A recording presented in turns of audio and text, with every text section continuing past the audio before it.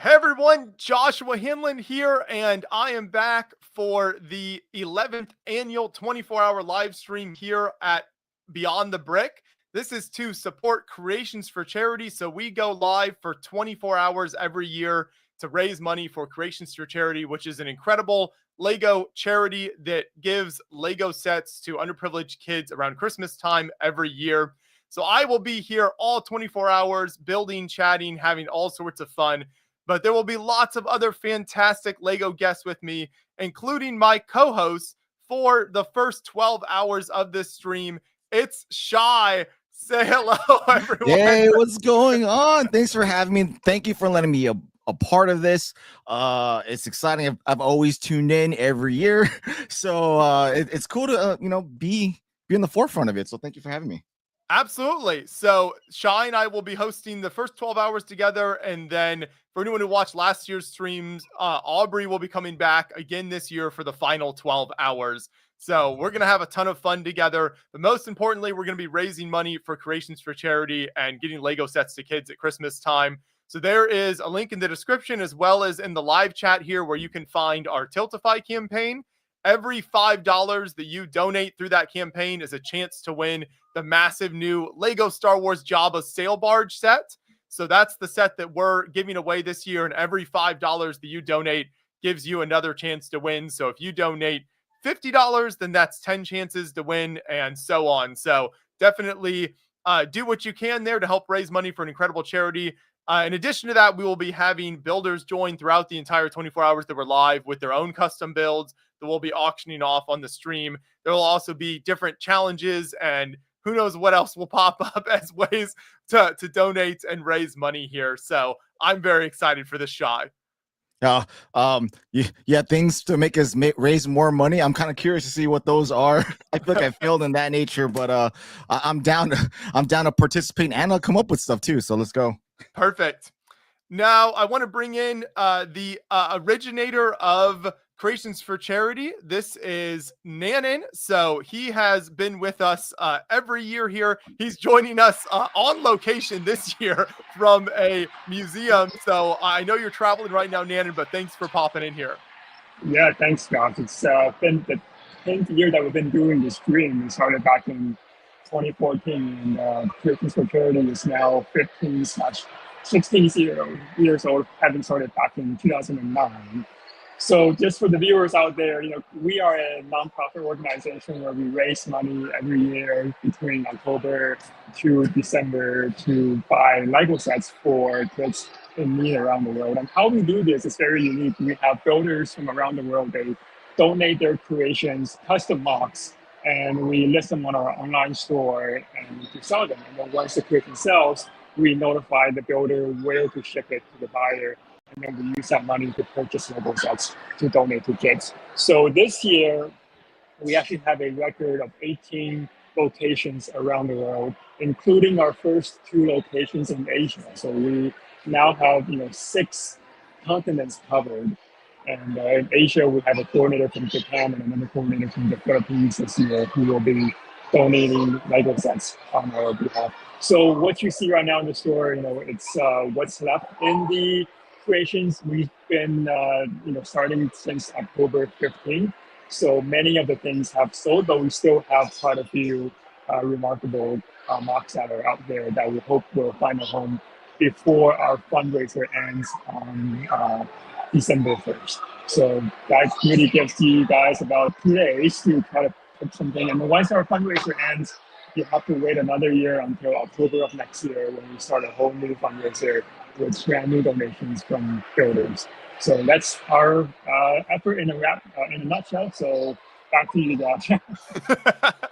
I love it. Thank you so much for that overview. So every year, it's amazing to see the builds that are donated to Creations for Charity and then the things that you can buy. So there will be a link to the Creations for Charity store as well in the description. So make sure you go over there and you can buy a creation. Like I said, some of those also will have builders coming on the stream here throughout the 24 hours that we're live, and you'll be able to buy some of those here during the stream too, if you want to do it that way.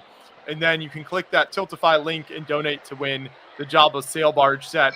But as Nannan said, yeah, we've been doing this many years now, so it's been incredible. I look forward to this every year. It's always such a fun Thanksgiving tradition now for the Friday and Saturday after Thanksgiving in the U.S. here every year. You can enjoy a good meal, see what you got on Black Friday, and then join us for the stream here. So thank you so much, Nannan. Any particular like creations this year that stood out to you, or anything that you've seen in the store that was particularly impressive to you?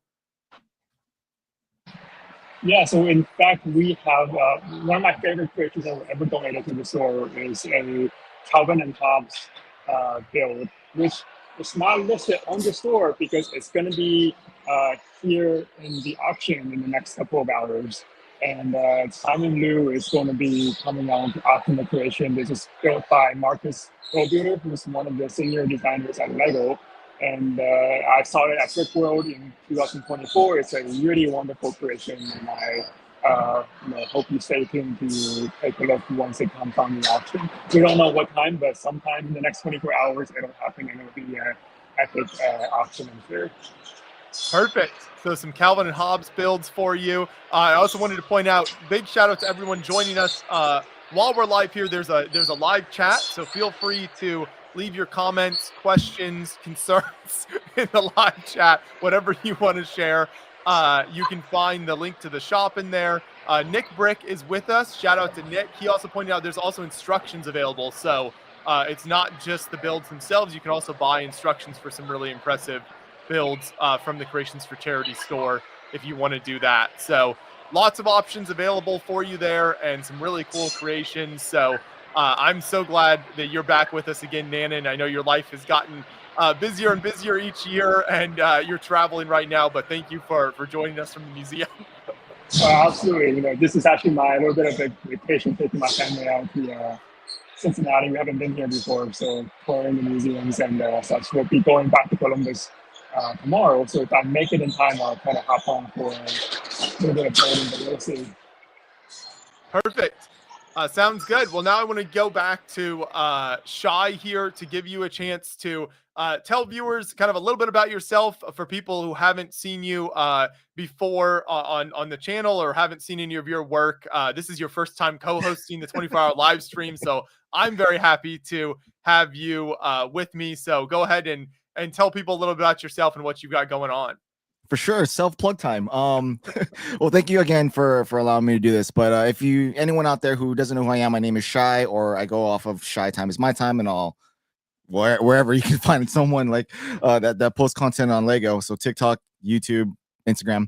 I guess I'm known as a residential token veteran in the Lego community as far as making content. But yeah, that's pretty much it. You can find my work on Shai Time is my time, but I also have a podcast, Sitting on a Stoop, that I've been kind of pushing for the past year. The past couple months, I've been kind of slacking. I have like 9 episodes, like it's just sitting there that I need to work out. But you can find that on Spotify or anywhere, Apple Podcasts, anywhere you find your podcast. But that podcast focuses on Lego creators as far as mocks, Lego masters, content creators. It really doesn't matter like what you do and how big your platform is on that channel. It's simply what you have to contribute. So it's pretty cool. So stay tuned on that one if you are waiting for the next episode, because I'm sorry. I mean it's kind of hard, man, to do like juggle both channels and life. So, but yeah, I am a veteran. So there you go. They're sitting on a stoop. Thanks, Joshua. We got John. Producer John is in the background. Oh, John. Okay, there we go. So we got a behind the scenes here going on. But yeah, so here's sitting on a stoop. You can see the last episode was how long ago? A month? Oh gosh. This is actually, this whole having you on the stream is actually just to kick you into gear and get things. I know, right? Obviously, I'm slacking. But yeah, I've recorded like 3 episodes that I still need to release prior to Brickworld. I still got 3 during Brickworld, and I have another like 4 that I recorded after Brickworld. So like, it's just finding time to literally put them together and throw them out there. But I feel like I was kind of ambitious when I did this. Like, let me try to record as many people as possible, because I don't know the next time I'll be able to record somebody. Because I do it face to face. And then I recorded too much, more than I could, put out at any given time. And now I'm just like, normally I would have all the, like, so far I've had plenty of opportunities to record more creators that have come through LA or me going over there, and I've just kind of refrained myself from asking if they would come on, just because I don't know the realistic time frame that I would be able to drop it. But that's Sitting on a Stoop. Check it out, and then my channel, Shy Time is My Time. Perfect. And I'm sure we'll also get into some of your Lego room you've got back there, an impressive Oh, yeah. looking space and everything. So we'll cover all sorts of stuff while we're For live sure. here. But we have another longtime Creations for Charity supporter who is waiting here. So this is Dave Morgan, everyone. Great to see you again, Dave. I'm so glad you could stop in again this year. Great to see you, Joshua. I wouldn't miss it. I don't have quite as much time this year, and I'm on my low tech setup this year, but still wouldn't miss it. And it's good to meet you as well, Shy. Hey, likewise. Dave, someone we run into usually, like Bricks Cascade in Portland is definitely one of the places. Yeah, he's present every year, but it's always great to see him online here. You at least have your Eiffel Tower in the background, Dave. So you've got some builds. Yep, exactly. And there's a bunker off screen you can't see. I'm working on. Well, that one is a friend is building, but I'm working on another bunker for the bunker collab that's part of Bricks Cascade every year. So that's a lot of fun. Awesome. Yeah, it's always good to have you with us here. So once again, reminder, as people are popping in here, we love to hear your thoughts and questions in the live chat. We've got 24 hours, so we're happy to cover anything you want, but make sure you check out the Tiltify campaign. There's a link in the description, and you can find a link in the chat as well. And go click on that, and every $5 that you donate, you get a chance to win the massive new Lego Star Wars Jabba sail barge set. So that's the big set that we are giving away this year for all of your donations, and all this money raised goes over to Creations for Charity, and they're able to get Lego sets to kids this Christmas. Now, I want to bring Nannan back in. So, Nannan, you obviously, in addition to doing Creations for Charity, have been a builder for many, many years. So what are some of the recent builds you've been working on? Any kind of convention plans or anything like that for you next year? Yeah, so I recently finished a space base, which I'll be doing to Brick Road. It's not posted online yet. I'm making a few more modifications. But, ever since 2023, I got back with my Lego collection. The story behind that, as you know, Josh, is I've been away for about 10/11 years with doing my training, and now I finally settled down. I have my collection again, so I'm back to building normally, and happy to be doing that, except for today, which I'm actually out traveling. So, but once I get back, I will be back in the bricks as usual. So very fun. Yeah, perfect. And the super impressive stuff that Nannan has worked on over the years. For anyone who hasn't seen his work, here's John has the Instagram pulled up here, so you can see some of Nannan's creations. But it's always really, really great to see your stuff online. And then when now that you've had a chance to make it back to more conventions in recent years, it's been really cool to see stuff in person as well. So I'm glad you were able to keep that up. Actually, the snow globe was purchased on the live stream last year there that Nannan put together. So now we have a nice Christmas decoration for the studio in here. Oh, you know what? Now that you mention it, Josh, I do have an extra one that I can auction off right now. I don't have it with me, but since you have it with you, Josh, why don't you show it a little bit more on screen, and we can go ahead and begin our first auction for the month. Would that sound good? That sounds amazing. All so right. This is a beautiful Lego snow globe. It's got this nice chrome base to it. There's like a red truck in there, and then you get the cabin, the snow-covered roof. Yeah, so the chrome wheel is it's a custom part.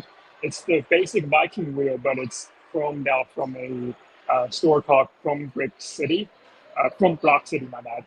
And the snow globe itself is made out of one of the gyrospheres from the Jurassic World sets. So within that, I try to fit as much detail as I can. So it's a red truck, a pine tree, a cabin, even a snowman there. So yeah, that's the build, and maybe we'll start off the auction, something like that, Josh. Perfect. Yes. We can start this off. Is there a starting bid you want to start it at, Nannan? We can see the way the auctions work here for people who haven't joined us before is basically we'll just have you put in the live chat your highest bid for a build when someone comes on, and then once the auction ends, you donate that money via the Tiltify campaign that you can find the link to in the description, and that's how we get the donation. And then after the stream ends, we will get that shipped out to everyone, and we'll get your contact info and make sure that we get in touch with all of that. Absolutely. Cool. So that'll be a little bit of a practice run. I think we did that last year, so I'll ship it out to you directly, no matter where you are in the world, as long as the mailman delivers to you, and we'll go from there. Perfect. So, what do you think, Dave? You have a lot of experience here on the stream. Where should we start the bidding for the snow globe here? Oh man, that is such a nice build, and the chrome piece just takes it over the top. I don't know. That's really hard to say. What do you think, Scott? Do you have any ideas? I mean, I don't want to like start it too low, but start it too high. Right. That's what I'm afraid of too. Why don't we do 20? Let's do 20. That's 20? Okay. I was going to say 50, but sure, 20 is okay. So we'll start the bidding at $20. So you can put in your highest bids while Nannan is on the stream here. We'll decide. I'm not sure how much time Nannan has. So we'll see how long this goes for. But for right now, we're starting at $20, and you can put your highest bids in the chat, and then we will choose the winner when the auction ends. And we'll go for at least the next 15 or 20 minutes here that this will have this available, so you can put your bids in the chat. And then, like I said, you'll just make that donation via the Tiltify campaign, and our goal is to raise $10,000 over there on Tiltify before the stream ends. So we're looking forward to doing that with you while we're live. Also, shout out to another longtime fan of the 24-hour live stream, Caden Burton.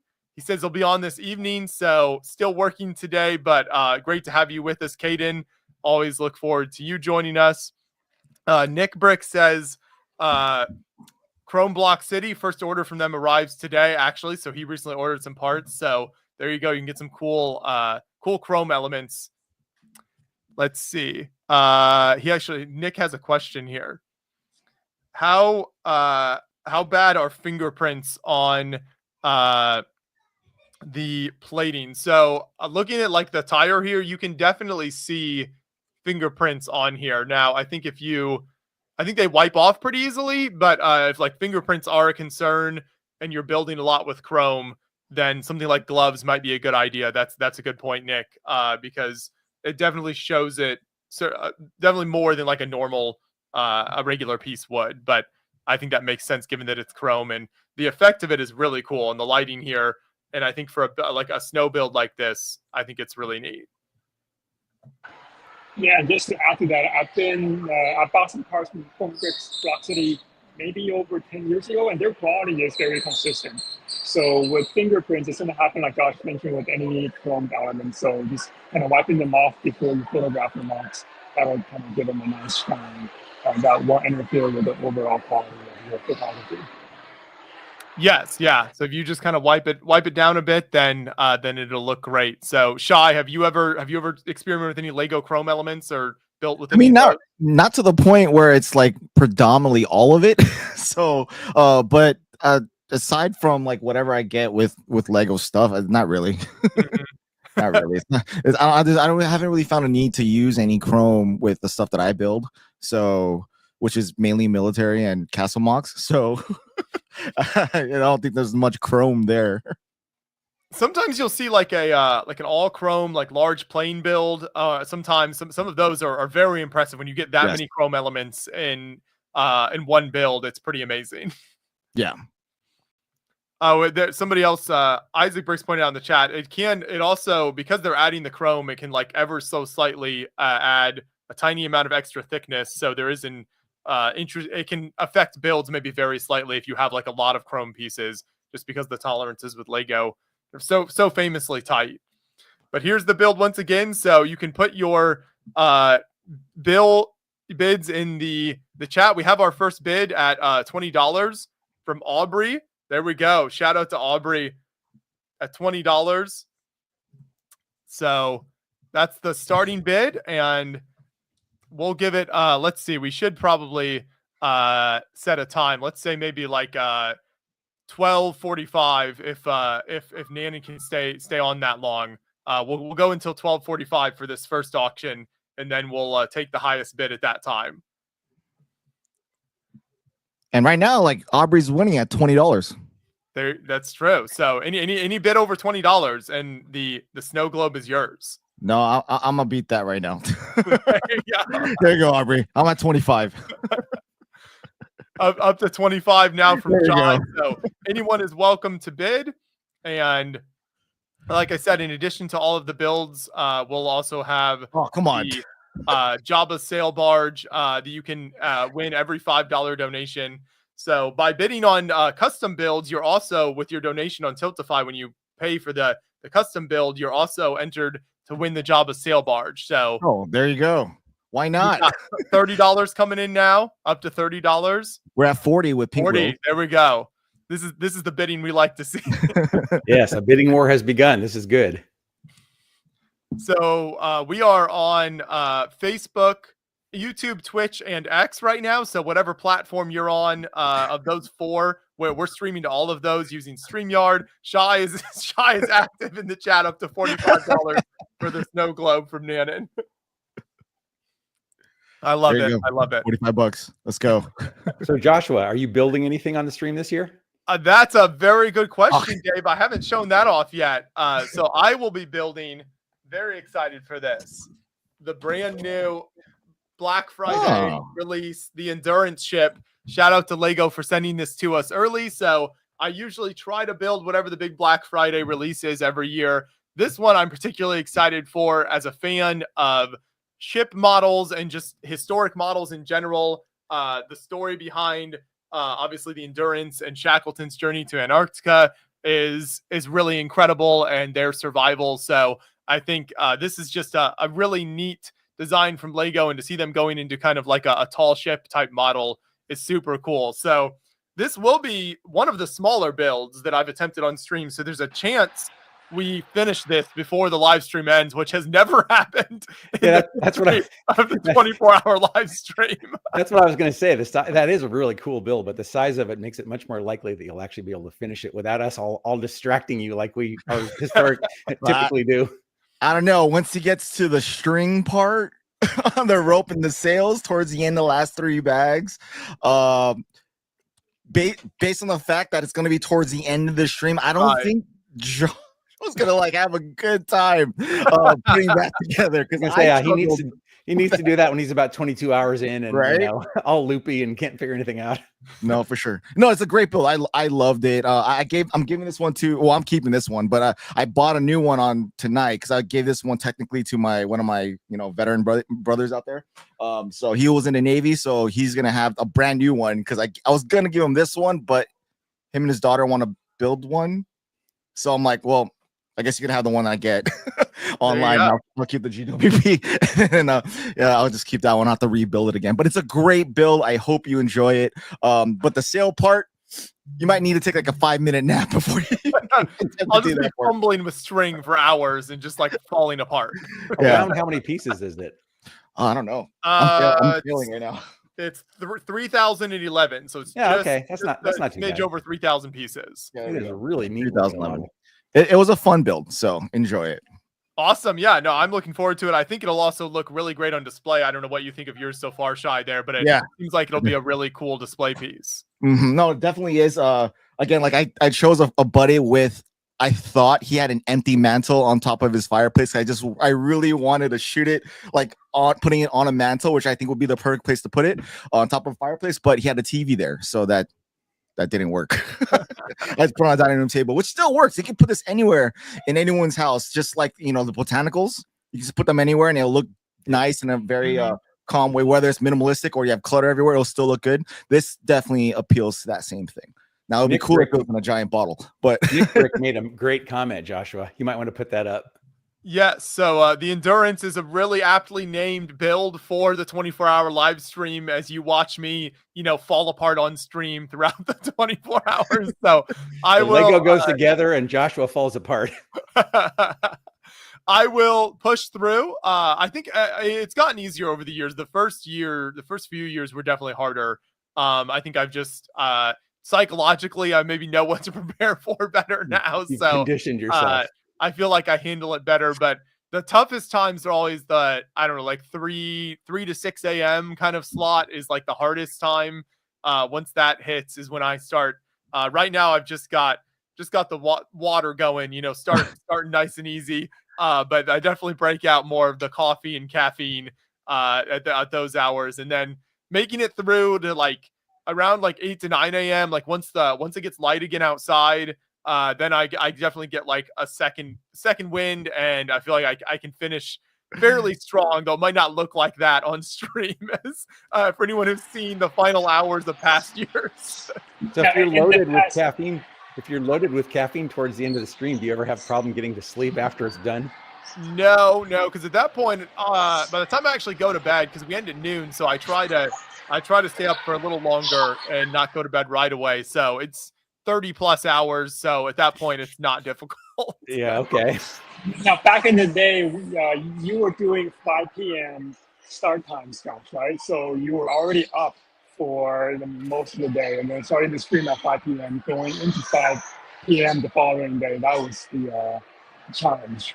Yes, yeah, we did used to do that for the first few years, but then it got a lot harder, kind of as Saturday went on, and having to go all the way to 5 p.m. on Saturday, already having been up basically all of Friday, that became a struggle. So that's why we moved it to noon now, and so I think this does work well. So I think this helps too. So we'll see how it goes this year, but it's always a fantastic time. And like I said at the beginning, you never know what's going to happen. All sorts of guests popping in from all over the world. That's one of my favorite things every year, is because we're live for 24 hours.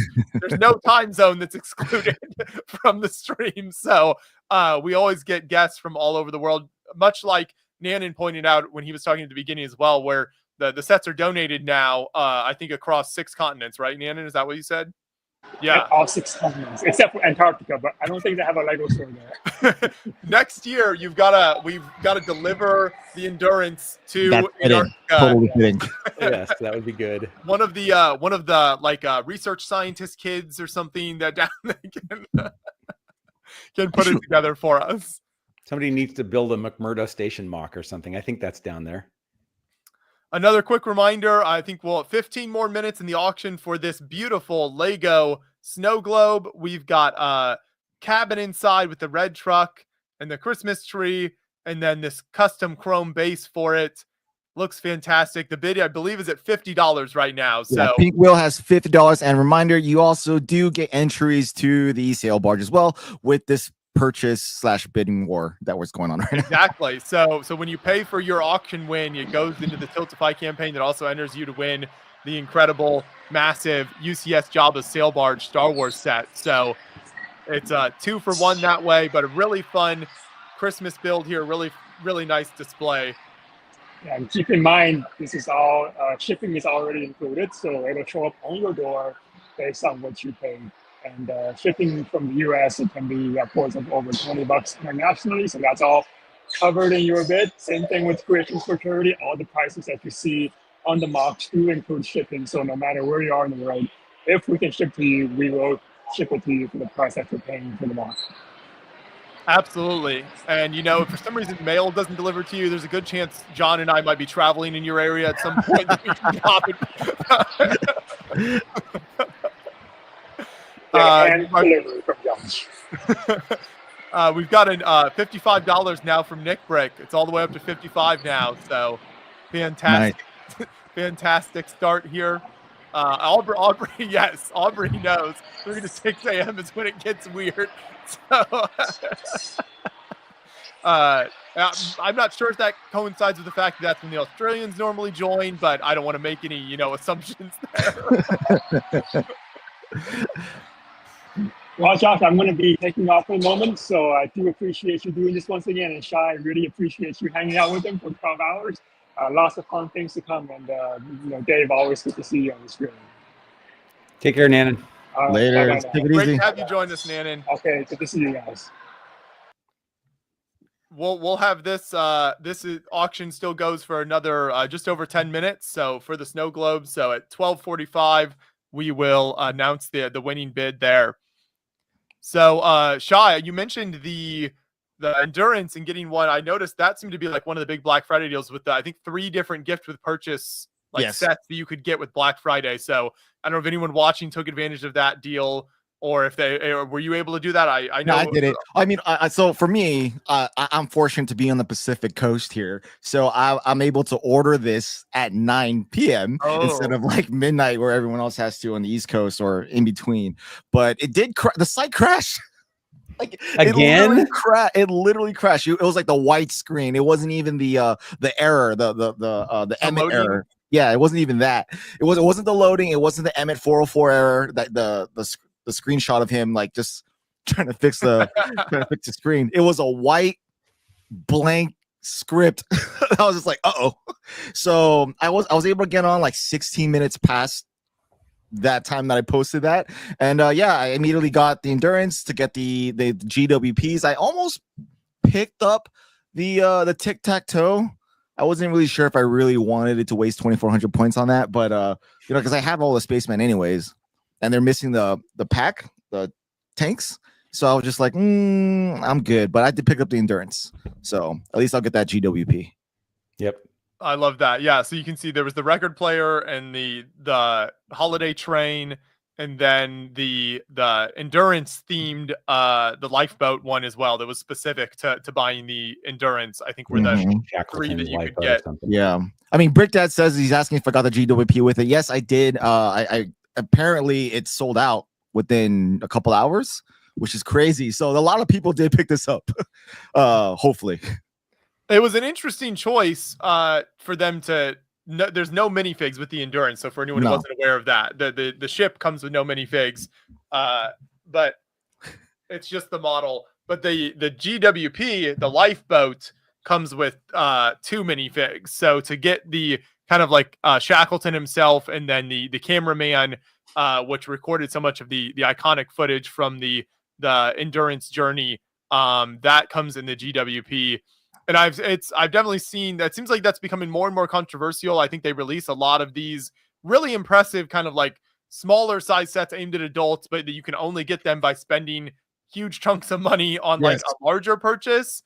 So I think a lot of people are hoping for, and it's understandable, a lot of people are hoping for kind of lower price items that still have that really nice sort of like presentation and, something you display in your house kind of aimed at an adult audience, but that isn't in the several $100 range. Also, check out this great animation. I haven't even seen this yet. Where'd this come from? John, this is somewhere on the Lego website. Is this on the Lego website? Nice. It looks fantastic. It's got like the little like plaque and the wooden stand. So it's definitely a ship to like, or a set to be able to display with anywhere you put it. So it's a great build. I loved it. That's a pretty nice amount of GWPs too with that set. Yeah, that was the big appeal of Black Friday. But as Shai said, if the site wasn't working and you couldn't get it to the order to go through, then obviously it doesn't matter how much they're offering with it. Yeah, exactly. Yeah, especially now that you can't get the GWP with the endurance unless you go to the store right now. Yeah, which I don't want to do. It'll be way too busy. For anyone who went to a physical store in the chat, you can let us know if anyone went out to like a physical Lego store and tried to pick up any Black Friday deals, what that experience was like, or what that. I don't think I've seen any photos yet of any like crazy lines, but I'm sure they were out there. But I'd be interested to hear what people's experience was like with that. Jordan in the chat was asking what sets in 2025 is everyone most looking forward to. So I don't have any. This endurance has been definitely something that I've been looking very much forward to this year. So this has been one of the things I've been very excited for. Nick Brick says Twilight, obviously. Yes. So that's I'm excited for that. one of his. How about you, Dave? Is there anything you've had your eye on, or anything next year that you're looking forward to? Not particularly. I mean, the modular buildings are always kind of, something I gravitate towards, but I haven't paid as much attention, honestly, lately. So I don't really know what's rumored to be coming up yet. Gotcha. Yeah. I mean, that I just kind of like take it as it comes. When something releases, check it out and see what might be of interest. But we have a limited space here in the studio, so I think we will definitely find a place for the endurance somewhere. But there's a lot I have to pass up on. Yeah, that's the problem I have, Joshua. I've actually started taking apart some of my sets. I built, I think I mentioned this on a previous stream, but I've only gotten into Lego like in 2019 and I never did it as a kid. And the very first set I built was the 7,500 piece UCS Millennium Falcon. Finally took that apart a month or two ago because I needed the space. And for anyone who got the record player, Nick also pointed out it's Record Store Day. So it's very appropriate to put that together today. Go on and support your local record store. Oh, that's right. For us here in LA, a big one would be Amoeba. So anyone over there in Hollywood. I don't know that we have much in the way of record stores down here in Portland anymore. I mean, we used to have like Tower. We have Powell's Books, obviously, for bookstores, but not for Tower. You remember? I'm old. I'm old. We might still have Music Millennium. I'll have to go look. Wow. One of the great things about the stream every year is, the different age groups coming together, different generations. So then you make references that no one understands. Then you realize that, oh boy, that time has passed. Yep. I remember Tower Records, Sam Goody, Warehouse. What was it? Something Warehouse? Music Warehouse. Music Warehouse. There we go. I remember those. Yeah. So I was a kid, but I still remember going to them and listening on the headphones, on the sample headphones. Wow. Yep. I just showed my age there, guys. I know I don't look it, but so youthful. That's why I invited you on, Shy. I knew you would keep me awake. All right. Youthful energy to this, the vibe to the stream. I'm just hopped up on coffee right now. I mean, yesterday was Thanksgiving for us. We hosted it, so I'm still kind of hopped up on that. Still also lethargic. So I needed the coffee hit before we started today. I was like, oh, okay, it's almost time. Do I have time? So let me just order and just go. I made it back, but yes, I still need. I got those two sets last weekend. Was it the last pre-Black Friday sale that they had going on? I ended up picking one. Insiders weekend. That was kind of weekend. Yes. Yeah. I'm a horrible NAN member. I don't remember any of these things. So, but yeah, I ordered the Eldorado Fortress. I couldn't pass up another one to get that for that price point. So it is on its way out. Might as well pick up another one. I got those sets early, but they still haven't come in yet, which is surprisingly. UPS be slipping over here. So I mean, there's so many sales and things going on. I don't blame. It's very easy to lose track, and especially just like the number of set releases too. It can just be very overwhelming. I feel like it happens kind of all throughout the year now, and there's just sort of an almost constant barrage of something new coming out. Much higher volume of releases than it used to be a few years ago. It is really hard to keep up sometimes. Yeah, it's also interesting to see how they've done. I feel like recent releases, sometimes things just like pop up on the Legos like website, and there's not really a lot of like fanfare around it, and all of a sudden, people are sharing photos of something. It's like, oh, I guess that set was posted now. So yeah. I was gonna say something I don't think I was supposed to say, but like you'll see something pop up on like the one of the Lego websites. So it's like, okay, so it's officially announced, and then you'll get the information on the website. Like, oh, okay, I don't know what to do now. But it's definitely funny to be on this end of it to see how that works. But I'm not one to share news anyways, but I am looking forward to some things coming out next year. I mean, the modular is a given for me too. Like, I'm excited to see what that officially looks like. But aside from that, I don't, at this point in my life, like, I'm surprised when something comes out because I don't know when they come out. Like, you can't anticipate anything except for the stuff that comes out during Star Wars, like, May the 4th or, towards the end. But or the modular at the beginning of the year. Like, those are like the three like bookmarks that I have for the year to expect a set. But Right. aside from that, but it used to be just the January 1st release, just the summer releases, but now they're just throwing ideas and icon sets everywhere, and then it's like a new thing every week, and I can't keep up. It is kind of talking about ideas.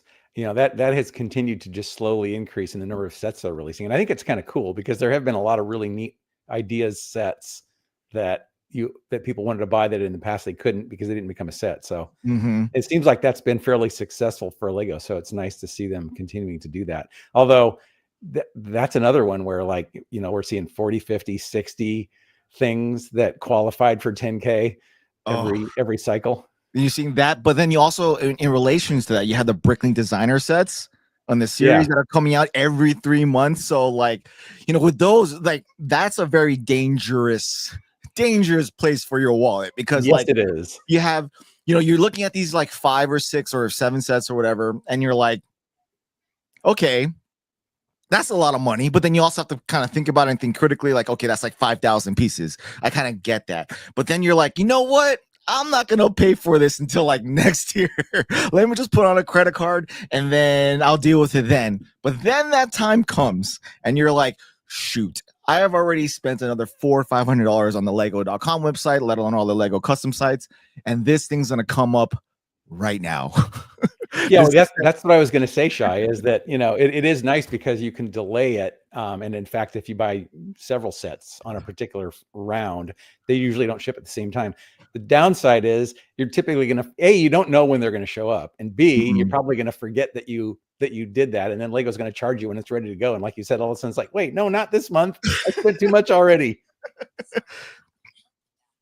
Serious, I can't help with that. But no, yeah. So it's again, the Bricklink designer sets. They're great. It's kind of cool that it's coming from the community themselves. It's also kind of cool that it's kind of like a hidden insider Lego. You have to be a part of the Lego community to understand what it is. It's not like when you go to a Lego store, right? There's a ton of people that come in. There's a lot of Lego fans that come in, but a lot of them, I would guess, they're about maybe 65 to 70% of them that walk into the Lego store don't know or don't shop on Bricklink. It's a huge hardcore fan base that goes onto that website. So it's already a small grab to try to buy amongst ourselves, but it's a very dangerous one. And now they're doing it every three months or so. And you're like, oh, what's coming out? What do I need to buy? Because I'm afraid that'll never come out again. Well, I'm kind of glad that it's working out for them because they make a relatively speaking a low volume. So you still have to kind of pay attention if you really want something and try to pre-order it as soon as it becomes available. But they're making enough to satisfy a good chunk of people. And I just think it's neat that they're doing it and then it's been successful for them.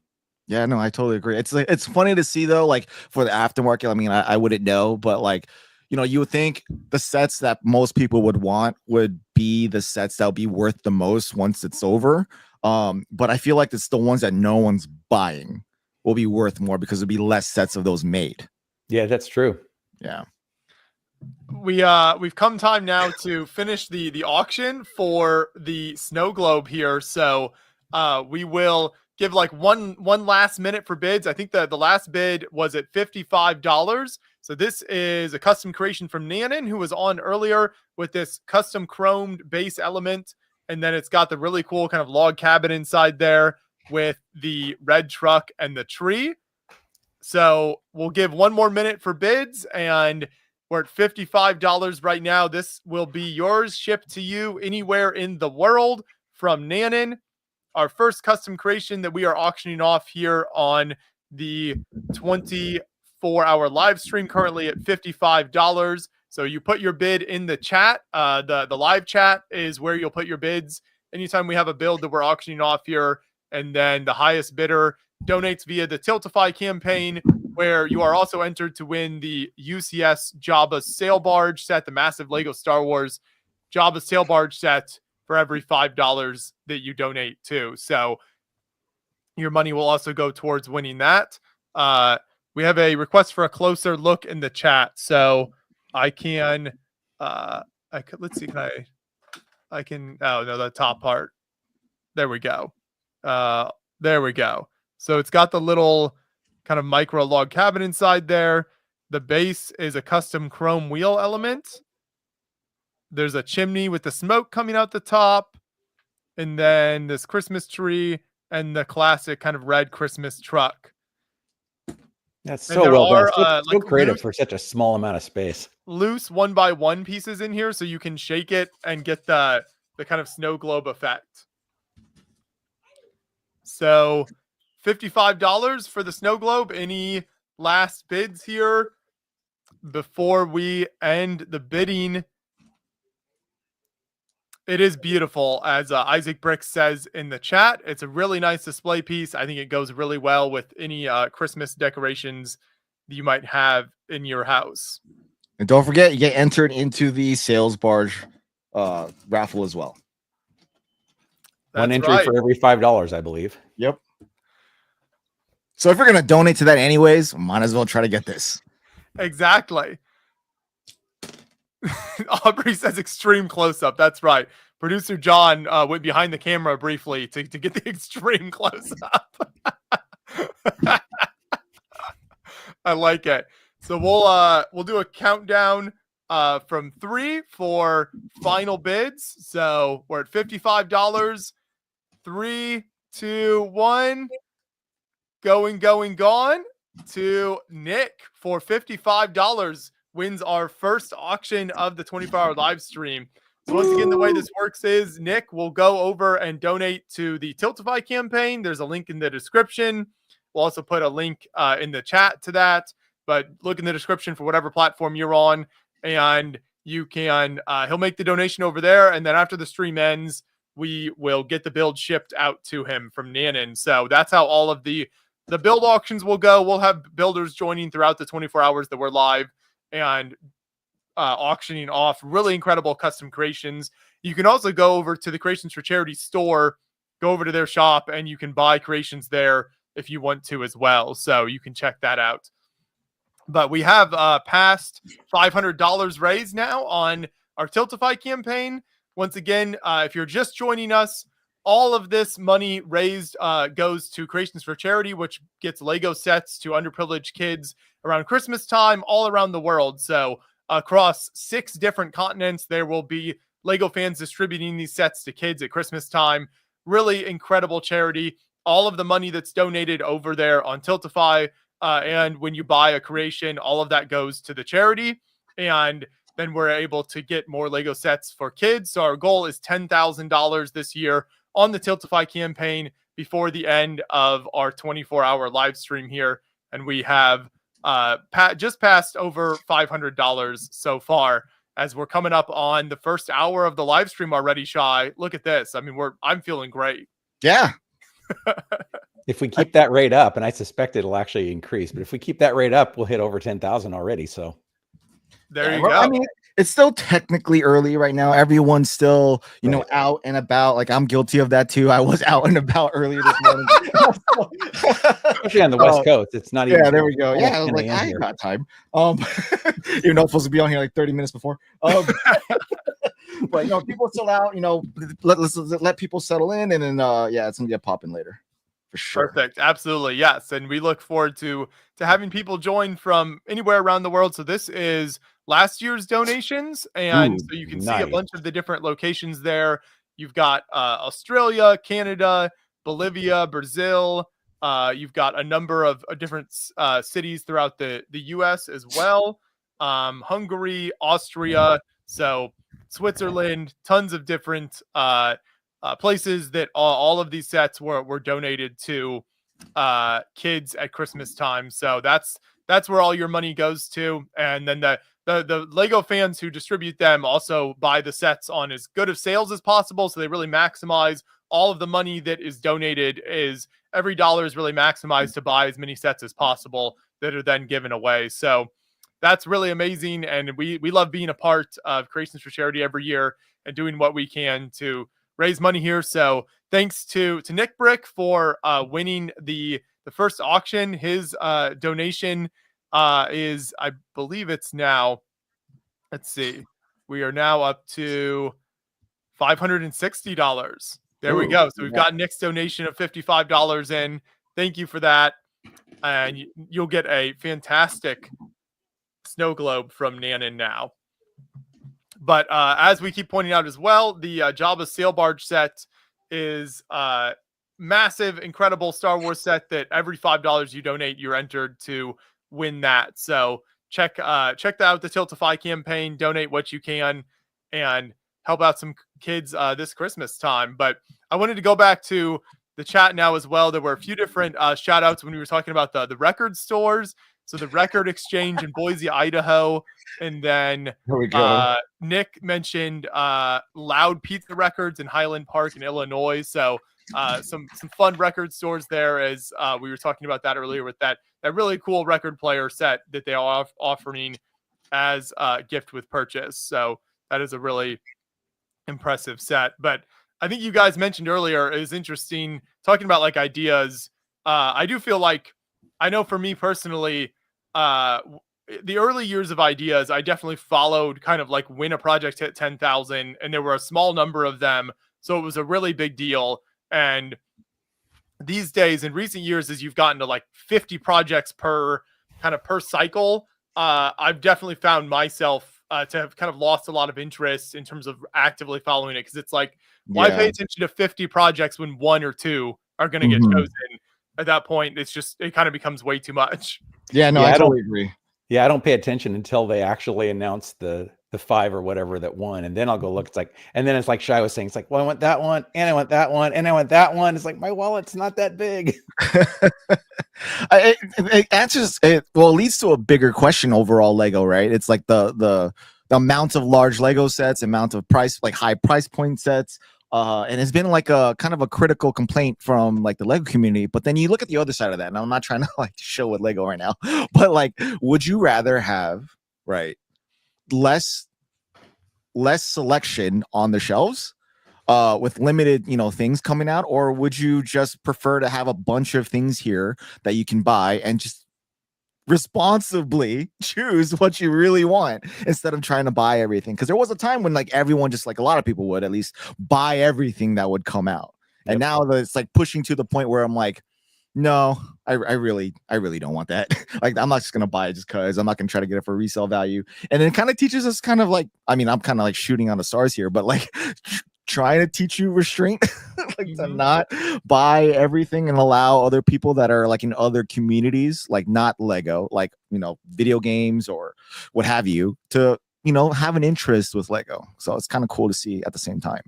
I slowed down a lot over the last year or two, partially because, like I was saying, I'm running out of space. But there are so many sets coming out now that I try to be a lot more selective about. Only if something that really, really just pulls at me, then I'll go get it. But otherwise, it might be something I would like, but I'm just going to pass. Unfortunately. And at that point of what you're just saying, right? I think that's a wave, like that's like a rite of passage, as you would say, for any Lego fan, right? You have a new Lego fan that comes in, they immerse themselves with whatever theme that they want, or all of it. And then they get all of whatever they want at the time, and then they go backwards, right? They go back and try to get stuff that they wanted from the past, and then they finally they try to get every GWP, they try to get every new release, and then they realize that they don't have time to build any of these things, and their backlog becomes ridiculous. You are describing my exact path over the last 5 years, Shai. You and thousands of other Lego fans that have showed up into this community within the past couple of years, because I'm one of those people as well. So, but then it comes to a point of realization where like, nah, I'm just gonna get that one instead, or I'll just wait for a sale, or that GWP is not enough to entice me to buy something. But yeah, it's funny to see that rite of passage with different stages of Lego fans as they come in, because you kind of see the what would you call the honeymoon phase when the new Lego fan comes in, and they're like, "Oh my god, it's amazing!" You're like, "Okay, calm down, relax. let's think responsibly here. Where are you gonna put all this stuff? Oh, but it's gonna retire." Like, yeah, they all do, but exactly. Can you really live at the point? It's like, can you live without it after it retires? If the answer is yes, don't buy it. Yeah, my backlog is embarrassingly huge, Shai. And it's a lot of really large sets. Like, I think the largest thing I have in my backlog, I hate to admit this, that I bought whenever it came out, and I haven't built it yet, is the Titanic. I have the Titanic not built, along with the Venator and the Star Destroyer, just sitting stacks, like, Yeah, I have sitting the there. UCS Star Destroyer. I have the '89 Batmobile. I also have like 3 modular buildings from the last few years that I haven't built yet. Oh yeah, well, you're missing out on those, but no bias for me. But yeah, I know I totally get it. My backlog's ridiculous, and every time I buy something new, I'm like, am I going to use this set? Like, am I going to use it with making content, with making a video out of it, or breaking it down, or is it just going to sit here? So just kind of remind myself, which is also a double-edged sword, because I can be like, you know what, I will make a video on this one day. Might as well get it now. But yeah, it's definitely a double-edged sword for me, and like it's definitely also honed me in with things that I shouldn't be buying. And I don't ever buy a set for investment. But the good news is, Yeah, I mean, me as neither. much as I'd hate to do it, I've always thought that, well, I have all these sets. If I eventually just realize I'm never going to build this, I can sell it for at least what I paid for it. If you had the time to do it. That's the thing. Like with the other factor to that is like, I can resell this, which is true. You can. But as time progresses, I'm looking at the people who are selling. If you have the time to sell it on eBay, on Bricklink, or whatever, that takes time and patience, and then obviously like work also included to that, with marketing yourself and also shipping the product over, and then having that risk of it being lost in the mail, because that happens, or you take a 50% hit or 40% hit at a third party reseller, like Bricks Minifigs or something like that. So I'm not in that game. That's not something that I specialize in, but I don't go in it. I don't go into buying Lego with that mindset of also like you, like I'm going to resell this later, because that's not usually the case. I usually give them away. Yeah, that too. Yeah, I have some smaller sets that I've just been putting together. Anyway, yeah, I'm thinking about giving away some of the smaller ones. Yeah, the small sets are easy to give away, and I'm grateful to have this problem that I can just give it away without blinking. Yep. That definitely could change one day, where I'll be like, oh, I need to really sell a lot of this. But it's cool to have that option, to know that you do have an inventory to sell something to get you by every now and then if you really had to. Yeah. Nick had some interesting comments in the chat here about kind of like, even mostly being a mock creator and a custom Lego builder. There's so many great sets, it can kind of affect mock building time. So I'd be interested in like other people watching in the chat, if that's something, if you build kind of custom creations, do you find that if Lego releases kind of like better sets, or you find yourself kind of having to divide your time up more? And he said, he didn't build a huge amount of mocks in 2024, but he probably spent the most money he's ever spent on sets with things like The Legend of Zelda and D&D. And yeah, I mean, like we were saying, just the sets aimed at adults, and not just adults, but like certain like specific fan bases like Zelda and Dungeons and Dragons. Yeah, that's a really interesting point that Nick made, because that's another reason why my backlog got so big, is that once I started doing mocks, I realized I just really enjoyed doing mocks. Now, you always learn techniques from building Lego sets, and there's some really cool techniques, but I just find I enjoy doing mocks more. And so that's another reason why I have so many sets that are Lego sets that are unbuilt. Well, mocks are also not cheap too. So that's definitely an expense that, for someone that doesn't mock, who doesn't really understand until they start, building their own things. And yes, you can, build from the collection you have, and that's great. That's what you should be doing. But then when you try to like accomplish a build that requires you to go on Bricklink or wait on Lego online Pab, you see that those dollar signs rack up with the more pieces you buy. I mean, right now I'm building, as we're speaking, like I'm trying to put together my Imperial Army. I know Josh would love to see this. Love it. Oh, but I bought 1,000 of them because I want a full regiment of them. That's not cheap. That's not cheap, but I was fortunate to buy them at the beginning of the year when they weren't as expensive, and a lot of this came from my Black Falcon army, like using the points from buying that. But just buying 1,000, just the torsos right now are like $1 some change per.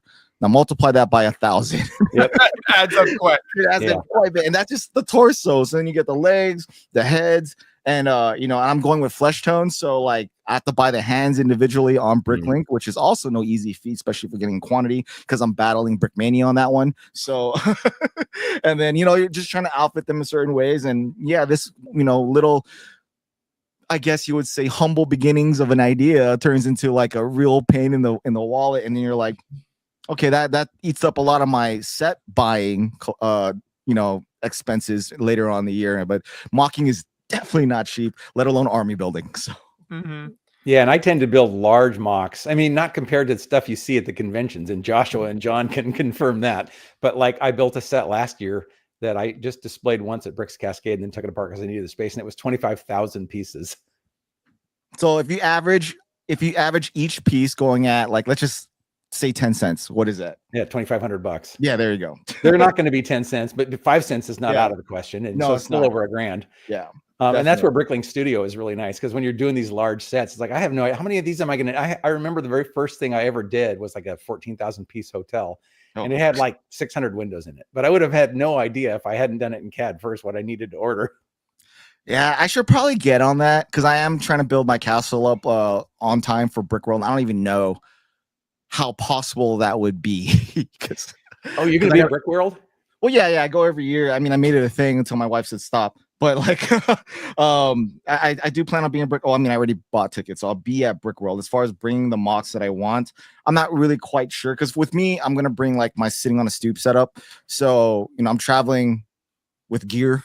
So that's already if I'm already traveling with like thousands of dollars worth of stuff, traveling again with an additional thousands of dollars worth of mock is already a stressful thing to worry about, especially on a plane. If I drive, then not so much, but if I fly, I definitely have to consider not bringing something so big. But that'd be quite a drive from the West Coast. Yes, it's gonna. Yeah, it is.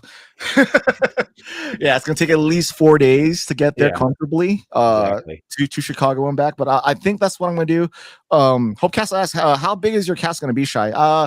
It's not gonna be like a relatively round, like a full enclosed like circle build. Like, I got to think about how, if I were to display it, to get someone like Joshua to like pay attention to it. It has to be a relatively big size, but no, it has to be as big enough to be able to showcase the entire army in front of it. And last time I brought it to Brick World, it was a 1,100 Black Falcons. I have 2,100 Black Falcons right now, so it has to be able to house 2,100 Black Falcons in front of it, and then the castle facade on the back. But what I'm doing with the castle facade is, how I'm building the castle, it is modular, so I could enclose it if I really want to. But the castle facade, it's just the front wall. I got to build the secondary wall with the keep behind it, and then a sky background right behind that one. And if that's very ambitious, but if I can get it done, it'll be pretty sick, especially at night. But it relatively big, like 3 tables. What's the normal table at Brickworld? Like what? 6 by 2.5 feet, 3 feet. Yeah, usually they're like 2.5 by 5 or 2.5 by 6. Yes. Yes. Like well, that's I'm trying to keep it within two tables. Yeah.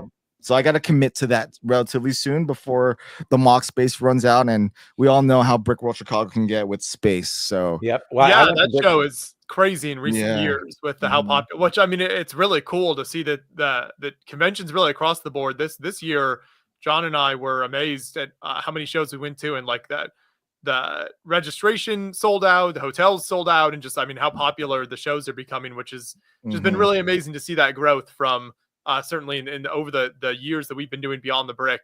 To watch where conventions started at and see where they're at today is amazing. Yeah, that's one of the things I have to figure out. I went to Brickworld Chicago for the first time last year. I didn't go this year. I'm planning to go next year, although like a month ago, it seems like the convention hotels already sold out. Yes, it's just crazy. So I got to figure out where I'm going to stay. But if I do go, I'll have to look to see if we can meet in person, Shy. Oh yes, definitely, for sure. Brickworld Chicago. I do miss Bricks LA because that was my local convention, and then they went away during COVID. But yes, what other one? I know you go to Cascades. That's West Coast. I still need to make it up that way. Yeah, that'd be good. Yeah, I'm in Portland area, and that's where Bricks Cascade is hosted out of. Yeah, it'd be good to see you. For sure. Do you go to Slopes? No, I've been wanting to go to BrickCan, but apparently it changed. It's become like a private thing by invite apparently this year. And I also wanted to go to what's the BrickCon? Is that the one in Seattle? But I haven't made it up there yet either. Yep. Yeah. Joshua, on the other hand, and John have been to pretty much every Lego convention in the world. We have our usual run of shows we do every year. So yeah, they're always great. I did want to give a reminder for people who are just joining us. We're a little over an hour into the live stream now. If you're just joining us, we are here to raise money for Creations for Charity. And it's an incredible charity that gives Lego sets to kids at Christmas time all around the world. So if you click the link in the description, you can find the Tiltify campaign where you can donate. Every $5 you donate is a chance to win the massive Lego Star Wars Jabba sail barge set. So you can check that out and donate what you can. We'll also have more builds like this snow globe that we'll be auctioning off later on throughout the stream as more builders join up. You'll be able to buy custom creations on there. So just a reminder, you can find that info in the description wherever you're watching us, and support Creations for Charity and help us raise money for an incredible cause. But yes, we do have our normal run of shows. I wasn't aware of the BrickCan thing, Dave. We've only been to BrickCan once, and that was, I want to say it was like 2018 or 19. So I haven't kept up with kind of what's going on with that show. Yeah, I mean, they were just bringing it up at the last Lug meeting, talking about all the upcoming shows, and they mentioned something about it being private by invitation only now, and I don't know what was up with that, but I heard it was a really good show. So is it like private by invitation, like mock showcasing, or is it not shown to the public? Well, that's the other thing. Apparently, it's not shown to the public, but you can't even buy tickets unless you're invited. I guess something like that. It seems really odd. So I could be wrong, but that's what I thought I heard. If I remember correctly, I could be wrong. The partner, a significant other partner for BrickCan, is the one that ran Bricks LA. So the last Bricks LA run was private only, just because of what was going on back, during those times. And it was fun. And then it wasn't, because it was just like us, and it was cool to hang out with everybody. But one of the greatest things about like showcasing something at a convention is reaction from not only the overall community, but like kids that come through, or like adults that come through and are really into what you build, and just talking to the public. And without that interaction, like showcasing a mock wasn't as fun. I absolutely agree, Shai. I mean, one of my favorite things about Bricks Cascade is, and I'm a co-theme coordinator, and that's where the bunker collab is. But I just love talking to the public, especially the kids, and especially for the bunkers, because the kids will look like, we had a bunker one year, and Joshua might remember this, that had like a pool in the bottom, and it was only a couple of studs deep. Yeah. And one of the kids goes, well, how do they? It's not deep enough. How do they fit in? Kids ask questions that the adults would never ask, and it's just great to talk to them and see how they think. Agreed. My build assistant has arrived, so we've got my nephew Hudson back with me. Oh, nice. Here, there we go. Welcome, Hudson. There we go. Hey. So Hudson is the only way I actually getting building done on this stream every year. That's right. He's your crack builder. Has it been open? Is the box opened? The box is open. So yes, we just dumped out the first paper one here. So they're all paper now. Yay. They are. Yes. So I've just recently, I think a couple of the botanicals have been paper. So I've just recently kind of built my first sets with the paper bags, and I like them. I think they definitely cut down on sort of the like pieces getting caught type of issue that a lot of people have. I think the pieces just like come out easier. What do you think about the box? Sorry, I didn't mean to change that subject. No, box, you're good. Yeah, the box, how they're giving it to us, at least in land, like they come up, like they lift up. Yeah, and then you can they come in a way where you can fold it. Yeah, you can fold them, and then you could work. Oh, okay. I see. Out of the box like this. That's nice. You work out of the box. There we go. So you work out of the box, and when you're done with the box, you can fold it flat and store them if you save your boxes. And it's pretty cool. So like you can see there, it kind of folds flat. Oh, yeah. Okay. I hadn't even connected that. That's interesting. Yeah, and you can put it over it and then call it a day. So like with me, when I took this set, like I built it while traveling. So this was super convenient to build like this, like to have the pieces in this box and not lose anything. So I don't know when, I know this started coming with the, the European boxes as far as like land reviews, but you can see, if I can show it, but it just snaps like right here, and you can easily put it back together, and then boom. So they built this with fans in mind for sure. So I hope we start to see this like stateside sooner rather than later, because this was an ingenious move on the Lego part. But the folding box, oh my gosh, like this this is amazing. Yeah, that is really cool. I had not even realized that looking at the set, but no, that works great. Wow. Yeah. I think boxes are such a big problem for fans in terms of like storage. I know personally for many years I kept boxes for sets, and then over the last few years it just became too much, and I was like, it's not worth it anymore. It's not worth it. Yep. I just recycled them all. Yep. Yeah. I've stopped saving them. Yeah, they just take up so much space, and I realized I save instructions, so I save all the, which I guess these days you can get all the instructions online too, so you wouldn't even necessarily need to save the instructions. But those are small enough where it's a lot more manageable, and I like having physical instructions. Well, I do too, but you have something like the Disney Castle, which is 3 instruction books, and each one is fairly thick. So I'm starting to think about recycling those as well, because you can get them all in PDF now. You can. I don't know. For me, I like there's been the debate recently over the last year or so. I think Lego has been thinking about going to like all digital instructions across the board. And for me, a big part of the Lego building experience is not having anything digital. Like I don't want my like a computer or my phone sitting there having to use that for instructions. That the physical instructions definitely for me are definitely the preferred mode of building for me. But I don't know. I'd be interested to hear from you guys, and if anyone in the chat has any thoughts on that. I know the digital instructions have definitely been a debate over the last year or so here. It's interesting, Joshua, because for the longest time I agreed with you, and I still somewhat do, although I learned recently in doing the Disney Castle set, I built it with a friend, and we use the digital instructions, and that lets you zoom in and out and rotate around and see it from all sides. And sometimes it's really hard on an instruction to see exactly how something's supposed to go. So that is one of the benefits of the digital instructions. Yeah. For me, I get it. I understand why. I prefer the physical copy of the instructions, even though it goes straight to the recycling bin afterwards. So I'm definitely not contributing to saving this world with them. But for me as a parent, right? Like my kids like to build Lego. And when I make them build, I make them build Lego. Not for me. It's just I don't want to be on the iPad.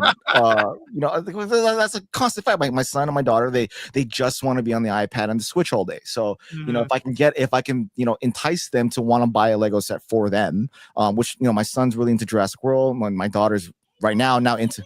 I know you can hear me. My son just hear you. My daughter's now into Wicked, so like having them.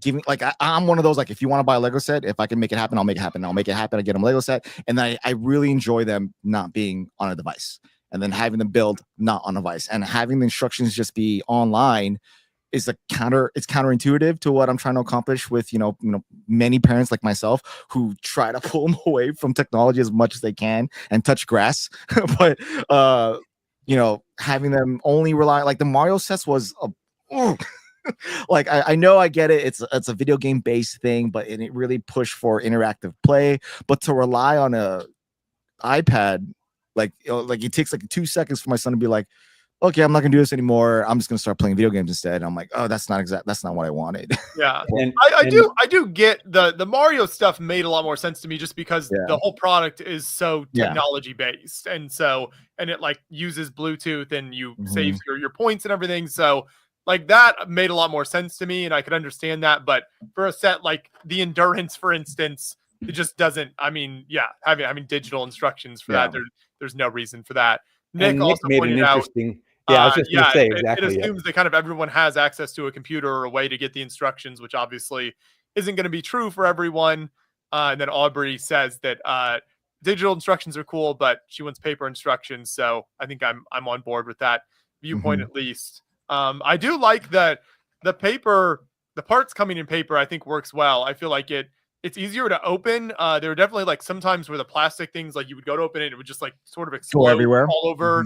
I think parts don't get stuck in these as easily, so you can't like accidentally throw a piece out or something if you're throwing out the packaging and that kind of thing. So I feel like that's an improvement of the 3 or 4 sets that I've built so far that have had those. And I've never much liked all the plastic, but it really hit home to me when I watched a video from a teenager or something, and they showed the pile of plastic bags on the floor after building a relatively small set. And that's when you realize, that needs to be fixed. Yeah. One thing with the paper bags as well, like, what I do when I started getting these was like you hold the bag like once you open it, dump it out, hold it up to the light, and you'll see if something's stuck in there. Yep. And then you'll dump it out and call it a day, as opposed to the plastic where you can do the same thing and you think you can see it, but you don't. But It's definitely a cool thing that I'm hoping again comes stateside sooner rather than later. By the way, Joshua, Aubrey has your back. She made a comment that says 1 hour in and Josh opens a bag. Very true. Yes, like I said, Hudson is a big help. Look at this. We've already got. Oh wow! I mean, he's very efficient. Fantastic. Every year he gets older and more efficient with his building. Yep. So I have a strong feeling we might, for the first time ever, finish the set on stream this year. Sure seems like it. I mean, you got help, so right. Last year, did the Eiffel Tower. I've done like the Coliseum, which is behind me here. Those sets, yeah, even with help, I wasn't getting anywhere near. Or Avengers Tower last, yeah, those builds did not get near completion. Yeah, no, those are pretty ambitious, but the endurance is also something that's not easily put together. So that's one you have to actually pay attention to and not just build mindlessly. What do you think, Hudson? Are you up for the task? You got this? You got it for sure. Yeah, Aubrey says Hudson is the champ of the stream, really. For sure. It's true. Yep. I need to have a Hudson fan club. eventually I'll retire and he'll take over and have had a lot of practice. Yep. You should be about the right age to take over then. Aunt Tina is on stream now. Shout out to Aunt Tina in the chat. Joins us every year. She says hi, Hudson. You want to say hello? Shout out from Facebook. We've got no matter where you're joining us from, we appreciate it. You can find the link in the description to the Tiltify campaign, as well as I will post it in the chat. So if you click that link, you can donate. Every $5 you donate is an entry to win the massive Lego Star Wars Jabba sail barge set. So that's what we're giving away this year. And our goal is to raise $10,000 before the stream ends. So we're at almost $600 at this point. So if you're enjoying the stream and want to support an incredible charity, help get some Lego sets to kids at Christmas time, then you can click that link and go over and donate on Tiltify. Yes. And I will mention, as someone who's done toy charities or toy runs for the past 17 years with the Marine Corps and with the biker community, not a Lego community, like I never see of the hundreds of charities, toy runs that I've been to, never see Lego. Oh wow! Really? Well, Lego's such an expensive product even back then. And then when you go into a Toys R Us, back then in the United States, you would, if you guys remember, you would have like a Marine dressed in dress blues, advertising for Toys for Tots, and like, when you go in that mindset, going to Toys R Us already thinking that you're going to donate a toy, you're not buying the premium Lego set. You're buying what you can afford. That way you can get more of. Like, am I going to spend $100 for one set, or can I buy 10 toys for $10 each so that way more kids can get them? So seeing Lego being donated to children is really cool to see. It's cool to see missions like this where kids that would normally not get any toy getting a Lego set amongst all of them. It goes so much further, and just to see a kid light up, like getting a Lego set, it's even like a teenager getting a Lego set that's going through hard times. It so much. Yeah, and even if it's just a $20 set, you're right, it's huge. I mean, our lug does this thing with a local charity for foster kids every year, and I try to go out and buy a bunch of $20 sets, like you were saying, to make the money go as far as possible. But it's so satisfying to see definitely how much joy they get out of it. Yeah, so there's one. Sorry to plug this. So there's one that I do every year, or at least as much as I can. Sometimes it doesn't happen every year, just because I try to accumulate as much Lego as I can. But it's called Hillsides, right here in Pasadena, California, and they deal with at-risk youth. So that all ages. So like obviously they're all minors. So like they deal with kids that are kind of in hiding. They deal with kids that are going through mental issues, or kids that are in the foster care, all that kind of stuff. They kind of brand. They try to provide services for all these types of kids. But like, there's this one time where we had it set up, and it's not something that I push out there because I can't film these kids anyways, and let alone do I want to do that. But like I lay it all out, and they have like all these sets to choose from, and then I ask them like, why'd you choose that one? Why'd you choose this one? Why'd you choose that one? And they give me this really funny answer sometimes, and really heartbreaking ones too, because there was this one kid who went up, and I like to say this story a lot because it kind of puts reality into perspective. Is like he chose this small $9.99 Ninjago set, and on the list of choices were these like $200 Technic sets, $100 like Batmobile, whatever. There's really expensive sets on the wall, and he decided to take this small Ninjago set. And I asked him, "Why'd you choose that one?" And he's like, "Well, I don't have anywhere to keep this, so if I'm gonna like go from one place to another, I can't carry that big truck." And I'm like, oh, that really hit home for trying to give away Lego sets. Sometimes like giving away a ton of $20 sets does so much further than giving that giant $500 Lego set, because that's true with some of these kids that they don't have a home. Like they can't take that everywhere, but they can take a $20 set places everywhere they go, especially if it's something they truly cherish. So click that Tiltify link and Yep. donate, and 100% of that money over there goes to Creations for Charity. So none of that goes to Beyond the Brick. None of that goes to anyone on the stream. Everyone does this voluntarily to support the charity. So go check that out, and you can win the massive Jabba Sail Barge Star Wars set and support an incredible charity. We have someone who's just popped in here. So Quick Brick Builds. Thanks for joining us. How's it going? Not too bad. Just working hard, and saw the stream popped up and figured I'd come and say hi. Thank you for joining us. So where are you joining from? So I'm from Toronto, Ontario in Canada. I'm the Creations for Charity Ontario coordinator. So nice. I've got a big pile of Lego over there for a bunch of kids, so I'm pretty excited about it. yay. Perfect. Welcome. Your background is looking very impressive. What are some highlights or favorites back there? I think my favorite highlight is always just going to be the exclusive Indiana Jones Han Solo little promo set that came out. I think it was like 2006 when they announced Indiana Jones. So probably my favorite little weird thing. I thought you were gonna point at the Darth Vader's TIE Fighter, because that would have been Yeah, that was pretty cool too. I like that one a lot. I think it's probably why it's right behind me. And also, obviously, the N1 Naboo Starfighter with the chrome pieces is. Oh, just gotta rub that beautiful one in for sure. Yeah, I own I like- every Star Wars set. Obviously, they're not old behind me, but too many sets. I like the Godzilla scale minifig next to the modular. Yes. Hudson said he really liked the Emmett statue. He recently watched the Lego movie for the first time. So he's a big What? fan. Fun movie. No, it Came is a out great on my movie. birthday, so I've always loved it because it was a February 7th release. So I was like, oh, this just makes sense. So let's see.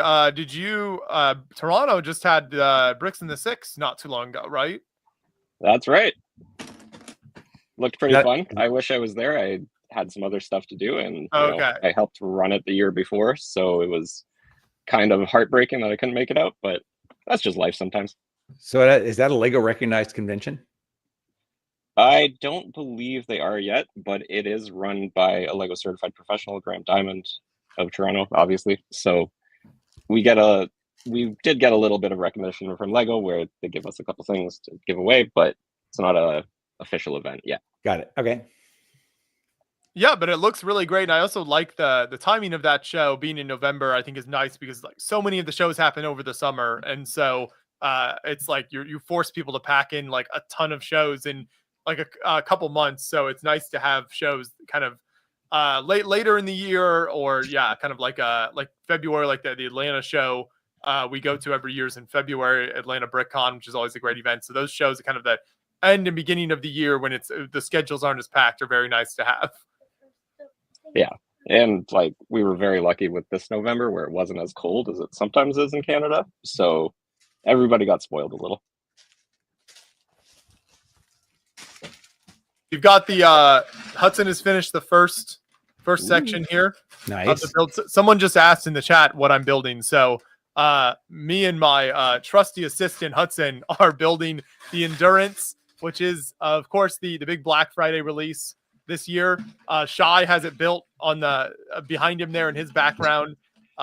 So we are looking forward to seeing this come together. Great And job. we're told that the sales will be stressing Hudson out. Yeah, that's definitely it's the last few bags. So that's something that Joshua is definitely going to be doing. And I can't wait to see it. Do you want to attempt to tie the sales, Hudson, at the end? Not work. Not fair. I agree with Tina though. Hudson's doing a great job. Yes. Yes, he is. You've got a lot of fans in the chat, Hudson. He's like, cool. I just get to build this Lego set. Can we get him a red Yeah, shirt? right. What's going on? Yeah, that's true. He needs a Beyond the Brick shirt. I think some years you've had a red shirt on. It just depends. Did you go out and do any Black Friday shopping, Hudson? Did you try to go out and find any deals? No, not Nah. worth it. You don't want it to interrupt your sleep. Man, every year I go out less and less.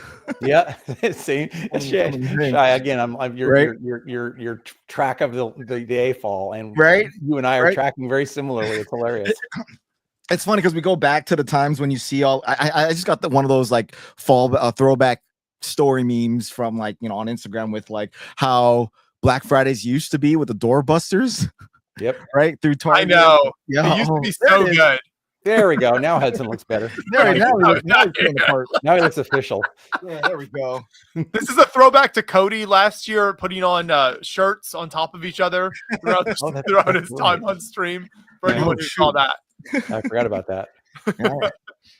your branding is really on point, Hudson. There we go. But yeah, to your point, Shy. Like me and my siblings, growing up, we used to love to do Black Friday every year when there were like really good deals that you had to stand in line for. It wasn't all online. No, It's definitely become most years. Yeah, I did buy a couple things yesterday, not Lego related stuff, but there were a couple of deals. But yeah, I don't even know if where do people line up these days? Is there a place that still does? I feel like places open so early now and have their deals running well before Black Friday. So I don't know if there is places that kind of get the big ones. I don't know. There was a time. Well, right now, what I'm seeing, at least within like to bring people to the stores, are like exclusive in-store only, like GWP type stuff. I know, like, I don't know exactly what stores are giving what, but that's what I'm seeing. Like, that's bringing people to the store because you can only get it at the store for a limited amount of time versus you can buy everything online. And we all remember like when Black Friday was no longer Black Friday, it was like Black Wednesday. Because everyone's dropping their Black Friday sales like a week early. But now I just bought from a vendor recently that's been basically doing Black November. Pretty much, it's like Black Right. Friday all of November. That's like a thing. It's like no longer Black Friday. So like that store or that company better have something very interesting on that day to make me even visit their website at that point. But I do at this point. It was funny because if you go back to those times where you're looking at this madness of bum rushing through stores to get what you want for these like $400-$300 flat screen TV, it's like now you don't see that, and we were making fun of it at the time, but now I kind of miss it. Exactly. Yeah. No, that's how I've felt for some years now. Right? We've got Slug Biker says here, we just line up at the digital queue for Lego.com. So it's true. Yeah. I mean, I think it's more about hopping on at like midnight or when a deal goes live and hoping the site doesn't crash. Right. That's kind of more of where we've gotten to. Aubrey says she is out Black Friday shopping. Maybe we need her to like pop in and be our like roving reporter. If there's a big line somewhere, she can report back. Didn't somebody do that on the stream last year? Did Brian do something live somebody did, I think. We've had people do, different stuff like that. Yeah, if someone's out and about, usually they're driving around or something. So Aubrey can let us know if there's a good deal somewhere. The Lego store was packed today when I was there. Was it? Okay. But I messed up because I ordered the Endurance last night, and then I didn't think I'd be at the mall, and I was there just staring at it, being like, "Oh, I really want to build that now." I could have it now. Yeah. Back Which to I your did with the previous Jabba comment, Steel Joshua. I like the fact that every dollar from this goes to Creations for Charity. One thing I want to mention, though, I hesitated mentioning this, but You know, people sometimes on the chat will do what are they called in YouTube chat? Like channel donations, like in the chat.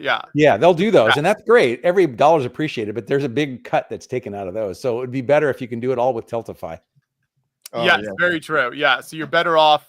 Click that link in the description or in the chat and go over to Tiltify, and that keeps track of all the donations, and then all of that money just goes right into an account that Creations for Charity has set up through Tiltify. So that's nice. That every dollar goes right to them. So there's no no middleman then, and it just goes right into their account. So it works really well. So we are giving away the Jabba Sail Barge Star Wars set. Every $5 that you donate, if you're just tuning in, just joining us, then that you can win that for every $5 that you donate over on the Tiltify campaign. And we'll be live for 24 hours. We're an hour and a half in now. It's going great. I still feel lots of energy, so I'm sure I'll feel this way the whole stream. I hope so. Josh, if John keeps the camera on Hudson, we won't know if you're getting tired, Joshua. So maybe that's a good thing. I mean, the best part about these streams, for me at least, every time I like tune in and have it on in the background with whatever I'm doing in my life during these days, is watching the progression of what Josh is doing. Because you see in the beginning, he's all lively, and then as the time progresses, you start seeing him smile less. The will to live is just slowly leaving. Yep. Look at him right now. He's like rosy cheeked. He's happy, smiling, and then at the end of he's like, ugh. I still think this was a great idea. Every year at this time, I'm like, oh yeah, this is so much fun. I always think it's neat how many different guests you get, and you get Lego designers, and you get really well-known YouTubers, and it's just a really nice variety of people that you get on the stream, which is really cool. Yep, that's the goal. No, that's definitely one of the big things that we love doing every year. Is just being able to interact with so many different fans around the world is always super fun. So quick build bricks there. Are you working on any builds right now, or anything any projects in the works over there? Currently no, and I'm very happy that I finally have a break between projects, just because I keep starting crazy things and then not really finishing them. But I did start ordering parts. I'm going to convert the Gotham skyline into Rapture from BioShock. Oh yeah. Okay. Yeah, I've already started ordering parts and already started seeing how much I'm paying for those parts, and I know it's another project on the way. Yes, as Shai pointed out earlier, the Bricklink orders, all of that stuff adds up. Yep. Yeah. And then you try to ignore it because it goes out to PayPal and you're not really paying too much attention to it, and then the credit card bill hits at the end of the month and you're like, oh boy, that was a lot of Lego. Do you have any idea roughly how many pieces are in this that you're building? Of colors, I've just had to replace, it's about 1,200 parts so far. And then there's a couple buildings that look to Gotham and not, Rapture. And they're both in Art Deco style, so it's kind of easy to follow along and change it a little bit. But some of those buildings are going to get expensive just because I'm going to get some weird parts and weird colors. So Yep, that happens. It's just life. We just Especially when you don't realize it. Sorry. Donation to take us over $600 from Hope Castle, Friday Night Bricks. Always great to donate to a great cause, so thank you for that. Is that Reed? Any and all donations that come in through the stream are always much appreciated to help support Creations for Charity. And as for those who weren't here with us at the beginning when Nannan was on, the Creations for Charity store also has builds that you can buy. These are really talented Lego builders that build custom creations and also have instructions for their custom creations. They sell those in the store. So you can check that out. There's a link in the description as well where you can click that and check out the Creations for Charity store and buy that to support the charity.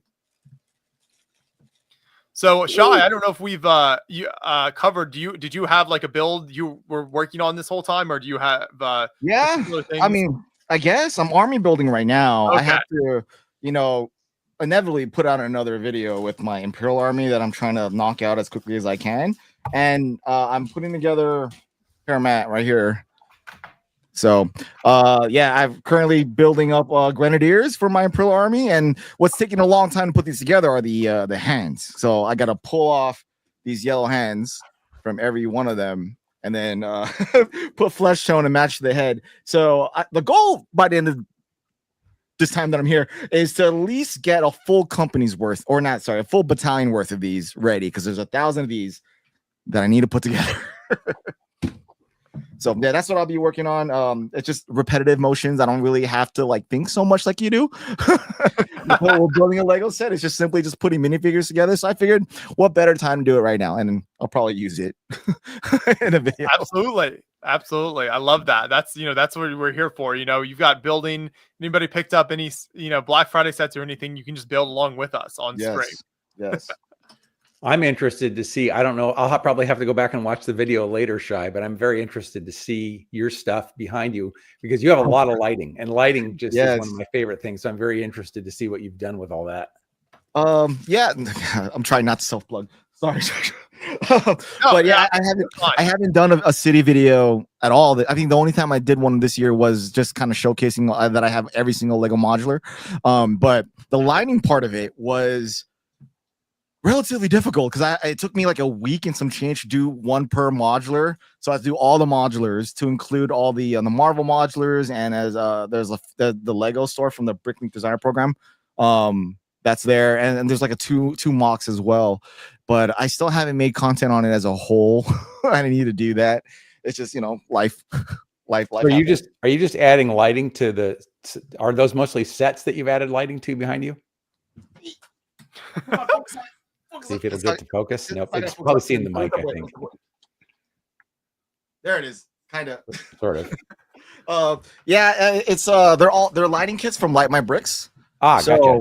Yeah, so whatever, a couple years ago, they went ham on their like 50, 30, 40, 50, 60, 70% off sales. And I figured, I like the way the modulars look with lights, because when you build a modular, right, you get to enjoy it as you're building it, like all the stories that are happening in between, what's going on, and then you seal it. So you can't see them you can't see what's going on anymore. So I found it fascinating with one of my inspirations as far as Lego city builders, Mr. Bookie Boo, who also lives relatively close to me, but like he lit up his entire city, and I was like, I want to do that. I want to light up my city. I want to see the stories that are happening inside. And then so I figured, let me go on this Light My Bricks sale and get all the modules I can buy. And for the past couple of years, I was accumulating them all. And then this past year, I said, it is time. So, and it took me, I think 3.5 months to knock it out. A couple days a week, a couple nights out of the week, I'll just be sitting there putting them together. And then I also accumulated a lot of extra lighting components to be able to light up like things that don't come in kits, like my mocks and stuff like that. So yeah, I'm kind of scared now, Shai, because now I want to go with my particular vendor that I really like is Brick Stuff. Oh, okay. Yes. I forget what his name is, but it's him, him and his daughter and a couple others run it. Really nice guy, really creative stuff. But now I want to go to his website and see if he's got anything on Black Friday. That could be scary, because I would like to buy a bunch of stuff. It's very dangerous to go get third-party components from any of the customs. This reminded me, I'm supposed to be on Sit Ups and Brick right now. Where's my phone? They had a noon drop right now, or 10. Yeah. Oh. Sorry. For what? For where? Sorry, I'm shopping right now. While Shai gets his deal, I saw Quick Build Bricks was showing off his lighting setup there. So yeah, I got a bit of lights. There. Turn off the lights so you can see it. And turn them back on. There you go. Nice. So these are just Bricks Max ones, and I just buy the kits, and then I steal the lights that I want for specific modulars, so I don't fully light everything. Yeah, but it's pretty cost effective. Oh, you got the museum built. I'm gonna step away from the camera just so I can do this in a better area of my house. Be right back. How like labor intensive would you say adding lights is in terms of like the extra time it adds to like an overall build typically? For me, it's pretty easy, because I just add like a few lights and do the lighting on the outside, and try to get the wires hidden. But the real use of my time was I dropped about 4 modulars while adding lights to them. So had to rebuild a lot of stuff. It was pretty fun. No, that's a great looking setup. Yeah. I've only done lights on like 1 or 2 sets. So it was a Light My Bricks kit I did on the log cabin or the A-frame set, which is a really, I mean, really any set looks cool with lights, but that one I thought looked really impressive with the way the lights worked with that build. So that was super cool. But it definitely took. I mean, they give you so many lights in it, and it's so intricate with like lighting up so many different elements in the build that it definitely took some additional hours of the build time to get that all hooked up there. So it's not something I would ever want to do on like every set or something like that, just because the extra time it would require is so much. But as you can see, Shy, his background there, he's done it on quite a few. So yeah, and he's got some motion lights, possible. which is what grabs your attention. You know, the blinking lights and the moving lights; those are kind of cool.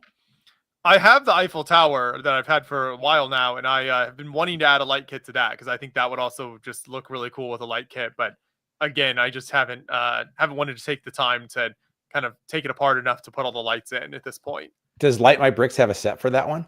They do, yes. I'm pretty sure they do, yeah. And they always run like huge. I think Black Friday is like their biggest. They go really hardcore on that every year. So I think Light My Bricks is either in the midst of or it's just finished like some of their massive sales. But yeah, I'm just looking at it right now, and they have stuff anywhere from 20 to 70% off, which, like I said, could be scary. But I'll have to go look for the Eiffel Tower one. Would be good. We had Hope Castle in the chat saying he bought the medieval campfire custom mock from the Creations for Charity store because he's wanting to work on his landscaping and rock work. So one of the cool things you can do is if you buy a creation, obviously then you can see kind of how another talented builder builds and works and get to see their work in person when they ship the build to you. So you can check out the Creations for Charity store. You can click the link in the description, go to creationsforcharity.org. You can find the store over there and buy custom creations. But you can also donate to our Tiltify campaign, which is up to $635 now. And every $5 you donate is a chance to win the massive Lego Star Wars Jabba Sail Barge set. So there's a link in the description where you can find that, or I'll put it in the link in the chat as well. We've had a few big donations. The biggest one so far is $250 from Stephen B. So that's what we're looking to beat now. Nice. Is big shout out to Stephen B for that donation. So that's our highest donation right now. We're trying to beat that out.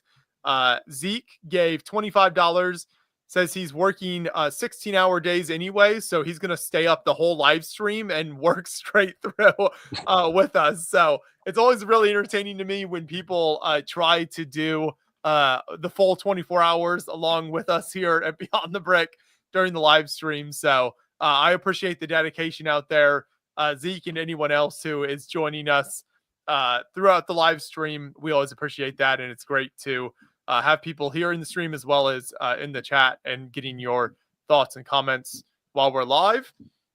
And Jordan donated $5, says good luck with the stream, everyone, and take care. Thanks for all the great content over the years. Thank you so much for your donation as well, and we're happy to do this stream every year. Aubrey, 24 hours, that's right. So Aubrey will be coming in at midnight Eastern time. Shy will switch out, and we'll have Aubrey finish out the second half of the stream with us. She co-hosted the second half of the stream last year with me as well. So for anyone who watched that, incredible time, super fun. So I'm looking forward to that. And then Shy will be back soon from his Black Friday shopping. Joshua, I actually have to bow out right now, but I should have some time later tonight, and I'll definitely have some time towards the end of the stream. So I'll try to pop back in later. Perfect. Sounds good. Thanks for stopping by, Dave. Great. Sure. Thanks for inviting me, and have a great stream, and good to meet you, Quick Build. Hey, Dave. All right. Take care. Okay.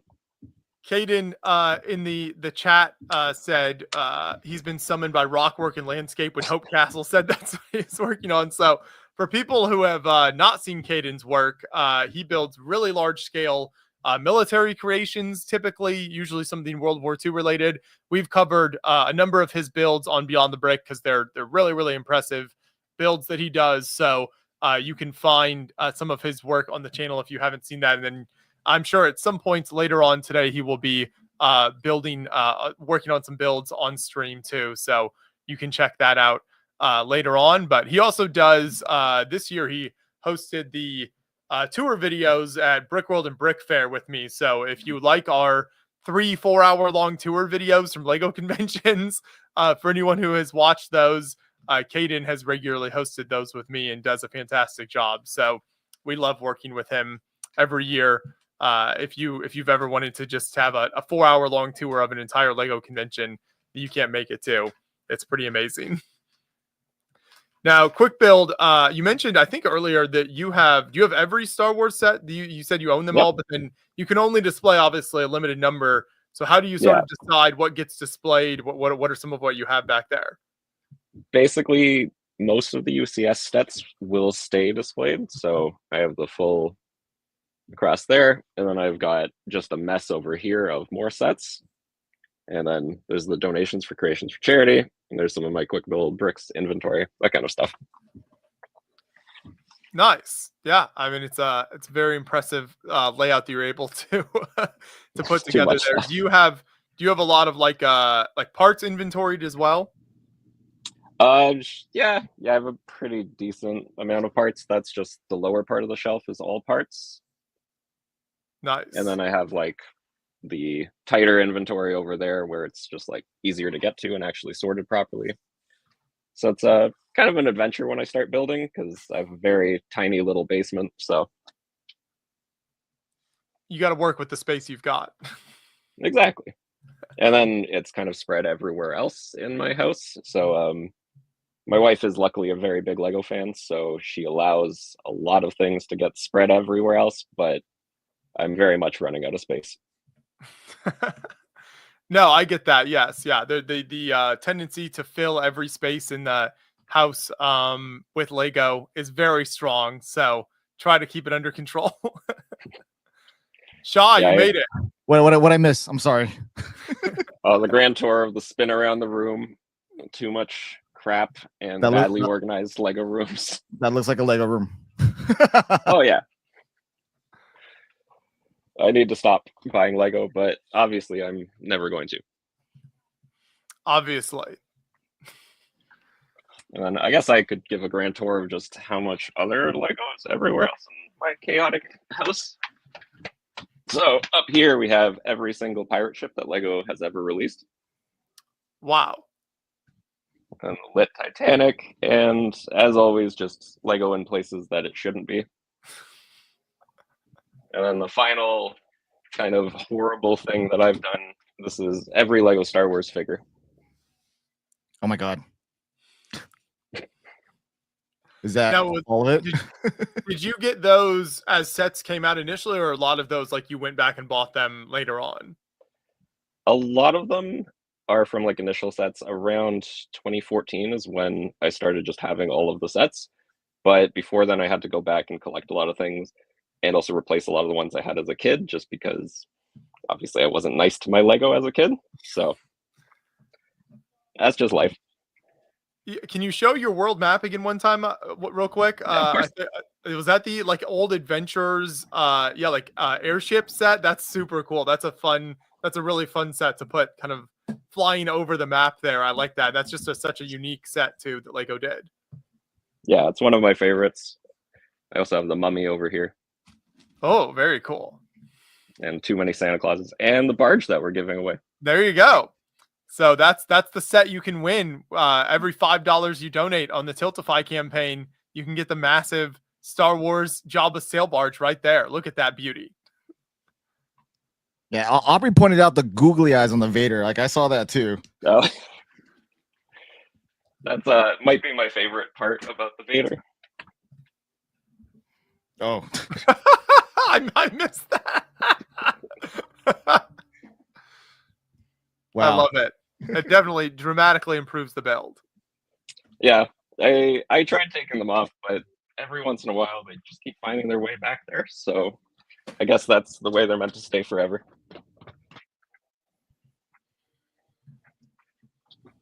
Okay, that's the grand tour of way too much Lego. Again, that looks like every other A-Fool's Lego office room basement that I've ever seen. It's an impressive collection, though. That's very cool. The pirate ship is definitely one to be proud of. Yeah, I'm very happy with the pirate ships. Those ones were a lot harder than Star Wars.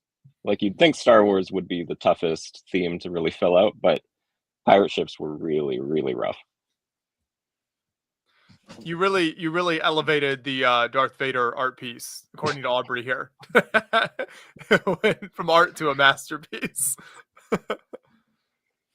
I think it's the way it should be displayed, really. We had a new donation come in. Shout out to Aunt Tina, $200 donation, bringing us closer to $1,000 now. We're at 835 on our Tiltify campaign. So thank you for that donation. Woo. Proud Aunt here. Keep up the good work. Thank you, Aunt Tina. We love having you stop by every year. So yeah, almost at $1,000 now as we approach the 2-hour mark of the 24-hour live stream. So thank you to everyone who's tuning in right now. Feel free to, post any questions in the chat. Let us know what you're working on. If you have any builds that you're working on at home as you're watching us, let us know how that's going. I think Hudson just finished the second section of the endurance. Oh, wow, here, look at this. Yeah. He's just getting away there. Where were we at? Oh, he just put the side piece of the hull. Yes. Yeah. And once it starts to come together, that's when it starts to take shape. That's the best part of it. Yeah. I know. So There it's you so go. satisfying. So satisfying. Great job, Hudson. It's starting to look like a ship.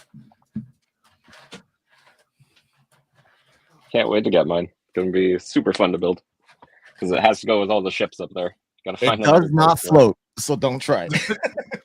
Is that a video coming soon, Shai? Someone in one of our peers in Europe did the does it float thing already with it, and it didn't. It just tilted to the right. So it's accurate. No, Yeah, well, it didn't crash the ice; it just tipped over, and then there goes your sails. With winter coming, you can do the stuck in ice test. That's the real test for endurance. Oh man, no, that might not work where you are, Shai. Yeah, no, I'm not done with that. Not gonna do that. No, that'll be my life in like 2 weeks. That's when the snow is going to hit. Yeah, what's snow? I don't know what that is. I gotta go to the mountains for that. We do have it here. We have like all different biomes in California. It's just at the whether I want to be by the ocean, and then an hour and a half later I'm in the snow. So one thing that's good about it. And then I'm in a desert. And then it's 85 degrees on Christmas Day.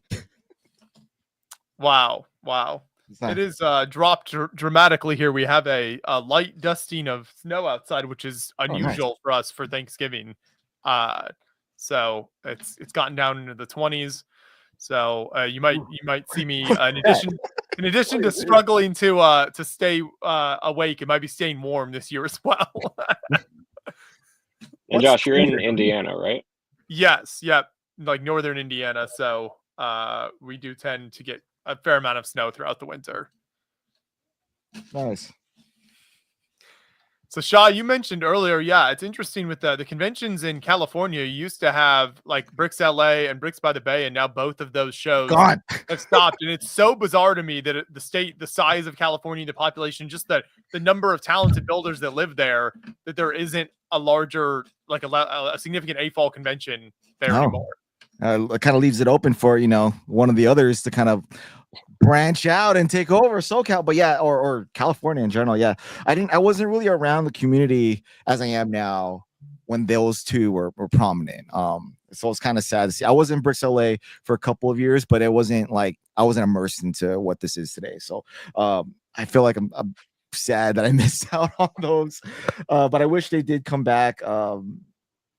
Yeah, it's California is an expensive place to do any convention. I guess you would say it's not a cheap endeavor. If you really think about where you would do the hubs of them, LA and San Francisco would be a good place for that. I mean, LA or SoCal in general has like 10 lugs. So just having them come by themselves, if you have all the lugs come through, that should fill up your whole floor. If you think about it, but it's also like far from everyone, because a lot of conventions are, you know, Midwest to East Coast. Majority of the U.S. population is in that side of the country, so to have those, you know, fans come to the West Coast would also be a difficult one to accomplish. You know, shout out to, you know, Brick Slopes getting people to that part of the country. So I think having you know,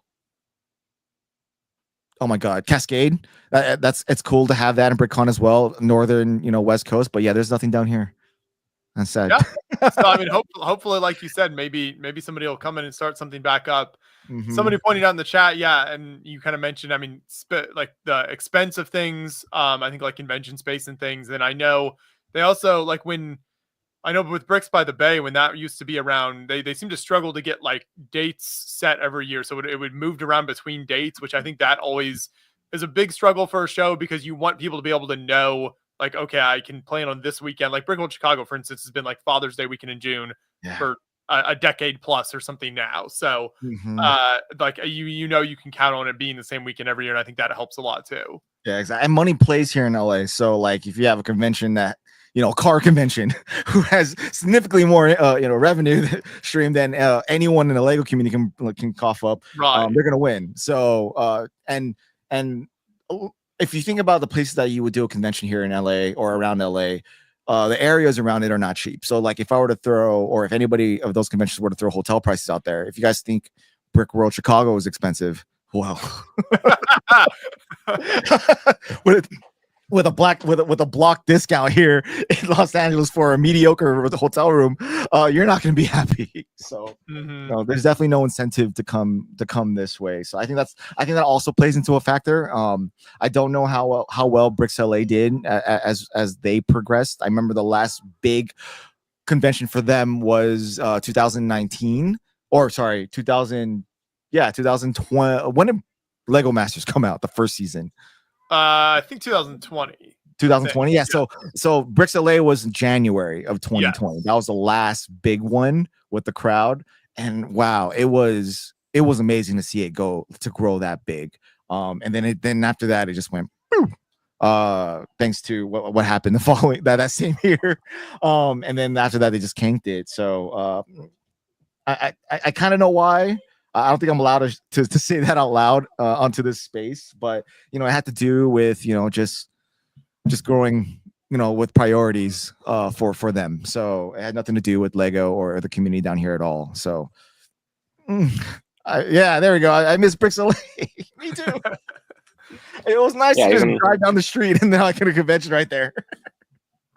Even with Bricks in the 6, like we're not technically in the 6 anymore. That's how expensive Toronto is. So when like Drake talks about the 6, Mississauga, not technically. Kind of messed up on the name there a little. You're just Bricks now. That's all. Yeah. No, but that's understandable. I mean, it's like Brickworld Chicago. I mean, obviously they use the name Chicago, but they're an hour if you're driving outside of like going into downtown Chicago. So there's not that many places. I mean, there are places you can do it outside of LA, but then you no longer have the LA moniker. It just doesn't appropriate. Like Disneyland is not LA. That's an hour and change down south. But maybe one day, Brick Slopes. You need to reach out to the West Coast, man. It's true. We got another $50 donation from Stephen B. So that takes us to $885. We're getting close to that first $1,000 mark here on the live stream. So we've also just passed 2 hours into the 24-hour live stream. Here we go. So a reminder for anyone, if you're just joining us, click the Tiltify link in the description.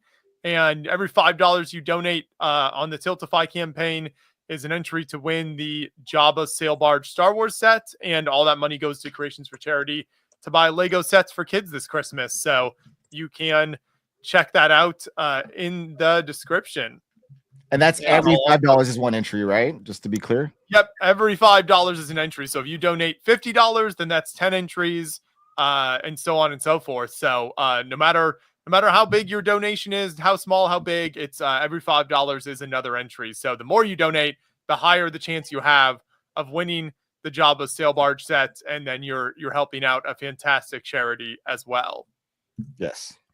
You can click the Tiltify link is in the chat now as well. It should also be in the description of wherever you're watching us, so you can go over and find that and donate and do what you can to help out. But yeah, fantastic to have everyone with us here from all around the world. So it's always such a great stream every year.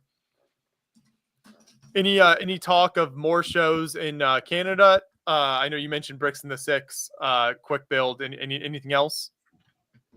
There is BrickCan, which is on our West Coast, which is really hard to get into because it's very exclusive and they're not ever looking to really expand. So That's it's one of those like Dave mentioned that earlier. That was interesting. I don't think I've followed exactly. So how is that run now? People, when Dave was talking about it earlier, I think there were some questions in the chat of like how do you operate a show like that and kind of like make it work out with the money and everything. So are you familiar with how that works? So they always have the same venue. It's always around the same time. The thing is they don't want to move venues. So that's why they have a very specific set list of the amount of people who can get in. And like, you can get in if you're shy, if you're Joshua Hanlon, if you're that kind of person, you might be able to call up and be like, hey, can I hop in? But if you're just an average Lego person who hasn't been to the con several times before, it's very hard to get display space in. But what I have heard, it's one of the most like tight-knit and wonderful conventions that is out there. And the people who go to it really swear by it. So they must be doing something right.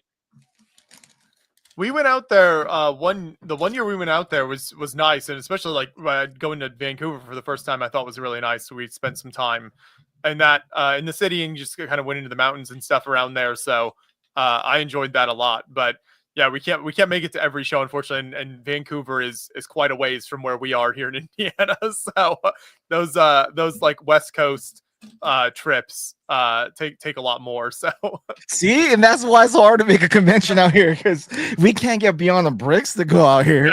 Wow.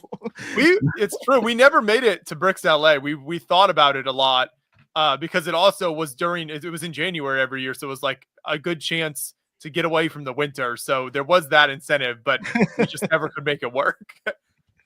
Yeah, so it again, West Coast is hard to get people to go to, but yes, LA, come on, it's like SoCal. The weather here is great, bro, all year round. We do love going out to San Diego for Comic-Con every year, so that's like our there you go. That's our big California event every year. I mean, San Diego is also an expensive place to do conventions. Like, there's no, unless you do it in the middle of nowhere with nothing to do, which could be done, but I mean, like, it's not really a good incentive to bring people over this way, especially if they want to visit the the Hollywood stuff or like the San Diego or San Francisco things to do. So I don't know. Maybe I thought about it. Because I could use my Motorcycle Club's financial backing to staff it and fund it immediately. But then when I immediately told my wife, she was not down with that. She was like, no, you're not doing something else that's gonna like take over your entire time. So yeah, I mean, Lego conventions take a lot of work. There's a lot of people and just a lot of hours behind the scenes that goes into when you just show up at a convention, and just the planning and logistics aspects of it are crazy when you think about, I mean, in the case of like a Brick World or Brick Fair, you've got 1,000+ builders that you're trying to find space for and display their creations. And like Shah, you were talking about with like the table space you need, everybody has kind of their particular, like the way their layout works, and got to get tables that work for that. So yeah, I've never envied the work that it takes to do those shows. And I've always had a lot of respect for people like Brian and now Mark who do Brick World, and like Todd at Brick Fair for all the years and everything there. Like what Cody and people do with Brick Slopes. Yeah, it's just amazing that the amount of work that goes in there, and then the experience they're able to make for people. No, that most definitely. Yeah, it's definitely no easy thing to do an event, let alone at that scale, and then times that by more than one. It's definitely no easy endeavor, and I shout out to all of them for making it happen. So I'm just hoping that one of them takes a chance or has the initiative to go back to California, because that would be a fun one to not have to fly. We have a question in the chat, Hudson. How is the build coming along for you? Great. Great. Here we go. So we've got. There we go. We have the entire, almost the front section complete. He says he's building the other side now. Nice. Looks good. You're doing great. You're gonna make me look really good when I show off how much build it's This done. would be the fastest we've ever built something on a I stream. won't have done any of it. Does he have a backup set to build then? Because it looks like this is gonna be done before noon. I think there's definitely a few other things around here that we can have put together. How long do you plan to stay up, Hudson? You going to midnight, all night? Yep. All night. Okay. Midnight. That's the There goal. we go. There we go. So you have that. Okay. So I predict he'll be done by like way before then. My parents told me that we stay up till midnight. I would have stayed up a lot longer. Here's it says Bricks by the Bay in San Francisco is only on hiatus, hopefully coming back. I had heard that, so I know that show they had said was kind of just on kind of temporary leave. I forget what with the last year that show happened now, but 2 years ago, I think now. was it 2 years? So I think so. Yeah. I mean, but technically Bricks LA is also in hiatus. So we at this point we're just like it's over. yeah. I mean, you kind of have to accept it at a certain point. Unless someone wants to buy him out. We've got looking at my wife. John and I will discuss that. Micah in the chat says Hudson is my hero. Look at that. You've got so many fans, Hudson. By the end of the stream, you're going to be more popular than me. Okay. Hope I gotta get back to work, so I'll catch you later. Sounds good. Yeah. Thanks for joining us. Quick build. Good to see you. Let's see. Hope Castle says, do a drop test and you'll have something to rebuild. What do you think, Hudson? After you put this whole thing together, should we just drop it? I mean, you have snow, right? Put like a tub of water out there. It'll freeze, and you can just put it right in. I mean, yeah, that's true. Could it be more accurate? Could it be more accurate? We could finish the build, put a tub of water outside, and it'll be frozen before the 24 hours. But yeah, so where are we at now? Are we at 1,000 yet? We are not quite. We're at 885. So this is a good time to remind everyone, if you're just joining us, you can enter to win the massive Lego Star Wars Jabba sail barge set. If you go over to the Tiltify campaign that is in the description and donate, every $5 that you donate is an entry to win the Jabba sail barge set and support Creations for Charity. Gives Lego sets to kids at Christmas time every year. So an incredible charity that we are streaming 24 hours straight here to raise money for them. And I'll also put the link in the chat. So if you want to just click that link, you can go over and make your donation. Throughout the stream, we will have builders joining us and auctioning off builds as well. So you'll be able to bid on some of those custom creations, and such as this one here that Nannan built, who was with us earlier. And this sold to Nick. And so you're able to support the charity that way and get some fantastic custom creations. So go check out the Tiltify campaign with the link in the description and in the chat, and shooting to pass the $1,000 mark here soon. Our biggest donation so far is we've gotten $300 from Stephen B. So that's our biggest contribution so far. So big shout out to him for that. But we appreciate all of the donations that people are able to give. So Shai, how's the army coming along there? Well, pretty good. I think I need like 10 more to get a full platoon out or a full platoon out. But yeah, this is not easy. It's just the same thing over and over and over again. But I just got to get through the infantry line units, and I can start building the fun ones like the dragoons or like the artillery guys or command or band. I need to figure out how to do a band. I don't know how I'm gonna do that. But yeah, it's coming along. Maybe you'll see it one day. I hope so. I was just going to ask you, where do you plan to display that, or is there conventions in mind for next year? I don't know if I drive somewhere local, I'll probably bring them out. But I don't want to just put minifigs on a base plate. I would want to build a facade behind it. So this one would a fortress of some kind. So I got to buy a bunch of white pieces.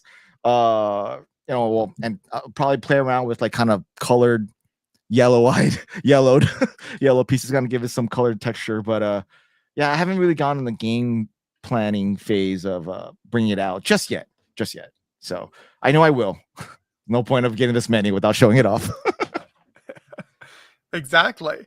Emily, shout out to Emily here in the chat. What's the end goal this year? So our end goal, if you go over to the Tiltify campaign, it's $10,000. So by the time the stream ends, our goal is to hit the $10,000 mark, which I think we can do. We've got so many amazing builders, so many amazing fans, and everyone joining us. So you can go over to Tiltify campaign and support Creations for Charity that way. And every $5 you donate is an entry to win the Jabba sail barge set. So that's our end goal, is to hit at least $10,000 on stream this year. Hope Castle saying, Shy, you're always welcome to have your troops try to conquer my Chima Ice Bears and their friends, the Crocs. Now, which army are you talking about? My Black Falcons? Because remember, there's 2,100 of those guys. Or you're talking about this Imperial Army with, there's only 1,000, but they have guns. So what are we talking about? Which one are we talking about? That is an insane number of Black Falcons. 2,100 you have now? Yeah, I still got to put 1,000 together. I only have 1,100 just built. But yeah, 2,100. Is army building something you've always done with Lego, or is that that kind of something since you first got into it? Or it's been something that I kind of, since the Black Falcons came out, that's pretty much when I started army building. I mean, I guess I kind of army built before that without really thinking about it, because an army can be any size, like 10, right? Sure. But when I bought the Black Falcons, like the blacksmith shop, that's pretty much where I was like, I want more than 2. So I went on eBay, I bought 10, and that was a big mistake. And then I went on Bricklink and started getting more. And then once they became available on online Brick, it was all downhill from there. So then now I always like comb through it and see what I can army build. So I've obtained the Wolf Pack. I got 100 of those guys, like 100 of the Forestmen, like 200-300 of the Lion Knights. So I figured I do the same thing with the Imperials if they ever came on, and they came on, and I was just like, I need to get these now and not wait for them to retire. But like you, right? Like I like to see. I'm very very much into historical battle scenes. Like I'm big into Warhammer 40K, Total War for video game. Just seeing these massive battles play out. So as a kid, I would always play like Lego versus everybody, Last Stands. Like, are you familiar with the movie Glory? I don't know Civil War. Yeah, Civil War. Denzel Washington one. Civil War. Okay, I do know. Yeah. So I'd always reenact that final storming of the fortress, like concept, with my Lego and green army men soldiers, because that's something I could afford as a kid. So I would create these massive battles on the floor. So I'm like, why can't I do that with Lego? So that's pretty much where that happens. And a lot of people look at it like, why are you buying so many of the same thing? But it's just cool. It's just cool to see these large armies like running around. Kids do it with the clone armies. Why can't why can't I do it? Andrew in the chat says he has 107 Lego clones. So there you go. I mean, yeah, I feel like clone armies were like the original Lego army builder, with like your Solid Brick Studios, and they're like really popularized, just like the minifigs on a base plate display. Mm-hmm. The whole I like those too. Like I have a sizable clone army myself, but like something like this. I mean, the Imperials, like they're just lined up perfectly, right? But the one thing with the castle armies, like you don't have to line them up perfectly because they wouldn't be lined up perfectly. The armor is heavy. So just being able to change out with the type of armor they're wearing, the kind of weapon they're holding, it's just cool to see little characters amongst themselves amongst a large army. So I just found it enjoyable, and I like doing it, so might as well do what I like doing. Saves me from buying Lego sets. Clones are the best. Yes, they are. I have 64 clones, probably. Hudson says he has a large amount of weapons that he likes to make his armies with. There you go. He likes the fig barf. Good for him. Just put them together however you want. My sister battle, even though she doesn't want to. He forces his sisters to battle. I've done that with my son a few times. I haven't done this like in probably 2 years. He really wants to do that where I line up an army of some kind. He lines up his dinosaurs and he just goes to town and destroys them all. It is stressful to see that happen, but it's cool to film it and then see the aftermath of the destruction of Lego minifigures all over the floor. My wife wouldn't be happy about that though. No, it's true. Yeah. But I feel like that is the authentic Lego experience is just battles with your siblings, kids and parents, that kind of thing. Pew pew. That's fantastic. Yeah. No, but seeing a lot more people do it outside of just Star Wars. Again, it's kind of cool to see, especially with the the new castle line that's not really a line, but like it's immersion to that Lego has been doing lately. I'm kind of sad to see Imperials go out the door with this one. So hopefully we get more of the pirate theme, or you and I would love Western, but that's not gonna happen. But to be able to army build something like this is pretty fun, and I like to see more castle people like get involved with building large armies. Yeah, it's interesting how we still haven't gotten like a full castle line though. I mean, they keep like teasing it's like set after set that I think sells really well. I mean, I guess at least from what I've kind of seen and heard, and just from what the response in the community is, I think sort of the blacksmith shop, the big castle, that kind of those sets sell well. It's just like there just doesn't seem to be enough. Lego doesn't think there's enough interest, I guess, for a full castle line. I mean, they already take risks with their, nomadic themes every year, like every 3 years, like dreams, right? I think they can afford they can afford to test out a pure castle theme, whether it be, a throwback to any of the classic themes, or even if they create new factions, which we hopefully will get soon. But if they just go with the range of price points, not just the expensive $350 for the Eiffel. I'm talking about like a $10 $20 battle pack. Okay, just up to $20 these days. Right? There's no longer $10. But the price point that you would normally see with any other thing, like a $20 set, a $30 set, a $50 set, an $80 set, $140 set. Like, just let's see that, and let's see how well that performs. Like, there's only one way to test it, and using icons to fill that gap and see if it's going to work. I don't think that's a fair notion to castle. I was going to say Star Wars, but sorry guys. But I think that'll be, if they take that risk for one wave, 2 waves. Let's do the normal, if Lego were to continue, give it 2 waves, because that's how they determine the 3rd wave. Give it 2 waves and see what happens. And if it really pops, hey, let's run with it. And I'm not talking about like let's create Chima or Nexo Knights. I'm talking about traditional castle. If it's a new faction, great, but keep it simple. Don't put like an online thing to it. You just right. Keep it true to itself. And I think people would be pretty happy. And I want to do that. I want my kids to be able to experience a new theme that's not focused on having to watch a television show. Yeah. That's true. Right. It doesn't force like a tie-in with TV and stuff or movies. Right. It's just like, and I mean, kids love castle stuff, so it should be an easy sell. No. When I showcased the Black Falcon Army 2 years ago, like just kind of I to hide sometimes to kind of see what people genuinely think of it. And if the kids and adults alike, it's just, I mean, you see an army of minifigures, all this, that's enough to create any attention. But just to see the fans that show out for not only the castle stuff but the pirate stuff too. All those mocks were great. So there's definitely a fan base out there, and I don't know how well pirates have been doing with the few sets that they had, but I think they should. I think Lego can take a risk, a proper risk, not a 1 set risk. No, it's true. I mean, you got the creator castle was what, like $100 or something. The price point on that they did, so that was kind of a little cheaper there. Yeah, but we've got Micah says he army builds Scala babies. Wow. So for anyone who's familiar with the Scala Lego line, that's scary. It is scary. Yes. I'd be terrified to see that. Aubrey would like a Scala baby versus Belleville baby battle. There was like the the battle at Brick World Chicago this year was like a Porgs versus Penguins, I think. Do you Oh my remember, gosh. remember that build? That was a fun I think build. so. I haven't seen. Where was that in the convention?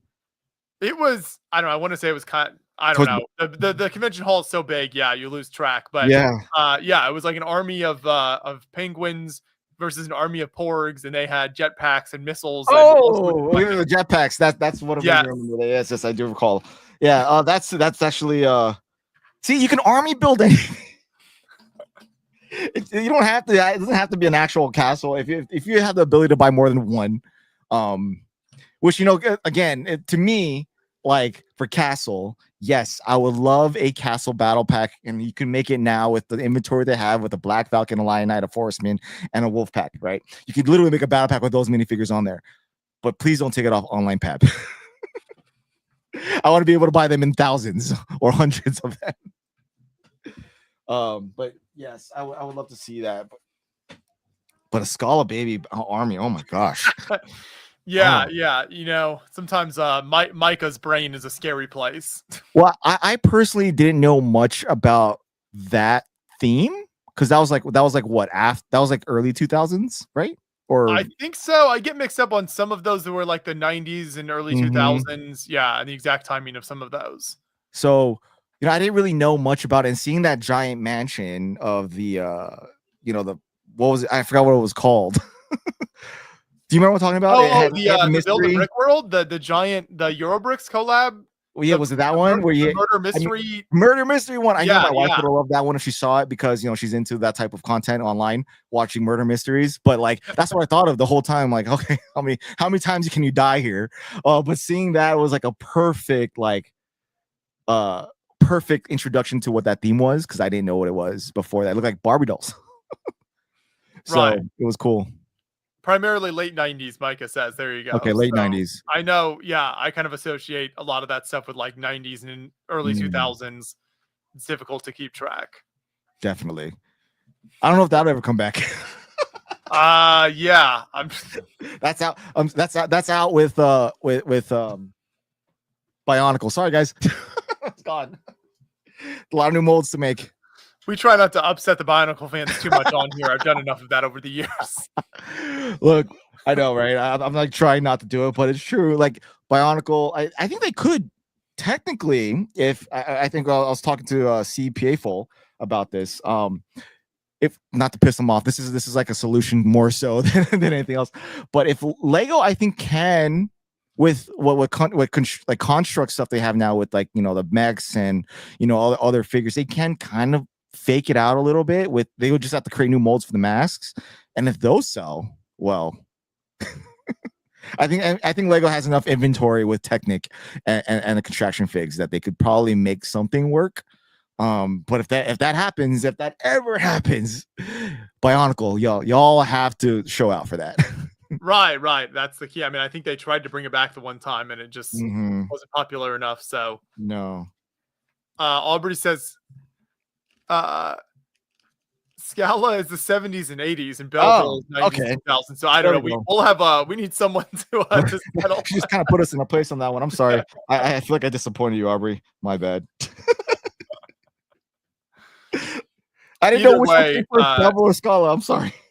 Either way, they're you know, Scala baby armies are best left in the past, but Micah he can't let them go. Oh man, how much did that cost? Well, that's the thing. I think a lot of those types of things, like same with like Galador. I mean, those things that are like they're very niche and like meme level, hardcore, cursed Lego they're builds. not that expensive, I don't think. I mean, so I could be right if someone in the chat wants to prove me wrong, but I know with like Galador, like buying a lot of the Galador stuff on the secondary market isn't crazy expensive. Just because for obvious reasons there is demand for it. No one knows what it is. That goes along with like all their themes, right? What was like Connect's version? What was it called? Where they tried to like compete with Connects, or yeah, I forgot what it's called. Oh man, I'm totally failing at this. Somebody in the chat will remember. Yeah, and also it looked. Yeah, Yeah, I don't know, but yeah, it looks like Connects, but Lego. So late, like early 2000s time frame. Okay. Yeah, Micah said when he built his army, they were cheap, but now they're more expensive now. So I think he's because he bought them all. he's cornered the market. To the moon. Snaps. There you go. Thanks, Aubrey. Oh yeah, there we go. So yeah, after careful research, Scala started in 1979. Oh, and it left and came back in the 90s. So they were both right. Mike. Wow. Things I learned today. Emily is asking, is there a link to look at creations? So yeah, there are multiple ways you can donate and support Creations for Charity on the stream today. So you can go to creationsforcharity.org and go and buy a creation over there. There'll be a link in the description to that. You can go to the Creations for Charity shop and find that on the website. And there are fantastic custom builds that you can find over there. So I'll actually put a link in the chat now as well, where you can buy a build, and you can also find that in the description. So if you want to buy a creation from Creations for Charity, you can do that. But then you can also click the link in the description for the Tiltify campaign, where we are raising money, and every $5 that you give is an entry to win the Jabba sail barge set. So we are currently at $885. So trying to pass the first big milestone of $1,000 here soon is our goal. But all of the money that is donated while we are live here goes to Creations for Charity, and every dollar of that will be spent to get Lego sets for kids this Christmas. So really fantastic cause that you're backing here. And if you find us entertaining, or me not being able to sleep entertaining, that's what I used to find entertaining every year. Yes, that's why I come back and do this every year. Is there a way to link that chat so it doesn't to the top of the link to the chat, so that way it doesn't move, so that way you don't have to keep putting it in there? I don't know if there is an easy way to do that. So it's in the description. So there's a link in the description for anyone watching, wherever you're watching, Facebook, YouTube, whatever it might be. You should be able to get that. And then you can also, I'll put a link to the Tiltify as well. So you can click that link I just put in the chat if you want to donate to the Tiltify campaign as well. Yes. Xander says he's working on a 20-foot by 7-foot Umbara Star Wars mock. Dude. Where is that going to be? Yes. Are you going to display that somewhere? That sounds amazing. Yeah, Brickspace 9 says there were two different Scala lines, the 80s and 2000s. They did do that. What was it, like very early 2000s? They did like was it the Legends line where they re-released sets? I think a lot of them had like the black and white packaging, if I remember correctly. I think that's a thing. If I'm remembering my walking through the aisles of the Lego archive correctly. I remember Western coming back, right? For like a so like they re-released the like Western fort briefly, so stuff like that. Yeah, I think there was some of that. Xander says he's taking it somewhere, but not sure where yet. Hope to see it. Nothing beats a giant battle. So for everyone watching, we'd love to hear if you got any Lego Black Friday deals, whether from Lego Shop at Home or anywhere else. Leave a comment, and we'd love to hear what kind of deals people got there. We were talking earlier about the Endurance. You could get the gift with purchase stuff if the website lasted for you. Yeah, and let us know if you were able to pick up or did you pick up the tic-tac-toe? Or what was that, compass? What? Yep. Oh, Hope Castle just called me out. Giant battle. Let's go. I'm down. I'm actually down for that. If I don't have to set up a giant castle and just put an army out just to battle yours, that might be a fun thing to see. Because that's something that I actually want to do. Those are super fun layouts, just because you see more minifigs in one spot than you would ever normally see. So. Right? Just choose your army. Choose your army. Aubrey says there was a massive Star Wars mock at Scareback this year, and it was crazy. Yeah, the Scareback has some impressive stuff. It's been a few years since we've made it to Scareback, but there's usually some very impressive stuff on display there. Nice. Brickaholic got the discounted Chewbacca and the tic-tac-toe. Oh yeah, there's a lot of good sets on discount this past. Was was that like the Chewbacca statue set? Was that on a sale? Yeah, I don't think that one. Okay. I built that. Yeah, Hudson did build that a while back. That's right. He has a lot of experience. Slug Biker got the tic-tac-toe, $5 vouchers. The Lego website was a total fiasco as usual. As always. But that's $5, 75% of $5 vouchers, right? I think that's what it. I don't know how that works. It was just like a discounted $5 voucher. I didn't look too closely at that either. So sounds right. The Chewbacca was 40% off. Brokeaholic says so that's a good deal. You know what I saw on there was is it the Hulkbuster? I feel like it's been on like perpetual sale. I'm still surprised they'll have that. The Black Panther bust, I feel like was the same way. That might, I don't even know if that's still for sale, but some of those sets, it's like, wow, they must very much struggling. The ideas tree, I think that was on there too. If not, that might be an Amazon. I'm not sure, but that's still floating around everywhere. Yeah, it says the vouchers are still available, so it's only 162 of your like insiders points for $5. Oh, nice. So it's 75% off. Why did I not take advantage of that? Totally should have. So did you buy anything at all? No Lego. I typically don't buy much Lego these days on Black Friday. Years ago when the deals were better and like Toys R Us, like we would line up and buy some sets, me and my siblings, when you kind of had stores giving bigger discounts. Nowadays I feel like it's like the discounts are kind of what Amazon and other places do throughout the year, and it just doesn't seem like it doesn't seem like the deals are nearly as good as they used to be. I feel because they've also spread loaded it amongst the entire month and then into the holidays themselves. So yeah, it doesn't. I think just being bombarded with deals is also not as fun as opposed to all just being one weekend, where you have frantically running everywhere to get everything. I think that was also the fun of it. Especially at Thanksgiving. It's also kind of frustrating now because they spread the deals out. You're kind of constantly guessing, well, like, is this the best deal it's going to be? Should I wait? Whereas before it was like, okay, you've got basically one day. Yeah.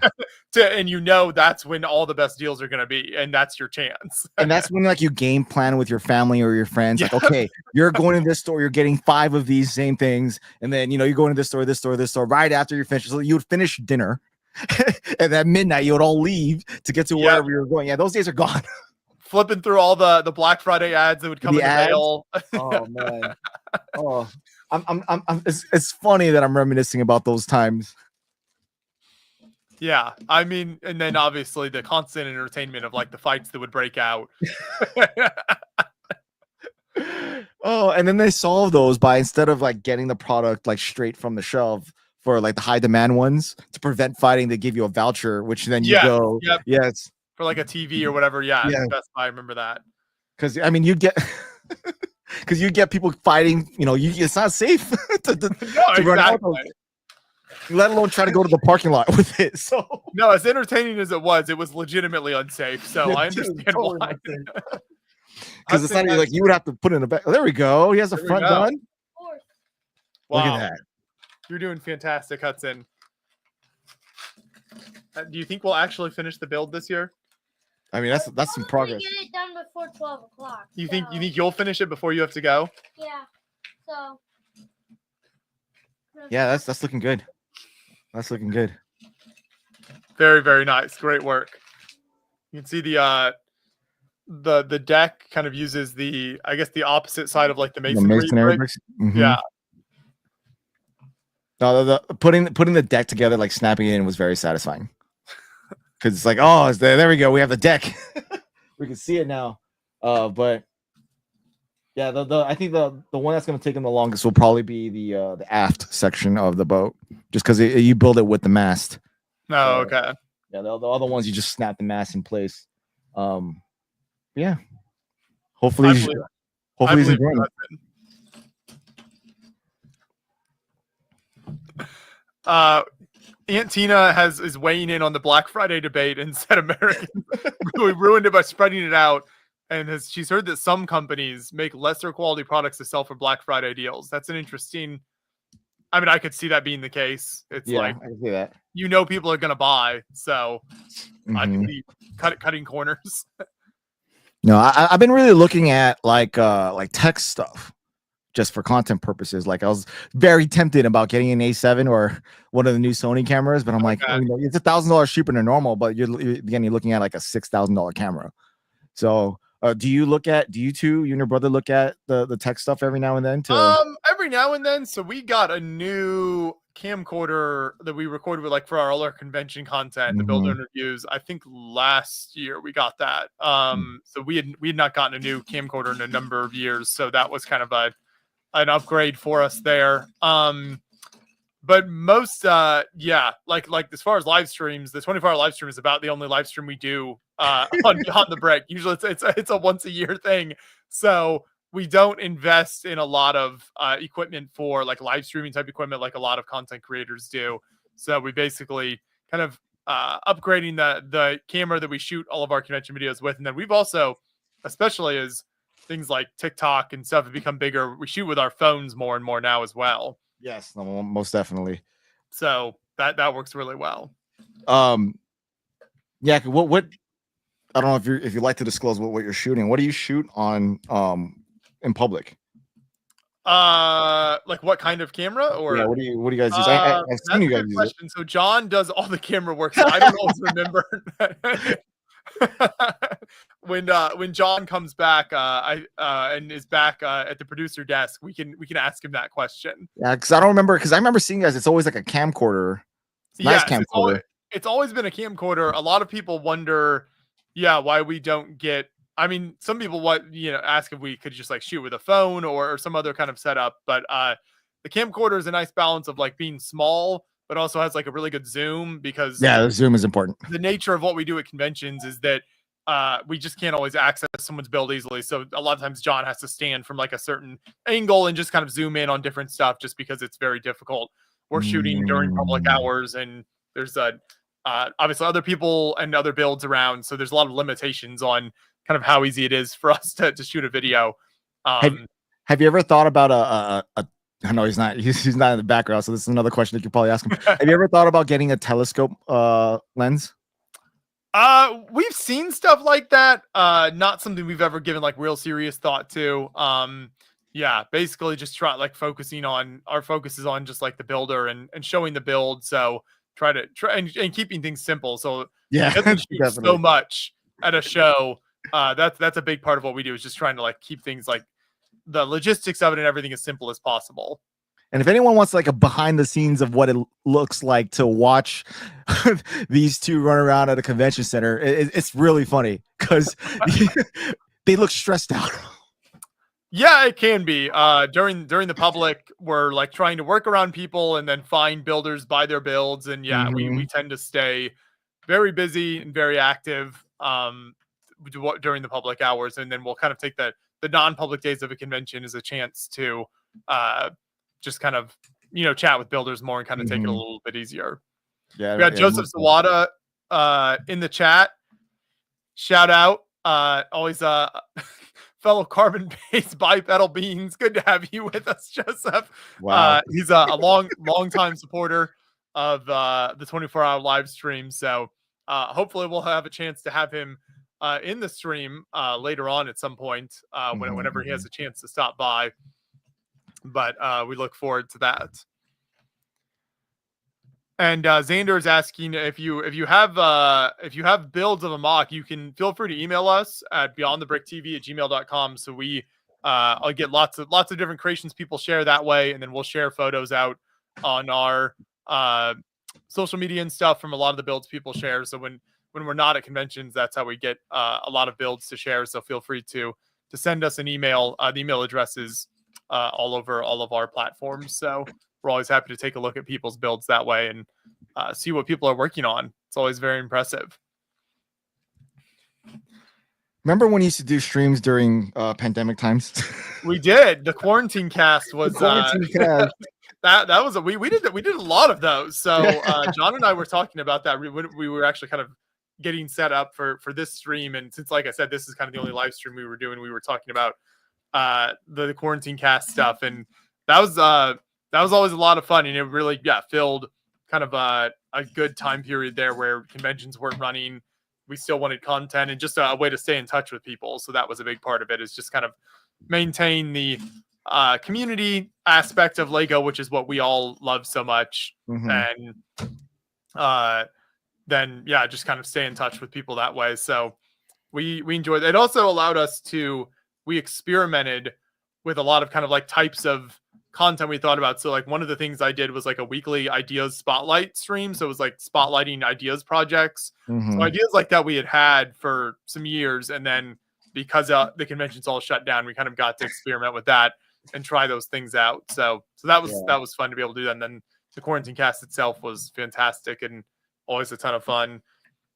And we had to end shows in there. There was all sorts of stuff. No, it was a good time. It was definitely, like I like to listen to like a lot of live streams and shows throughout the community, and it was one of those that was a good thing that was on, especially during work. Yes. So no, it's always funny to me when people say they watch our content at work while they're supposed to be working. So I think I'm one of those people. Well, I mean, I'm fortunate to have a job that, like, I'm allowed to, listen to whatever I want. So I just talk. I'm on a computer all day, so all I do is just have you guys play in the background. So having that type of content was something that I truly do, like, to this day miss. Not saying that you should do that or anything, but look, there we go. Logan Film Studio says, "Bring back the quarantine cast." We've had people tell us that, and I appreciate that, because it means that I'm glad it meant so much to people and that they were entertained, but the time commitment of it just wasn't feasible once shows started back up. John and I travel so much that we wanted to focus back on like the in-person conventions and all of that. So it just meant that the live streams at home weren't feasible anymore. But I think, like I said, we did it for a year and a half or something like that. So we filled quite a large period of time. Yes, definitely. No, it was a good time too. It was again, it's a way to build, to keep in touch with your audience, and just a place for people to go to. So those recordings are all on the channel. So if anyone wants to go back and watch anything that we did, any of those live streams, anything like that, we've got, I don't even know how many total videos on Beyond the Brick now. It's got to be in the 4,000 range from all time. Can we bring back your podcast? What? It's it's an insane amount of content we've done over the years. It's kind of crazy now. And then, like I mentioned earlier, we now do a lot with like Instagram Reels, TikToks, and that kind of thing. So we've kind of gotten it down now to a nice kind of workflow of, we'll do like the YouTube long form interview, and then I kind of learn about the build that way with the builder, and then I'll just do like a 60-second fly through with John. I'll just record that on his phone, and then that way we can kind of get multiple pieces of content from the same build, kind of all. No, that's smart. Yeah, that's definitely smart. So like so in case anybody's wondering, like, what would attract you to go to their builds? That's a question we get a lot, and there's by no means like a scientific process. Anyone who's watched Beyond the Brick for a very long period of time will know that like bigger stuff just definitely appeals because it looks good on camera. It makes for impressive titles and thumbnails. There's that. So if you've got a 10-foot Star Wars build, well, that's going to catch our attention. Now, Definitely. There are definitely sometimes you don't just want to build big for the sake of being big. So we pass up a lot of big builds that are just like lacking detail. It's just maybe, if there's like large sections of rock work or something that aren't done particularly well, that kind of thing, then we do. So just because it's big doesn't mean we're going to cover it, but we definitely tend to cover larger builds. It also just gives, you kind of need the larger builds to have stuff to talk about. So we want like the interview to run. We usually go for around 10 minutes or something like that. And a really small build just isn't going to lend itself to having a lot to talk about. So there's kind of that aspect of it as well. And then there are as far as themes, Star Wars has always been really big for us. Military builds have always been really big, just because they perform well. And it's kind of a combination of my personal interest and the fact that they just tend to do really well. And there's a community of people that want to watch that online. Oh, most definitely, for sure. Any of the large battle scenes from historical accuracy is definitely a fun thing to watch people argue over in the chat. Or the comment section. But then, yeah, and then there are new new types of builds. We covered there'll be like cyberpunk things, or like now we've seen like D&D builds have become more popular. So we're always kind of covering new themes and stuff as well. And a lot of it is we just go in, start walking around the show and see what catches our eye. And I mean, at this point, we've done it long enough that we can kind of pretty quickly identify. Yeah. So what is your process then, like coming through a convention? Like you get there, a day or two before public? Yeah. Either, depending on the show, either Thursday or Friday. And then we spend a solid couple hours kind of walking around as people are setting up, especially on like Friday, as most stuff gets set up kind of Friday evening. Mm-hmm. And we will start to look at, okay, well, this looks like it's going to be worth, even if it's not fully set up, you can tell a lot of times if it's going to be worth making a video on, or not. So just kind of identify that. And then we will, if someone gets set up early enough on like Friday and the builder is around, then we'll try to record an interview then and just kind of, knock that out just to have less content during the public hours. But the vast majority of our content comes then during the public hours, because builders are by their builds talking to the public. So it keeps us from having to go out and like track down the builders wherever they might be. Do you prefer like interviewing while in public, like having that noise around, or do you prefer having during the private time when it's like nice and quiet? I mean, we'd prefer to do it all during the private time, just because then we aren't working around like potentially like large groups of public that can get in the way. But people just aren't by their builds, and a lot of stuff isn't set up in time. Micah, who's in the chat here with us, is very familiar with the building at the convention stage. So a lot of people just the size of the build and the setup time, they're getting it done like sometime like Friday night. So there just isn't a lot of opportunity to talk to builders before the public time with the build actually finished. I mean, yeah, that makes sense. Micah said his favorite interview is from 2014, 10 years ago, when we interviewed Grant Davis on the podcast. So Grant is obviously like a legendary builder, did like the pop-up book, and his mocks are incredible. So yeah, that was back when we used Google Hangouts to my gosh. Yeah. That's when I was coming into the community, was everyone using Google Hangouts and you just seeing the flash of icons. Yes. Yeah. Google Hangouts was a time, that's really wow. I kind of miss that, like having have the computer automatically just switch to whoever's speaking and I had to manually do it yourself. No, exactly. Yeah. And Google Hangouts was great because it was free and it was obviously integrated easily with YouTube because it's Google. So for us, when we were first starting out and wanting to do like video podcasts, it was it was the simplest way you could do it. So that from that perspective, the barrier to entry was very low. So I always appreciated that. I mean, quality of it wasn't great. I mean, I don't know. That was pretty horrid. The platform versus like people's internet, but we have some very, very low quality interviews that are still it does not look good whatsoever. No, it's bad. It was definitely bad, but it was a time. It's nostalgic at this point. Right, exactly. And yeah, no, I don't Google Hangouts. I don't know how many years that's been dead, but I think but then we have StreamYards and other places too. So thankfully they're still doing pretty well.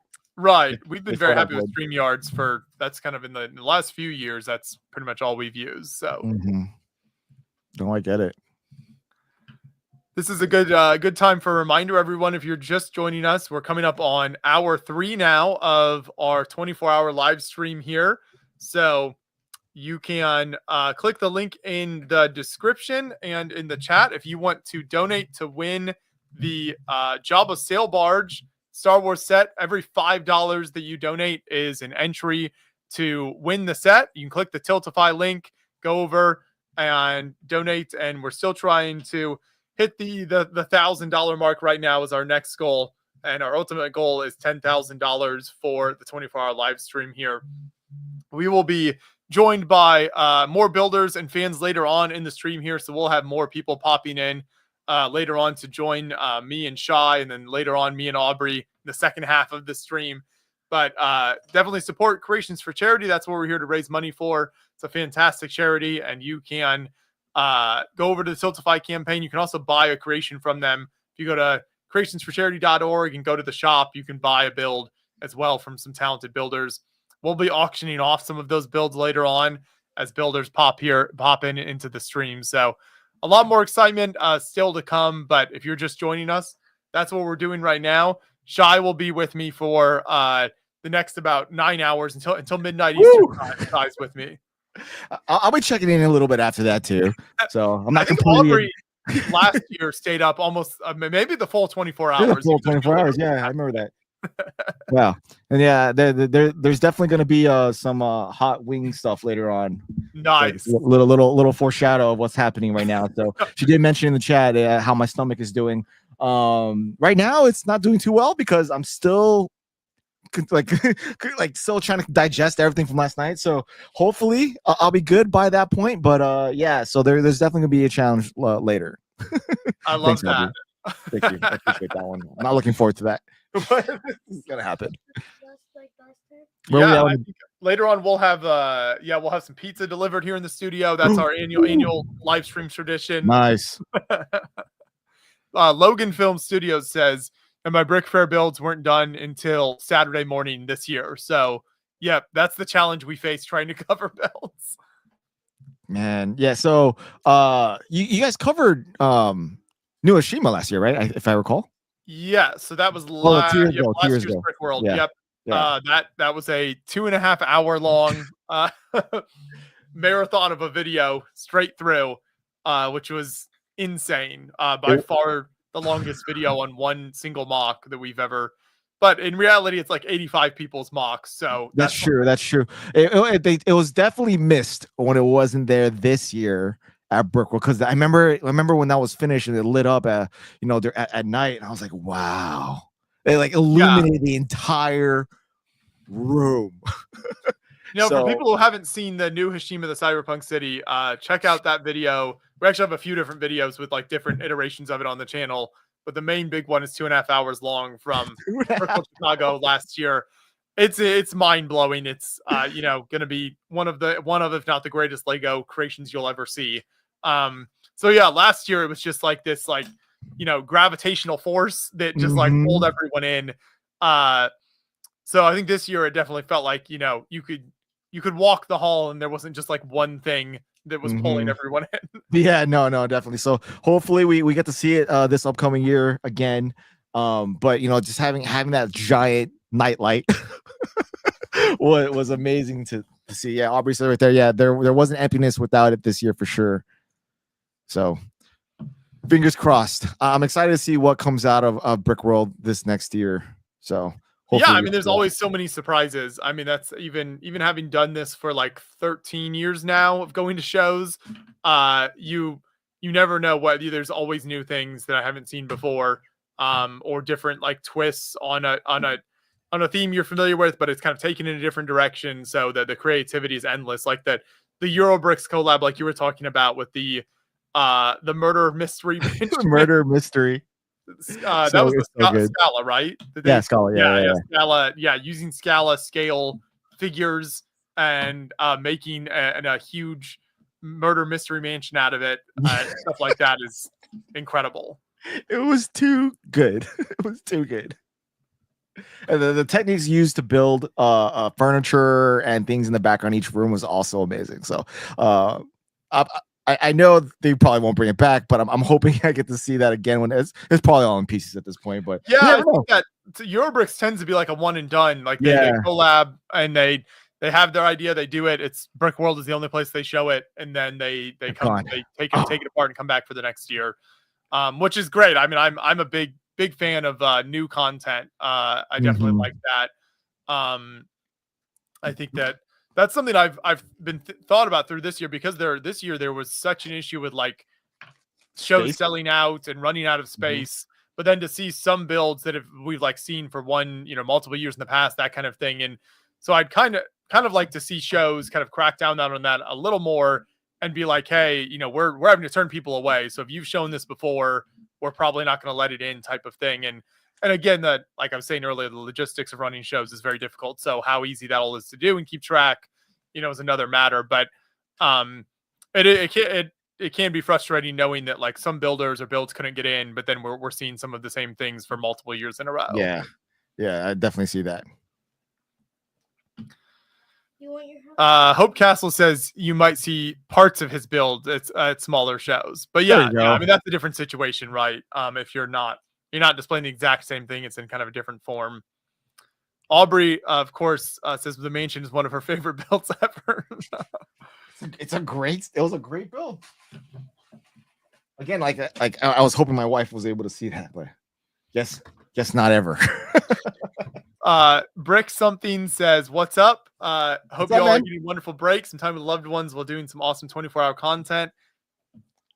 Absolutely, yes. We love coming back here every year, raising money. You can click the Tiltify link and go donate to try to win Jobless Sail Barge set in the description. So check that out.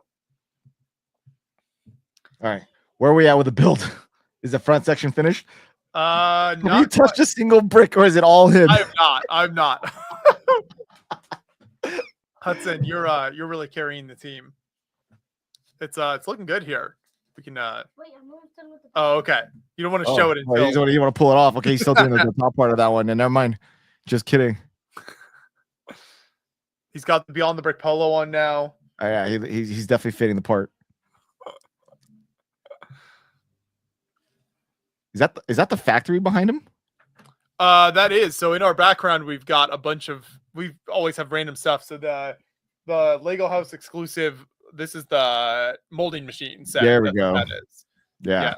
A Lego baseball or softball. That's this is very old. I think we got this when I was very young.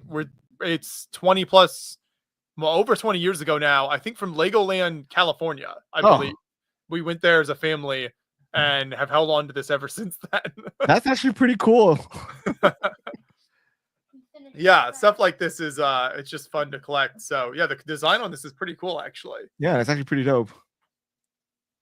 There you go. Look at that. We'll get the intense zoom in from John. He's back in the producer Oh, box. look there, he can answer all my tech questions.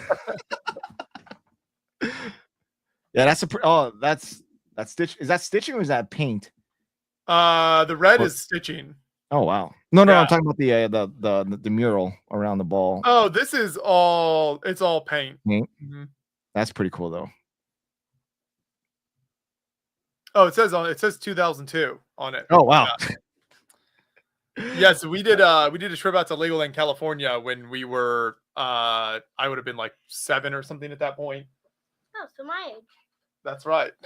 There you go. Did you do it, Hudson? Yep. Okay, here, you want to show it off this time? Thought I was taking a break there. I just finished bag 5. Oh wow. There we go. You have the full on deck. He's going closer. He wants a close up. There we go. There's a slow, dramatic zoom. There it is. We have, the bottom parts of the bow, and then you have whatever section that's supposed to be. I forget. I think it's the engine, or the engine towards the back. Yeah, it's so cool. Great job, Hudson. Yeah. Have you ever built a ship before from Lego? And this might be the first time. Yeah, I think it is. There you go. Well, you keep up the good work.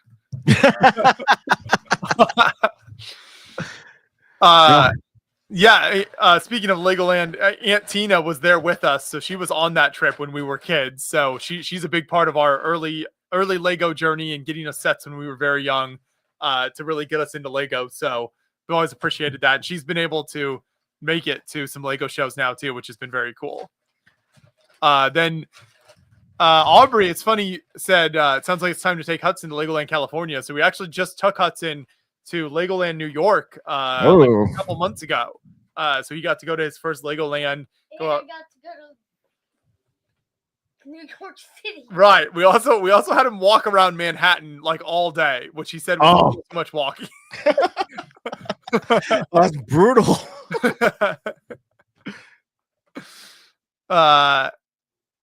So yes, but anyway, Hudson has been to Legoland now, and it was the new we had not been to the New York park either. So that was it's really cool. It's kind of like 2 levels. So there's like a cable car that you can take between like the top section down to the bottom section of the park. Mhm. So that was really cool.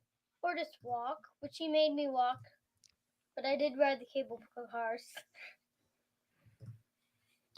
The cable cars, yeah. What was your favorite part about Legoland? The roller coaster. Which one? Aren't there more than one? Yeah, the big one. Which one is that one? I haven't been to the New York one. There's the dragon coaster. The Dragon Coaster? Yeah. That one's cool. Yeah, my kids love that one. I think that one's relatively the same on all of them, right? It is. I think John and I've been to a number of the parks now, and I think every park has the same one. Yeah. Yeah, I think that's an iconic ride for them. But yeah, that one's cool. The stuff that's different is, there's different themed areas. New York did not have the Lego movie area because it's a newer one. So yeah, they're it's not newer. building the newer parks with Lego movie stuff, which makes sense. I mean, given that it's been so long. Yeah, but everyone knows it. Do they plan on putting it in on future time? Not that I know of. Was it Surprising. New York was building was it a big roller coaster in the Ninjago section? Oh wow. I think we saw them working on that. Or Korea. Now I'm getting it mixed up. We've been to several. We've been to like 4 or 5 Oh, Legolands this year. So they were. I think they were adding on to the one that we did. were they adding on one? I'm pretty sure they Okay. were. The big one. I think they were adding on. Yeah, they were adding on. I remember. But yeah, they're all the Legoland parks there are a lot of similarities, but I enjoy kind of checking them out when possible, and it's fun. John and I went to the one in Korea this year. We just about a month ago we got home from a month-long trip in Asia, so we went to Singapore, Taiwan, and South Korea. So the one in Korea is also one of the newest parks. And that was it's interesting. It's on an island in a river in the city that it's in kind of it's an hour or so outside Seoul, and it's in one of the coolest ride they have there is like it's one of those big towers that you sit in, and like takes you up, and it's just like a rotating kind of viewing area. But because it's on an island in a river, it's just kind of like really cool views. Yeah, that's pretty cool. So that was my favorite thing at the Korea one.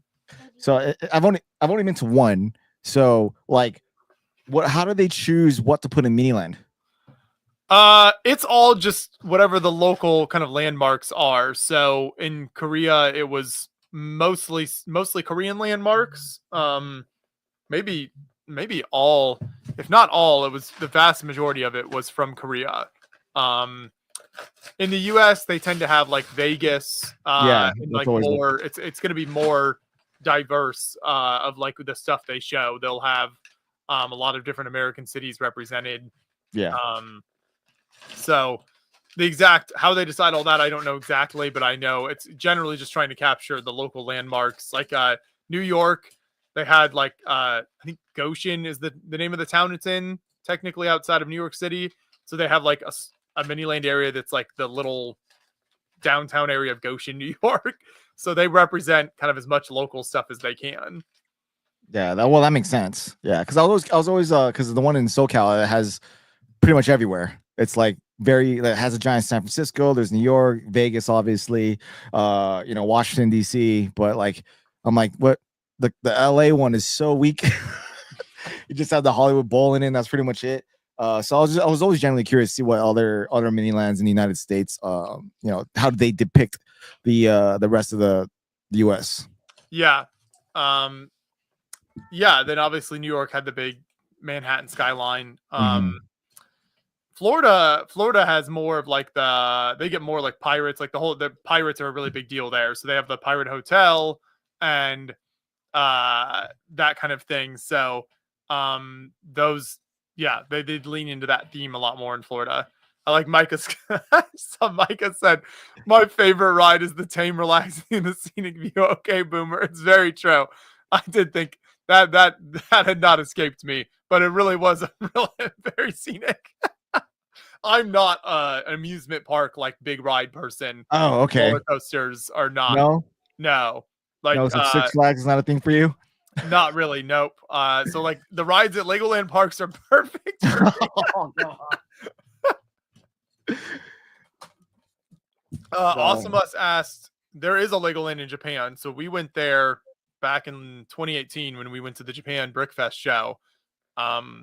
It's one of the smaller parks. But there is one in Japan. There's a lot of Legolands now. They're opening multiples in China that have opened this year. Dubai? What's that? Dubai? Dubai, yep. Yeah, how's that one? A few years ago. Dubai is really cool because it's all, the mini land is all enclosed. And so Yeah, that was really, that's pretty cool. yeah. So yeah, then Micah had another comment. Hudson, he's wondering if you're drinking your Baja Blast Mountain Dew. Is that what you've got in the cup there? No. No? Regular water. Okay. The Baja Blast doesn't come out till later. What is that? That's a flavor. That's my favorite flavor of Mountain Dew. Then I'm not allowed to have it. He's like, what is that? What is that? My kids don't know what Mountain Dew is. they don't know what that is. I know what it is, but I don't know what Baja Blast is. It's a side of the ship coming off here. Uh-oh. It's a little early to get Baja Blast, says Aubrey. It's true. I try to go like as long as possible before having my first caffeine hit on the stream. Yeah, mine's already run out. How long are we in for? 3 hours in? Oh, yeah, I definitely need a refill. There we go. We got it back together here, Hudson. You're good. Wait, there we go. Nice. Awesome says, I'm not a roller coaster guy either, but I'm totally going to ride the new Donkey Kong ride at Universal. There's a new Donkey Kong ride at Universal. Which one? Is that Florida?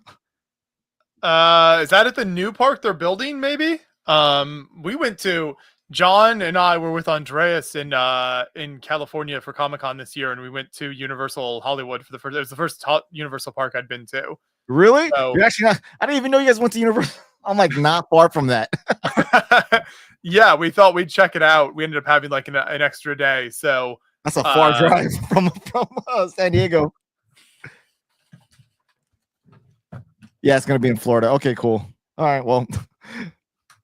I need to make a trek to that one because I haven't been to that park. We really liked the Universal Hollywood. Was super fun. I did most of the rides there. I was Andreas and I did the Mummy ride, which we thought we got very scared at the beginning, thinking like they have all these signs about like everything that happens, and we thought it'd be like upside down or craziness, and but it's not too bad in the end. Did you enjoy Nintendo World? Yes, that was amazing. That's probably my favorite section. Okay, cool. It's so immersive and just all the references there. Really, really cool. And then I finally watched the Harry Potter movies for the first time this year. I'd never seen them before. Yeah, I'm in the same boat. I try. I have them all. I try, so as a kid, right, I tried to read the books, right? I tried to read because that was all in the rave. Like when I was in high school, I just couldn't get into it, and like I try to watch them, and I can't. But I love the world though in Universal Studios. Like it's a really cool place. Yeah. So having like seen the movies now and then going into the Harry Potter section was, and I know the one in Florida is like much bigger and more impressive. Is it? But yes. Yeah. So it's like it's even better there. And I think it's now they're better. The one I thought the one that we had was actually pretty good. I thought they were the same, but the one in the one in Florida, like what makes it bigger? Is it just the landscape? It's just the way it's laid out, and then it's different parts of the Harry Potter universe. So it's a different. You're in like a different part of the universe. That makes it way bigger. Then for sure I get that. Yeah. But no, it was still very impressive in Universal Hollywood. So I need to get into it because my daughter is starting to get into it. So it's now I need to reference. So I need to watch it. Oh. On it, Aubrey.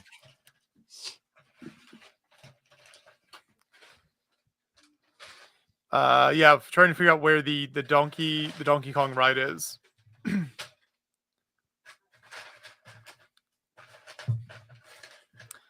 Let's see. Hudson's working. You working through the parts here? Trying to get them a little bit more room for me. He's trying to organize things instead of just dumping everything out like I did when I opened the box.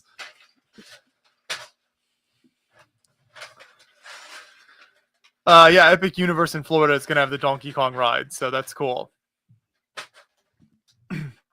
That new park looks amazing. The Epic Park that they're building down there looks like it's going to be very impressive.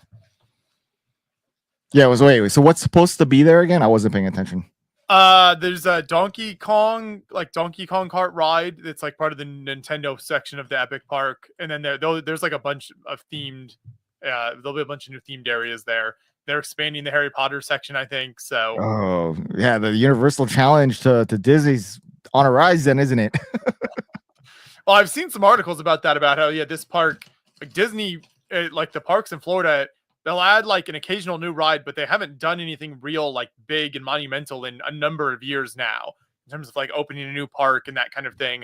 Mm-hmm. So Disney's response to this will be interesting with Epic opening this massive new park.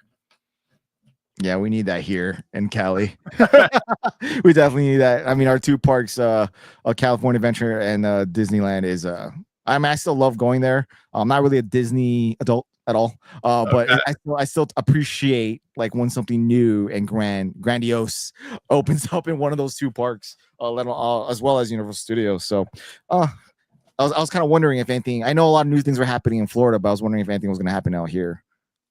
I mean, we're also limited in space. We don't have not that I'm aware of, but I'm sure there's always things going on behind the scenes. I've never been to Disneyland in LA.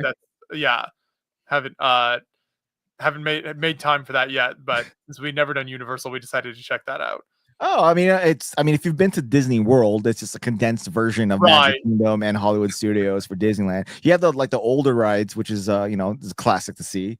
But California Adventure would be the place I'd shove you at if you were to go there. Because that is kind of different. It's a totally different vibe. Yeah, there's a How to Train Your Dragon universe. So, wait, what? Where is that? Universal? There will be at the new Epic Park.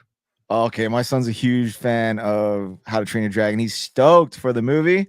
So if that's a thing, that's a good way to pull him that way. That's going to be like a big part of the new park. Yeah. Okay, cool. Disneyland is Walt Disney World Light, or Disneyland's the original. Okay, can we just say it's Magic Kingdom like amplified? So that's pretty much what it is. I mean, Disneyland, we also have we have the Star Wars land in universe in Disneyland Magic Kingdom. So again, it's just like putting two of those together in one condensed version of a Disneyland park. No, it's true. Yeah. So those parks are super impressive. Yeah, I'd like to make it to all of them at some point. I've never been to what's the Animal Kingdom. I haven't been to it. Florida. I've been to all the others besides that. I've only been to Animal Kingdom. I haven't been to the others. I mean, I was only there, just to hang out with friends with Claire Plastic Architect and all of them for for the day for that one. So that's the only time I've been able to make it to Disney World was at that one time. So maybe I want to take my kids to Disneyland, but my daughter's only into it, my son isn't. So it's just like, if I'm going to spend $8,000 to take my family to Disney World, I want them all to appreciate it, not just, 1 out of 4. Mm-hmm. So maybe no, one day. I mean, that's the thing with Disney. Like I'm not like John and I wouldn't consider ourselves like huge Disney fans in terms of like movies, TV shows, and that kind of thing. But just the experience is so immersive that like, even if you're not a huge fan of every property or don't know all of the IPs or whatever, you can still, it's still just like a super fun, immersive time, especially like Galaxy's Edge, which I think I think from what I've talked to people, that's the same exact thing, right? Between California and Florida. Yeah. I think so. So Yeah, I that think so. experience is the same. Yeah. I mean, my Disneyland's so expensive to go. There was definitely different time when it's just you or your partner or just a friend, but now you gotta put children involved, and it's like, ooh, is this worth it right now? Or can we just go to a local park? I mean, oh man, it's definitely a pricey endeavor too. So shout out to anyone that shout out to anyone that lives close to one, but anyone else, I definitely feel for you having to travel to get to one of those parks. Mm-hmm. So how let's see, you mentioned your podcast that you do now is what's the name of it again? Sitting on a Stoop. Sitting on a Stoop, that's right. So you've done multiple podcasts now kind of over the years. So how would you say, one thing I wanted to ask you about, when I knew you would come on the stream here, is like, how has that kind of changed and adapted for you over the years, and what you've done in that space within the kind of the Lego community? Yeah. Shout out to Sitting on a Stoop. That's what I think what Lego paid attention to when I applied for land. So, but if the reference to what Joshua was talking about was Cali Bricklink right before Sitting on a Stoop, which Joshua was a part of. So I appreciate that. But Cali Bricklink, like most of the shows that you see, like current day, shout out to the few that have been going on since, like a couple of Brickheads, London Calling, shout out to you guys, Good Morning Brick World, who have continued to go since COVID. But it was around that time frame when we brought it up. It had a similar format when it's just like 4 people talking like on StreamYard, and we go back and forth and speaking to whatever topic had to do with the guests we brought on. But when we decided to sunset that, I wanted to continue with the interaction, because my favorite part about Cali Bricklink was just having a genuine conversation with whoever we brought on. And Claire was more focused on like the content creator aspect, what you've learned and what you can share, and we with different aspects of what we brought out of the conversations. But I wanted to continue with the interaction. So I figured let's challenge myself to continue it, but we'll do it in person, like a kind of like a not necessarily Joe Rogan, but like one-on-one podcast where you can get a true conversation out of someone. Because when we have a conversation like this, there's still I guess you would say a way to censor it, right? There's a way to push you out of the conversation, bring it back in. There's control over what's being said. And although I do pay attention to what we're talking about in Sitting on a Stoop, there is a level of censorship that can happen if the guest or myself decide to not put that in there or to include it. But it's you get the interaction of you get the ability to interact with the emotion of the other person. So if the other person's feeling uncomfortable, sad, or happy, I will get a one-on-one genuine feel from that energy going back and forth. So there's definitely something special about Sitting on a Stoop in that nature. And I'm sure others will attempt to do the same thing, and I hope they do. But that's pretty much what the focus is having a real conversation with another person. I think, not to bring up Joe Rogan on here, but what he talks about, where you could always have an hour conversation with somebody, but you really get to know someone after that hour is up, because in that first hour you're kind of prepped with what you would answer and all kind of stuff, and after that it kind of like you really get to understand how someone ticks, how someone works, how someone, like, what they believe in, after the first hour is up. So that's something I wanted to accomplish with different creators in this space. And so far we've had a Lego master. Right now I'm working on someone that's not a content creator whatsoever. It's bricks and minifigs. And a lot of the questions that I ask that individual is, how do you feel with having so many of them opening up all at once? Like, is there a sunset to this? Is it going to continue? Do you worry about it? Like, those types of questions that people genuinely are questioning with all these BAMs opening up everywhere.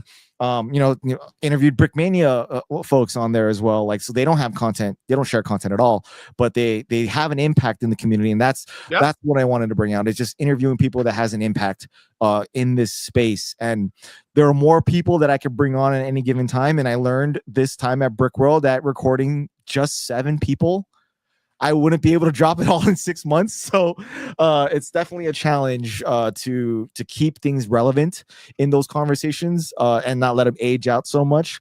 But it's definitely been fun so far, and I've learned so much with every episode. It's not easy to like make sure everything functions. Like if in Cali Bricklink like this right now, we have our genuine setup. Like as long as I've known Joshua, it's been the same background setup forever. And I even questioned on Cali Bricklink if that was real behind him. Is that like a green screen? Like I can't tell. But we all know like how our setup is gonna and sound like with my mic, my camera, my lighting. I already know what it's gonna look like. But when I'm going to other places, other people's spaces, you know, being able to learn how to do lighting properly, with not only what's being shown in the background, like a white background versus a black background. So I got a dual right here, or you know how that looks with skin tone, like learning how to like light according to skin tone and the background at the same time, and then audio, and then just making sure it all functions right, because I got 3 cameras pointing and recording at once with the audio.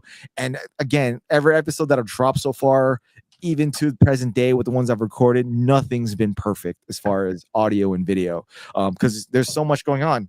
There's the room for error is so high. So I've been proud of the conversations that have been spoken about, but I haven't been proud of how it's been recorded so far. But I'm learning. It's definitely a hard process. So, no, I mean that's the same thing John and I constantly run into with. I mean, the fact that almost all of our content is recorded on location and in an environment at conventions and places that we have basically no control over. So you've got public, you've got terrible lighting almost universally at like every convention space, that like somebody's build has like a super bright light shining right down on it, so it's washed out. Someone else's build is basically in the dark because it's between lights. And just like things like that you're just constantly having to work around and try to figure out. And yeah, we have no control over. So that stuff, yeah, it takes time, and a lot of it we've just kind of figured out over the years and gotten it down. But I definitely in the early years there was a lot of trial and error and experimenting with that. Well, I mean, a lot of your videos they still age pretty well. I mean, if I go back to a lot of my favorite ones, which are a lot of the Brickmania ships that I'll continue to watch to this day, they still hold up to this day. No, I agree. I think the fact that we put the focus on the builder and just like let them tell their story with their build, then I think that creates content that can be enjoyed for many years to come. Something we've definitely gotten better over the years, if you go back to like the early years of content, is like focusing on the build itself and then like showing exactly what's being talked about. So that's definitely something that we've I think done well now for a while. And yeah, if you compare it to like the early first few years of convention videos, I mean, it's all one take, right? You do it all in one take. Yep. Yeah. So that's been kind of our trademark since day one, is just like all in one take. I ask the builder to introduce themselves start with their name and then take us through the build. And then after they kind of give an overview of the creation, I'll ask them follow-up questions and get more details. So that's always been kind of our trademark style, which we like doing because it feels very natural and conversational. It's not super chopped up and edited. It also just makes for a lot simpler editing, and we can create a lot more content that way. Has there ever been a moment where you played it back, like after you recorded it, and be like, oh, it was too washed out, the audio didn't pick up, and you had to redo it with that same convention? It's not usually something. I mean, we've maybe had like 1 or 2 videos where it's like, oh, we didn't realize the audio wasn't working. I would say that's extremely rare. Yeah, I mean, maybe a couple times ever. If we will sometimes redo a video if like sometimes like a part of the build will fall, like break or something, or if there's just like as we're just talking and it's big like mistake or something, we just need to restart or something. Then so sometimes a lot of builders can get kind of nervous, like they're not used to being on camera. They're this isn't something they're used to do. So we also try to be aware of that. And sometimes, if like we start the interview and it's clear that they're not super comfortable, we'll just like stop and kind of take a minute and then just launch back in. And usually it's better at that point. So I try to make, everyone that we chat with as comfortable as possible and just like let them know that We're not live. It's not live. There's no pressure. I think, and we also focus. I make it clear that we're focusing on the build, so we're showing the build 95% of the time. It's not like the camera's in their face and they're trying to come up with descriptive words for their build.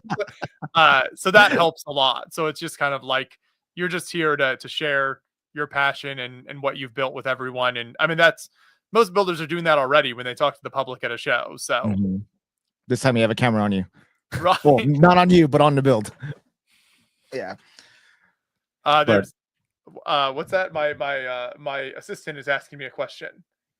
Ask him how he's doing with his build. Oh. You want to know how his army building is coming along? Let's see. There it is. There so we I go. finished the platoon. I still got to build the officer in the front. I have to dig for the epaulet, the gold one that he's wearing, but I'm starting the second platoon in front of it. But yeah, that's where I'm at so far. It looks cool. to me, it looks cool. And No, a lot it of people are really- does. yeah. But to have this, just imagine this times 10. That's gonna be amazing to see. And then have them running or something. That'll be pretty cool. But that's where I'm at. I kind of took a break because my fingers are starting to hurt by pulling all these little hands. Oh, they're not fun. Definitely the worst part of this. This whole process. How many per platoon? Well, for this one, I'm just doing 40 per. I know it's the time period of what the size point of a platoon was ranges. So just 40. 41 with the officer in the front. there was a question in the chat earlier from Jordan here. Josh, are there any UK conventions you're planning to do next year? So we actually are planning to go back to the UK for a show. We haven't been to a show there since we went to Steam in Swindon in 2019, I think it was. We're planning to go next year in February to Bricktastic in Manchester. So everything I've heard about that show is that it's gotten kind of continued to grow and that it seems like a lot of great builders show up. So it's a new city for us, a new show. So we're excited to go over and check that out. So we'll be at Bricktastic in the UK. That'll be just probably our second show of the year. At the beginning of February is Atlanta BrickCon, which is a show we've gone to for 3 years now or something. Has really become a really impressive show in just a few years. So we'll do that. And then a couple weeks later, fly over to the UK for Bricktastic. So looking forward to that. What are like your normal, like for sure cons that you visit every year? Brick World Chicago, and then Brick Fair Chantilly are the two kind of must hits. Those are the two we get by far kind of the most amount of content out of. And then World War Brick as well, I'm assuming. Yes, yeah, World War Brick. We will usually hit up to. That's also we can drive there. Minneapolis is too far from us, so that's pretty doable. Yeah. And then Brick Rodeo down in Texas is usually one we hit every year. Same with Bricks Cascade in Portland. BrickCon in Seattle, we took a few years off there. We've been back there the last couple of years. We've been since they moved locations. Their new location is kind of a lot easier to work in and more space. So we've been doing stuff there. Okay. Let's see. Brick Slopes. Yeah. We go to every year. We love going out to Utah. Is always super fun. So there's 7 or 8 kind of shows in our rotation. And then next year we're adding Bricktastic. I'm tentatively hoping to go to Bricking Bavaria in Germany, which has been like the biggest Lego show in Germany every year, and we've never made it over there. Unfortunately, both of those, Bricktastic and Bricking Bavaria, happen at very bad times to be in those areas in like February and November in London, in Manchester and Germany. They're pretty cold and not great weather. So I was about to say, why? Don't you live in a cold environment already? Right. That's one reason we definitely take weather and environment into account when we decide where to go. So one reason we haven't been to those shows previously is because I don't think the weather will be great, but we're gonna try it this next year and see how it goes. Well, I'll definitely see you in Chicago and possibly Slopes. Awesome. Hudson has a question. He's wondering when Andreas is going to join. Andreas is planning to pop into the stream later on at some point. He had his show that he runs in Germany every year. That was just this past weekend, but he should be on later on. Aubrey asked, did Bricktastic just get recognized? Yeah, I think it did. So now it's a, is it AFOL networking event? Is that what they call the official like recognized events? Which I'm not entirely sure what that, if that changes like what a show can do or like what support they get. I don't know the back end of that too well, but Lego does have certain shows where they're like, we recognize this as kind of like a legitimate Lego show. Yeah. Like, I guess, yeah, and just kind of gives their stamp of approval on it, I guess, is a way to look at that. Yeah, I'm sure they get support with that too. Was it 6 consecutive years of that? If I remember, I don't know. I could be wrong. I'm just kind of talking out of my.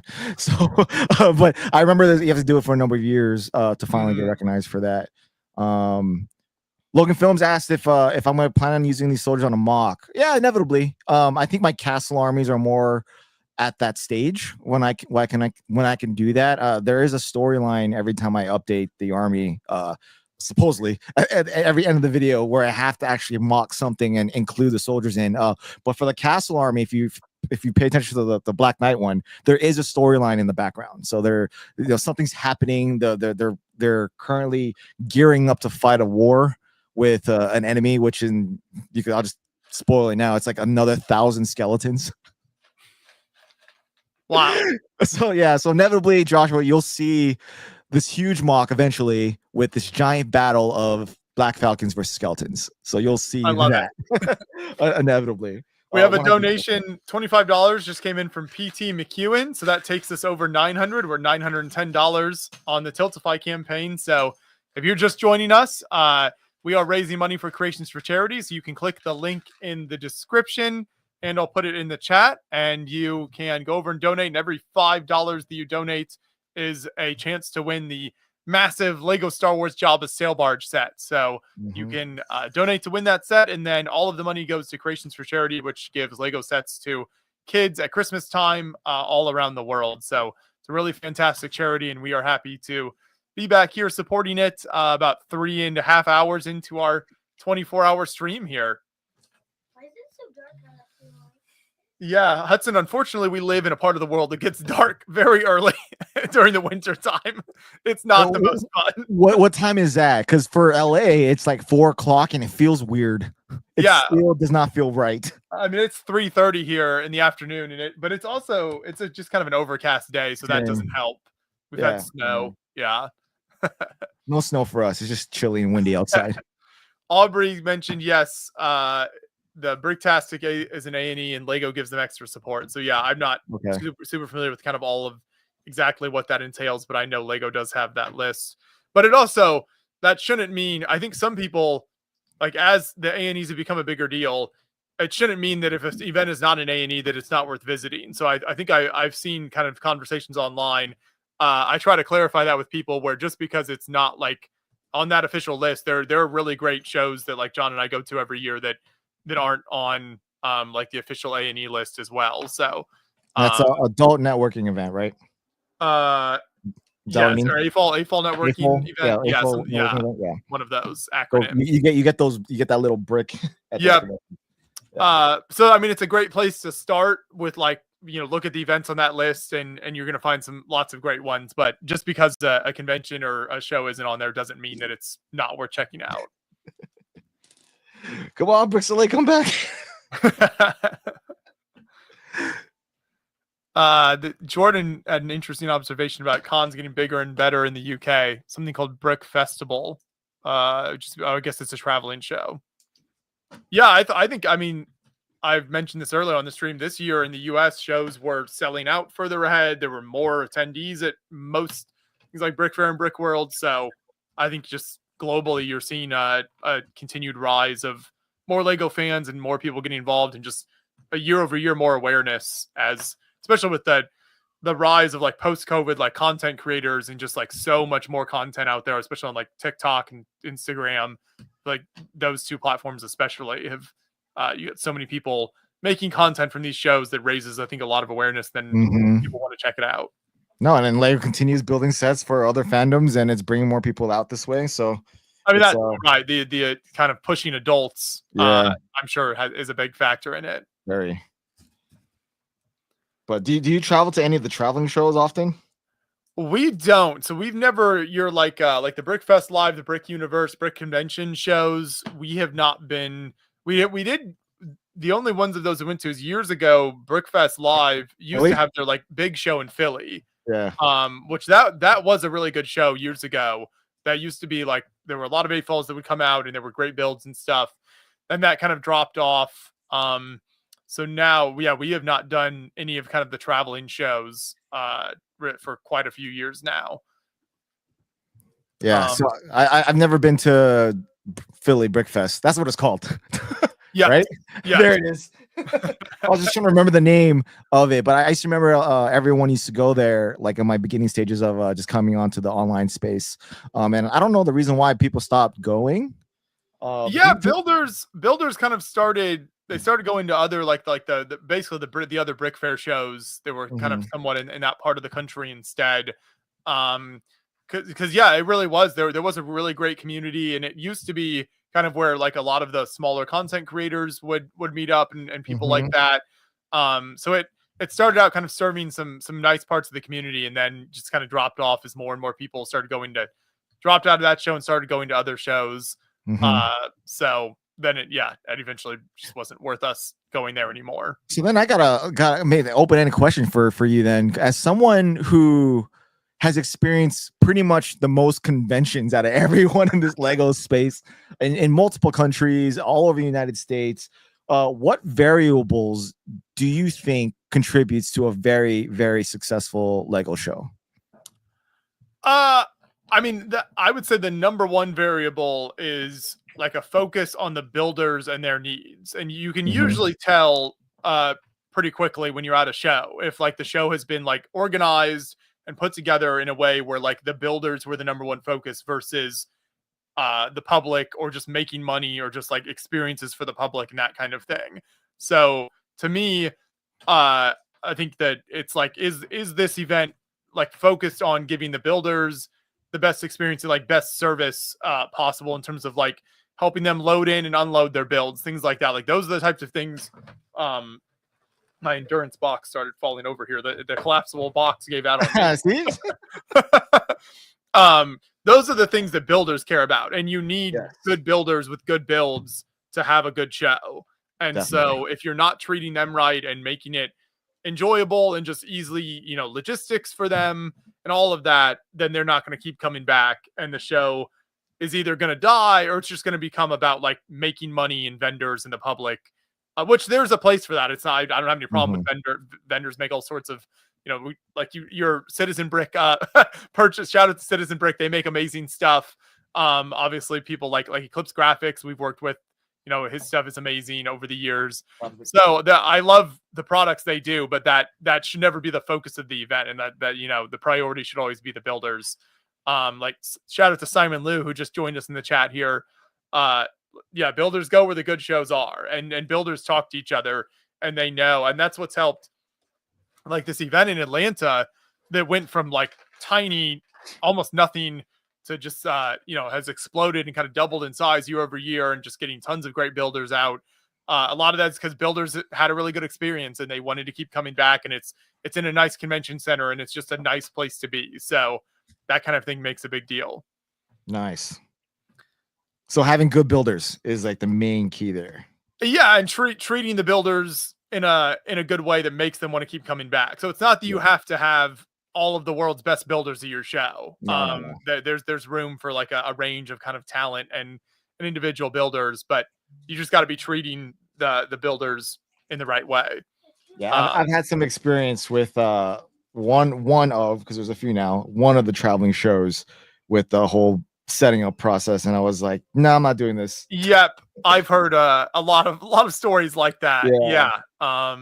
So I know those. Yeah, the nature of the traveling shows tends to be more of a focus on kind of like the public and just making money, whereas the one kind of fixed show like a Brick World Chicago or Brick Fair Chantilly, that just and it helps that those shows are so old they started at a time when the Lego community was a lot smaller and the focus was just on the builders, and it was kind of a bad. No, but before you both had a lot of shows, people.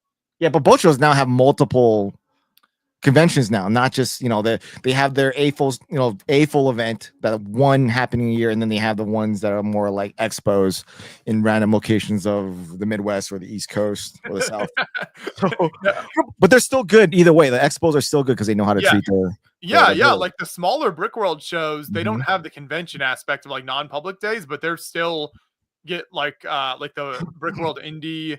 There's some of the locations I haven't been to. I know there's one in, I think, Milwaukee I haven't been to, but those shows still bring out quite a few builders and are from an AFOL perspective, if you're there to see custom builds, you won't be disappointed even going to like a smaller one of those shows. Brick Fair now just has the one other show in Fredericksburg. I've never been there. From what I understand, it's just kind of a smaller version of Brick Fair Chantilly. So I think do they have the AFOL stuff included with that or no? They do, yes. It's got I believe it has the convention aspect to it as well. But it's so close geographically to where Chantilly happens that there hasn't ever been a big incentive to go to that one instead. Yeah, they're like an hour and a half apart or something like that. So yeah. I mean, but it's cool for those people. On the East Coast. Got two of them to go to. But yeah, I think on like overall, having a convention centered around the builds and the builder is definitely key, because that's what brings everybody over there. I think word of mouth is also super important, because if no one's sharing it, then no one's gonna know about it. So like having someone like yourself going to these conventions, showing the what kind of builds will be at these conventions, also making people aware is also another important aspect to it as well. For sure. Otherwise, if the word of mouth is this convention is not great, well, no one's going to go to it. The most important number one factor, though, is to have one Mr. Andreas Lehman show up at your event, and that's really all the credibility you need. First of all, it's good to see you. Secondly, I'm in New York City right now. Wow, okay. I'm standing in my best tube just to make this happen for you. I'm really tired because I worked a lot the last 2 weeks, as you know. But I just want to say hello to my very good friend, the legend Joshua Hannon, and Shai. It's good to see you again, by the way. Likewise. Good to see you was again. Great chatting to you. I think we've met at Brick World for sure. Yeah, we met at Brick World, yes. Yeah, perfect, yeah. So how's everybody? We're excellent. We're almost coming up on 4 hours in, feeling good. Lots of great conversation. Hudson is building next to me. He's doing all the building. There you go. Hudson, my good friend. Hey, good to see you. He's doing all the work. Yeah, of course. Every single brick being laid is all him. Hey, sir, good to see you. It's good to see you. You know where I'm standing right now, Hudson? I'm standing in the bathtub. In the bathtub. How's it called? How do you no, not you. You take the E out of that. You take the E out of that. Bathtub. Okay. There we go. There you go. I see. I'm sorry, Hudson. I'm not a native speaker. But je parle du français. Hudson's very impressed. Okay. Hola. Andreas, you gotta give us an update on how your show went. It was just this past weekend, right? Please. Yeah, absolutely. Yeah, we had a great show. It was really entertaining. We had like a wonderful atmosphere, as you know. Like the visitors came back, like being November, so it was more crowded and all. We had like 50 exhibitors, which was the most we ever had, and we had wonderful layouts this year. So there are going to be a lot of videos and images online very soon. So the show was fantastic. Before the show, I was in a very nice town in the west of Germany, because I built like a big indoor pool for a town, for a city. So I built this, then I drove to Borken, where our show has been. Then I came back to Hamburg and did the alternate live stream this evening. So finally, Joshua, I worked a lot, and I'm really happy to be here now to see you, to see everybody. No, the show was really nice. and I will upload many videos and images and some reels for John the next weeks. So it was really nice to see all the builders again, and it was packed with people on Sunday with like some very fun stage shows where we talk to the people, give away some sets, and it was all in all a very cool experience again. So it was wonderful. But of course, everybody was asking me, where's Georgia Handlin? Where's John? Nobody's right. I'll be back in a second. So my daughter just came in and she's wondering why I'm standing in the bathtub. Yeah. The reason for that is your daughter is the one wondering that. Okay, she's sitting in the bathroom, which is fine. It's moving in New York City. So she told me, Dad, you could sit in it. It makes more sense to sit in the bathtub. So no, it was really fun. So it was very, very cool to be back in November. You know, it was fantastic that you have been there last May. We were at Andreas' show last year. Yeah, but the atmosphere is much better in November. It's colder outside, so people really would like to come. And when it's warm outside, people would. It's different there. People go to Breakpoint Chicago. It's hot outside. They just don't care. But in Germany, if it's hot, people would like to go outside, you know, and not go to a Lego show. It's a bit different, but it's the way it is. Yes, it is. I'm glad you had a good show. It looked good. So, Shai, you're doing this for 12 hours? I'm sorry. I'm still laughing at the fact that we don't do squat when it's hot outside. Absolutely. They just don't care, you know. And the thing is, me neither. You know, in Germany, I'm in Hamburg here. I would say we have like 10 really good summer days, you know. But in Chicago, we have cold winters, but then also like a hot summer. You know, for sure, it's going to be warm for weeks. So you just go outside, and you have like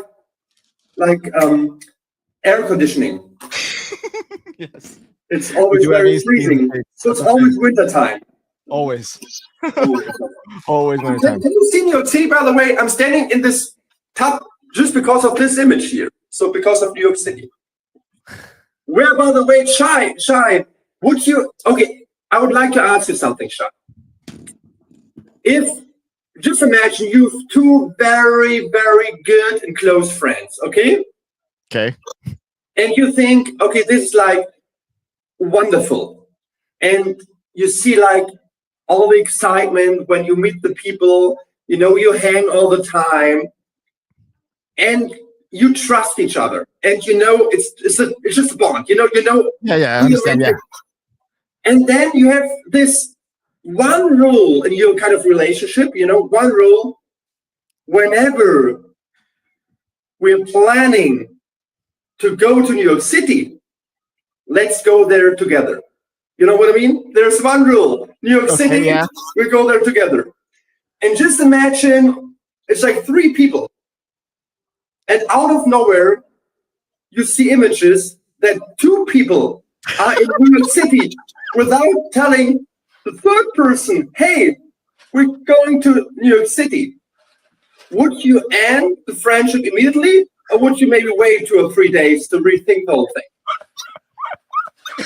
This is a tough question.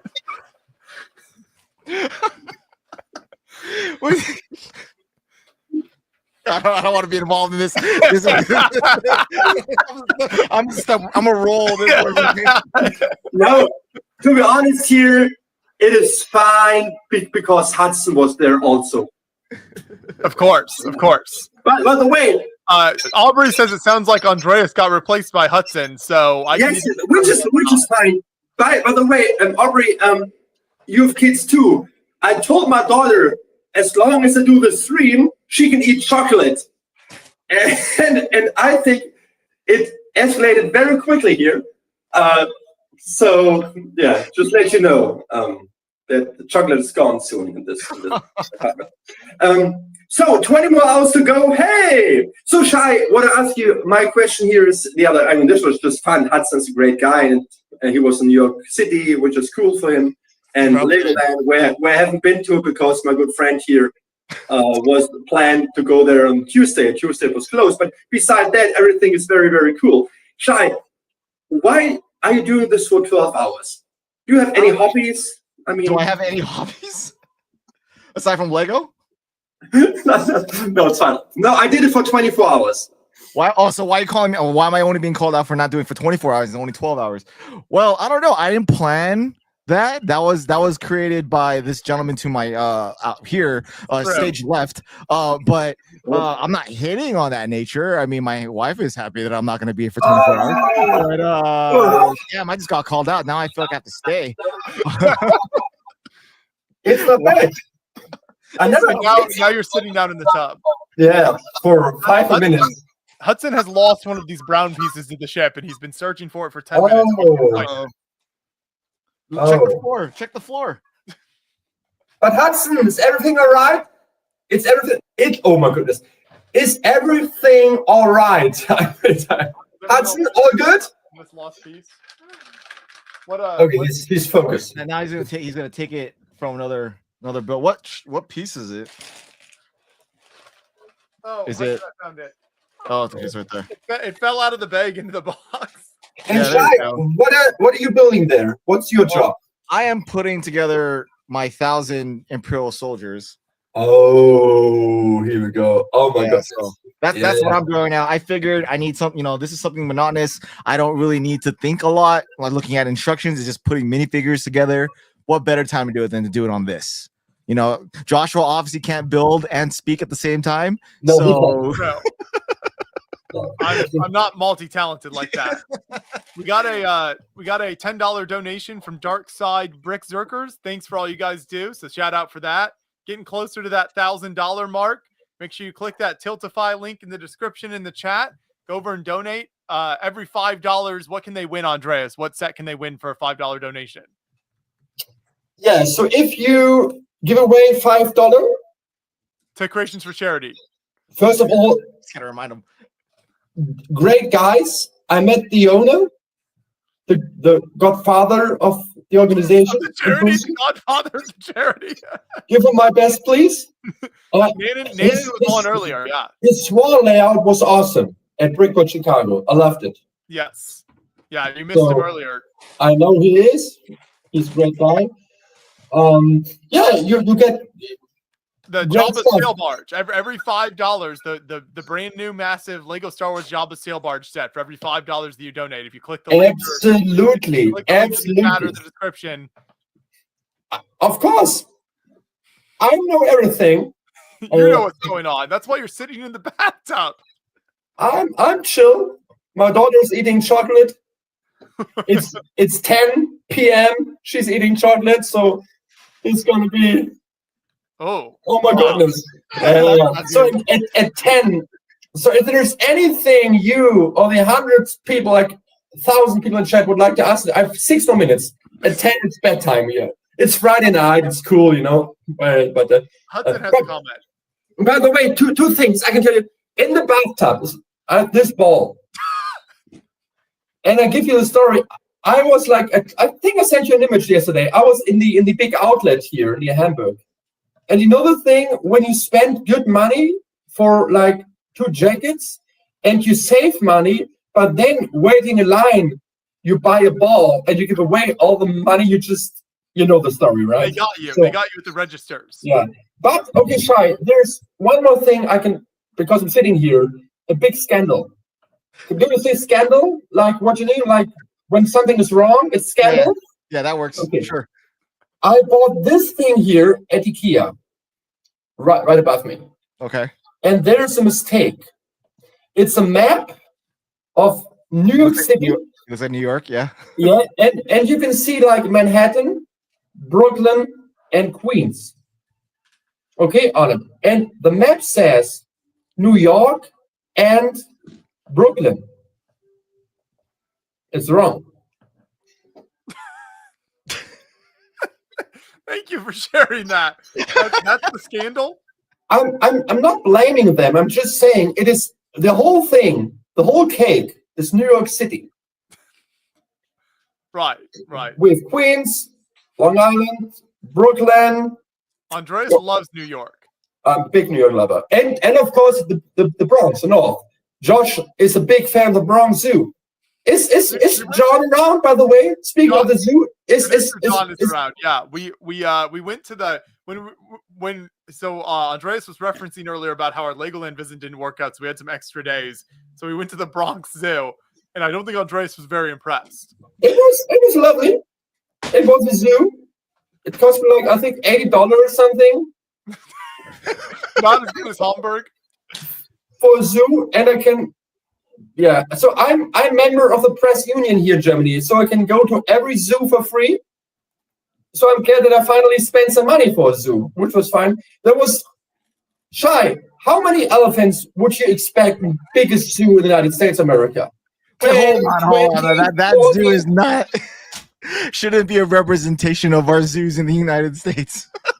So should have at least 3. It's the biggest zoo, and please correct me if I'm wrong, but I have seen 1 elephant. I can't remember if there was more than 1 or not. There might have only been 1.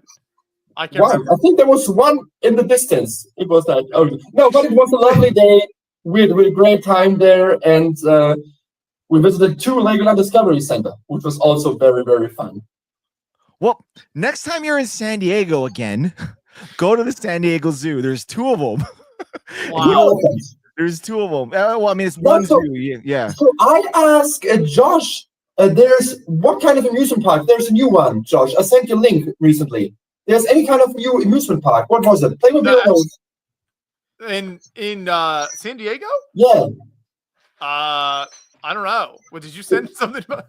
Yeah, we're sending. The problem is we're sending too many links, but there was one. What was it? Like any there was a new theme park. You went to Universal Studios. We've been there. We've been to Universal in Florida, but Universal Los Angeles. We've been there, but Hollywood. Is John around, Josh? Is John? Yeah, John. Is John? Yeah, please bring John up 2 more minutes. Where's John? I think John knows the answer. New theme parks in Southern California? I mean, where's my good friend John? John, good to see you. Recently, I sent a link to you, and you told me, you know what? You can go there with Josh. I won't join you. In San Diego. What was it? Amusement park of some kind? Yeah. Or is there a new roller coaster somewhere? Maybe a new roller coaster somewhere. It was just for kids. What was it? Like any Peppa Pig Land? That's what Emily thinks it is. Peppa Pig Land? It's something like that. Something weird. Yeah. So anyway, long story short, George and I, we are big roller coaster fans, and the biggest one by far is John Hanlon. He loves roller coaster. He loves roller coasters. You can go to Six Flags. John is a big roller coaster fan. John did not go on the Mummy ride at Universal with us. Andreas No. did it. We were This was the most fun. We faced our fears, and all it did was just send you backwards, so it wasn't bad. It was okay. It was fine. So let me think. Will we see again? It's your 4 hours in now. I will go to bed in maybe 1 hour because I'm really tired. I will sleep 8 hours. I will have breakfast. That's 2 or 3 hours. Yeah, kind of near the end. I will be back. I would say, and I will. Shai, you will be gone by then, right? It's just Maybe. 12 hours. Most likely, but I might come back. Yeah, it's fun, right? Aubrey will twist my arm. I'll be back. Yeah, Aubrey. So if for any reason, Josh, you know me, I'm a very busy person. If for any reason I might, there's a tiny chance that I might not be back. That for some reason, I'll be gone because it's weekend and Black Friday, it all still going on. Maybe ice cream run. Please give my best. What kind of amusement park is it? Guys, in the chat, please, I have to go soon, really soon. There's an amusement park right in San Diego. It's like any children thing, like any weird amusement park. What is it? No idea. I have no Emily idea says what that, that would be. Jurassic World ride in Florida. Her soul left her body during that ride. We did. Emily. First of all, it's okay. Emily, do me one favor because I have to go really to my daughter right in 2 minutes.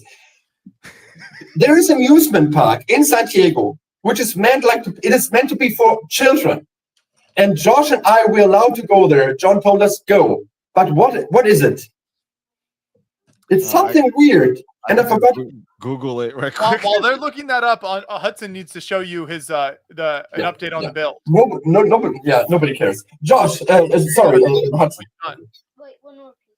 One more piece. Okay, you're organizing the pieces here. Here's the section he had done earlier for anyone who hasn't joined us. Me and my trusty assistant are building the endurance ship throughout the 24 hours that we're live here. Well, 12. Me. Oh, you're only here for 12. That's true. And that's probably the only amount of time that you're going to get anything built. Hudson has very little faith in me building after he leaves. Oh, breaking news update. We've passed $1,000, everyone. Yay. Just as we hit the 4-hour mark. Awesome work. We have, let's see. We have $100 anonymous donation came in. We're at $1,020. So fantastic. Our end goal is $10,000 by the time the stream ends. If you're just tuning in, if you're enjoying this content, Andreas in the back, and you want to support what we're doing here for 24 hours, as well as support an incredible charity, you can donate at the Tiltify link in the description. And every $5 you donate is an entry to win the Jabba Sail Barge Star Wars set. Awesome. And now we have the answer to your question from Emily. Sesame Street. Sesame Street Park. There it is. Yeah. Wow. I saw it too. I Googled it. Yeah. Emily, that's exactly, I'm looking forward to the visit. Instead of doing Comic-Con, let's just go there. Anyway, Shai, I wish you all the best. I hope to see your new build. I won't be at Brickworld Chicago this year. Is there any major news? No, Josh, right?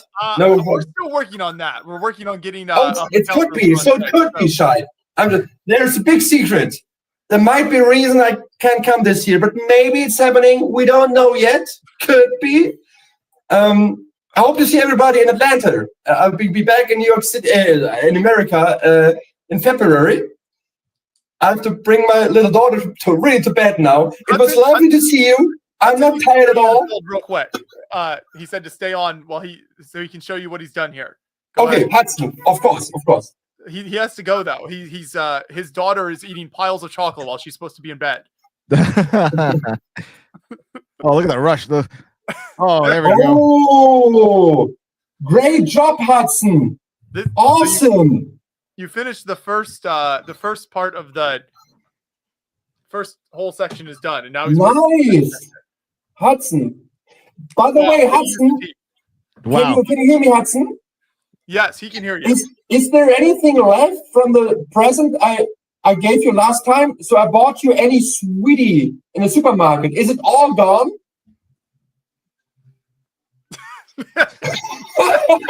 Everything is gone? The whole thing? Oh, he's my boy. Awesome. Here we go. Good work. You're my man. Good work. Perfect. Hudson, give my best to your family, please. Josh, it is always lovely to see you. It's great to see you as well, Andreas. And Shai, what an honor to be in one stream with you together. It's really, it's awesome. Finally, a good person here in the stream. Yeah, Shai's been doing a great job. 4 hours in, we've passed $1,000 in donations, so we're continuing to raise money. Give my best to the whole family, Josh. I wish you all the best. So please, people out there. Okay, one last statement here. Okay, John, zoom me in. It's a very important statement here. John. Hello, everybody. My name is Andreas. I live in Germany, in Hamburg. For me, it is very important to join the stream every year to support Creations for Charity.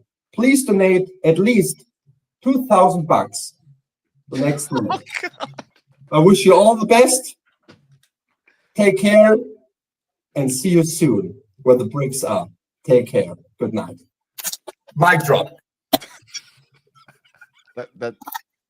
You'll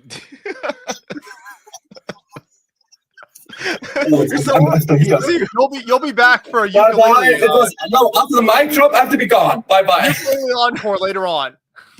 Wow, that never disappoints. Every year. That's right. So you too can donate to win the Lego Star Wars Jabba Sail Barge set. Every $5 donation is an entry to win. So click that link in the description or in the chat. Take you over to Tiltify, where we've just passed $1,000 raised for the stream so far. So just over 4 hours in. It's going great, Shy. Just like your army. I kind of just took a pause and I haven't really gotten much further. I mean, my fingers hurt, so I kind of just stopped putting them together. I've just laid them all out in front of me, and I'm like, I'm already winded doing these, guys. Emily says this is the content we like to see. For sure. You can't come back after the mic drop. That's right. Aubrey says it's perfection. So we might have peaked, but you have to keep watching the rest of the 20 hours to see, because you never know. Emily, Andreas forgot that you have to have a child to go with you to the Sesame Street park, apparently. So I'm gonna have to shave my beard to go in with him. That's Emily's strategy. We'll try that out. You know, a lot of YouTube commenters said I look like a high schooler when I shave my beard. Hope Castle says he's just here to provoke Shy into having a large battle and donate money. Two very important causes. Well, I'm down to battle. Let's set it up. It'll be fun to bring these out, bring these guys out to fight.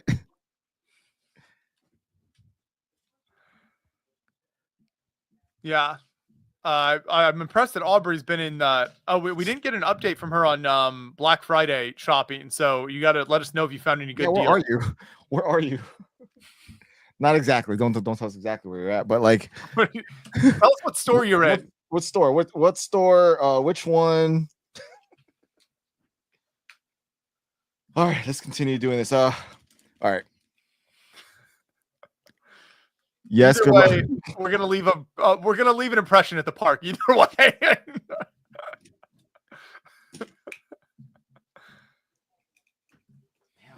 I mean, you chose a better one going to Universal over that one. I mean, that's a good choice. I think. Aubrey's home now. I'm curious, where does she go? Barnes and Nobles? Yeah, I don't know if I heard they weren't having many good sales. I don't know where all. No beard shaving? Suzanne?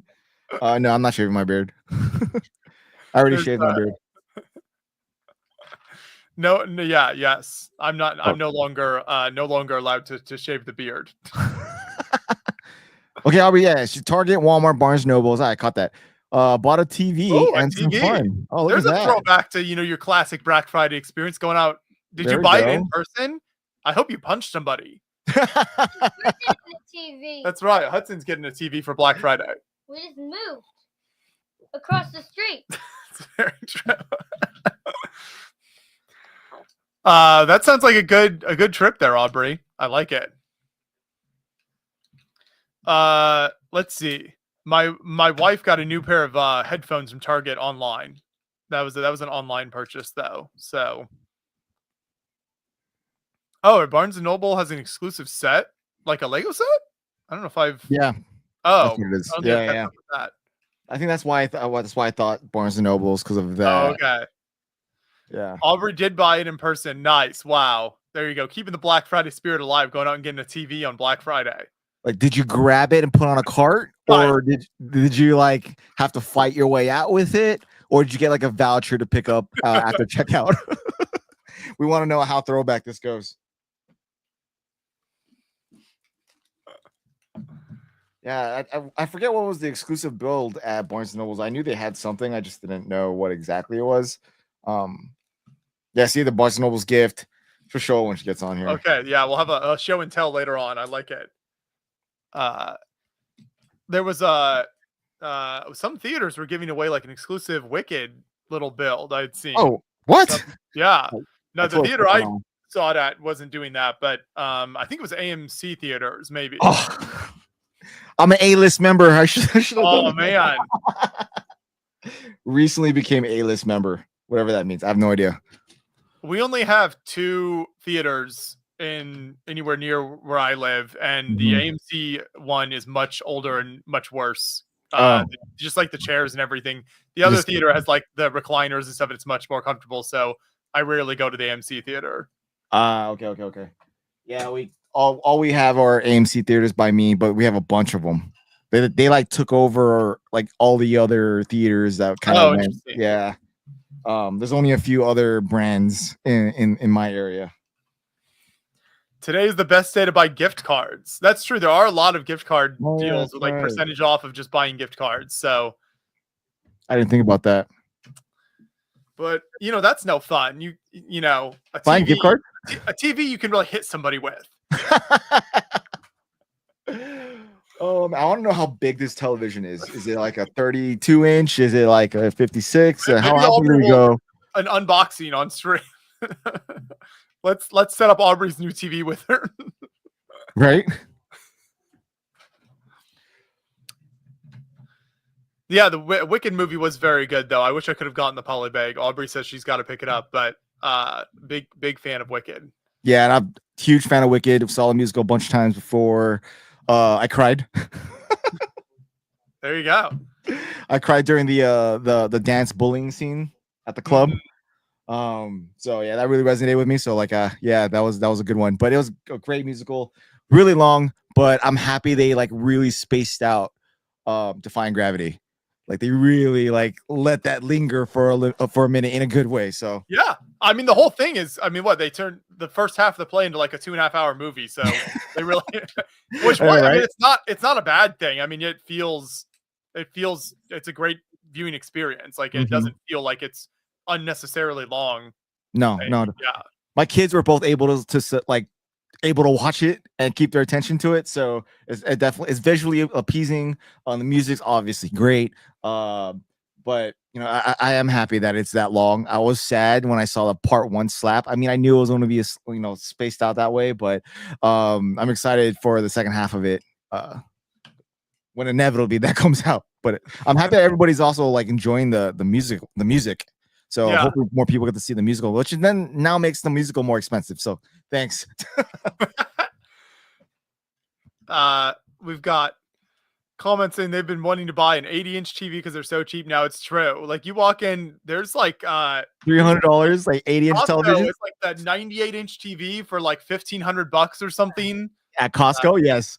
Yeah, I mean that like insane sizes of TVs that were like tens of thousands of dollars a few years ago. Oh yes, I remember buying my first flat screen. It was like a 32-inch, and it was like $800 for like a 32-inch flat screen television. Now they're like nothing, $50 for a cheap one. I thought prices were rising, not lowering.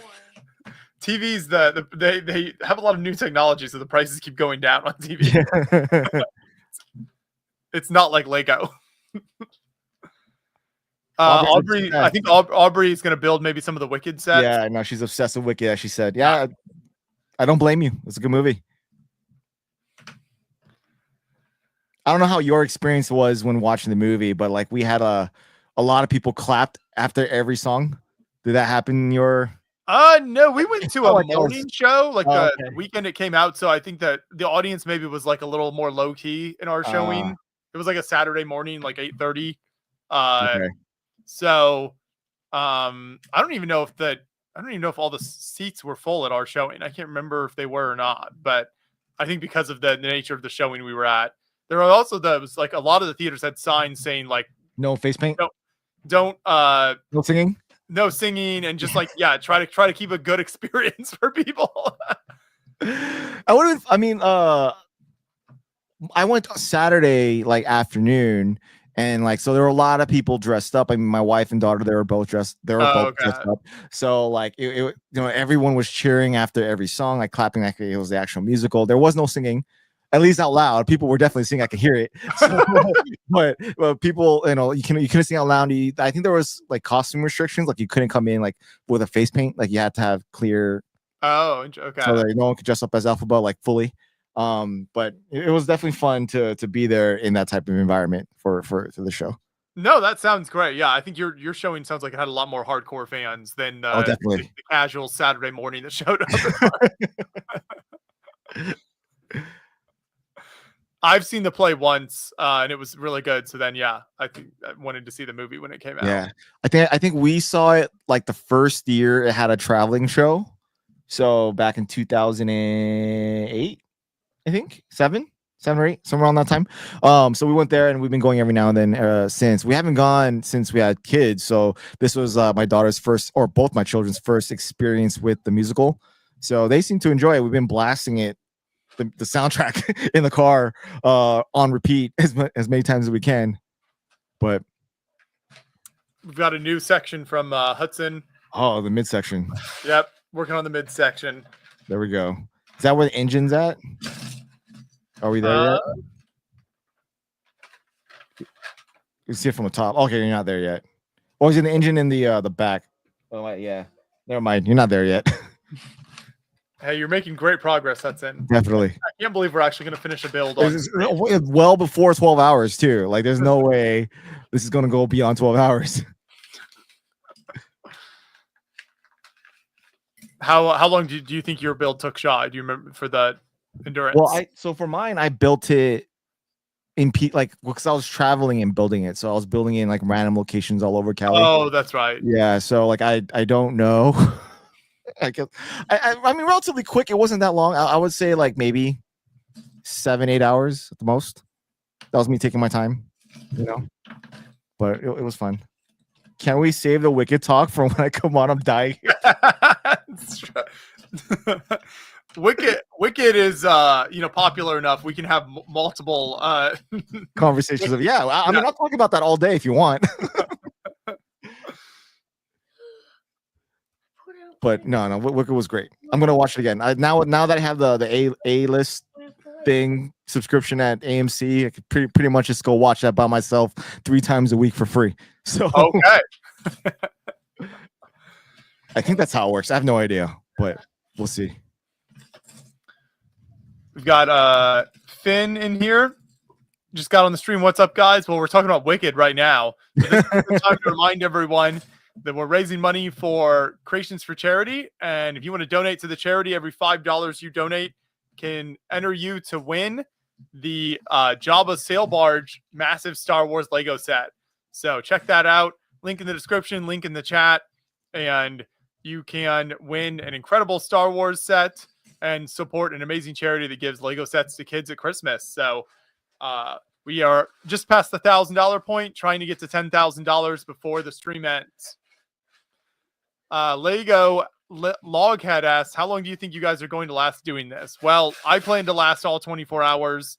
We'll see if that happens. Shy, I think he'll last a good solid 12 hours, but I could see him going longer. Oh, great. What a call out. I promise I'll be back. But let me like at that time frame, let me just tend to my children going to sleep, and then I'll jump back in. Perfect. I think the wife will be happy if I'm gone for 24 hours straight. Hudson has made his first air and accidentally dumped out 19 instead of 9. So oh no, he's found the right pieces now though, so we're back on track. We'll survive. Wait. He dumped out 19 while there was already a bag dumped? No. So it's just the first one. So then we were able to separate. Yeah. Okay. Set aside now. Okay, cool. I'm about to say, I'm like, you were able to save it. You're able to save it. I just can't wait till he's on the aft section, the back section, because that's when it really comes together. I think it's looking good. This will look very good on display. No, I'm excited for you. It's a great set. I love this thing. So great. So great. So we haven't gotten Aubrey wants to know when you're doing the wings. You tell me. You didn't let me know now, or I need to order them. We haven't gotten a great look at your background there, Shai. Can you give us? I don't know if the camera can I focus. can't. on Yeah, I it or can't really not. take it apart. That's the problem. Okay. Yeah, it's just like a permanent setup. I see. Yeah, it might. I have to step away. Then there you go. Oh, that's better. Yeah. Yeah, So you can see like what are those like brick badges on the right? Yeah. So that way, there we go. So, oh yeah, there we go. That works. So yeah, in the middle right there is my community bricks that I have everyone's side to include yourself. You're in there too somewhere, I think. Yeah, you are. I'm just trying to go this way so it doesn't see my face and not focus on something close by. There we go. So yeah, I have brick badges and signatures from everyone I meet in the Lego community right here. One of my cherished things that I have in this room. So everyone that I end up meeting at a Lego convention or what have you, I always ask that person to sign it. So there's anyone, there's large creators up there like TD Bricks, and all the way down to like anyone that doesn't have a social media following because they don't do that type of stuff. So it's a great community interaction wall that I have there that I'm truly proud of. And then behind the camera, which I can't spin all the way, that's where I have all the sig figs. But you see a lot of Brickmania on the wall. You can see that Brick Veteran. To the left over here, I do like Warhammer 40K. That's one of my favorite pastimes when I was younger and I used to paint. I don't paint anymore. So I just buy the Joy Toy figs, and that fulfills that need to want to build armies for that. But I used to paint like in high school and do the Warhammer battles in my younger years. But for the most part, it's all a lot of Brickmania stuff that I don't break down, or at least I haven't broken down. And obviously, right here, I'm building the army. Well, you have the endurance right there, and then behind me, there's a city all lit up. It looks better at night. Hold on, let me turn on. Whoa! So yeah, that's amazing. That's always a lot better when it's dark. But one thing I like about anyone that comes to my Lego room is like when they come in, they're always like, "Whoa, this is crazy," because they're not really Lego fans. But then when I turn that on, that's when like you just see the innocence and youthfulness of them just come right out, and they just kind of stare at it and wonder. But yeah, there's Lego everywhere behind me. That's where all my Lego parts are. Or sorry, in front of me, where you can't see behind the camera, is all my spare bricks and pieces are. To my right is like where the UCS Falcon is, and a bunch of other pieces and stuff like that. So this whole room's full of closets full of pieces and bins of Lego and the armies. So that's pretty much it. I wish I could take off my camera. I didn't really think about that. But yeah. But you've seen the brick badge. You've seen my brick badge that I wear all the time. It's like right there in the middle, like that one right there. Yep. That long tie. Oh yeah, I don't think I'm gonna do that this year. I think I'm just gonna cut it down to half. No, the brick badges are super cool. I love when, obviously, Cody is kind of the king of the ultimate brick badge displays. Can't compete with Cody's king hat or even his belt that he has now. Yeah. So, yeah, I can't. No, I can't do that. That's a lot. And plus, he goes to all the conventions. I don't do that. But I do keep everyone's stuff though. Aubrey says she thinks that the Hanlons have 2 bricks in that wall, if she remembers correctly. Yeah, that's true. They do. They do. Yeah, it's right there. See them. Simon had a question about have you played Space Marines 2? No, okay, so video games since my children were born years ago now, I really haven't been gaming as much as I used to. So a lot of those games are super ultra violent, and like I'm a huge GTA and Assassin's Creed player.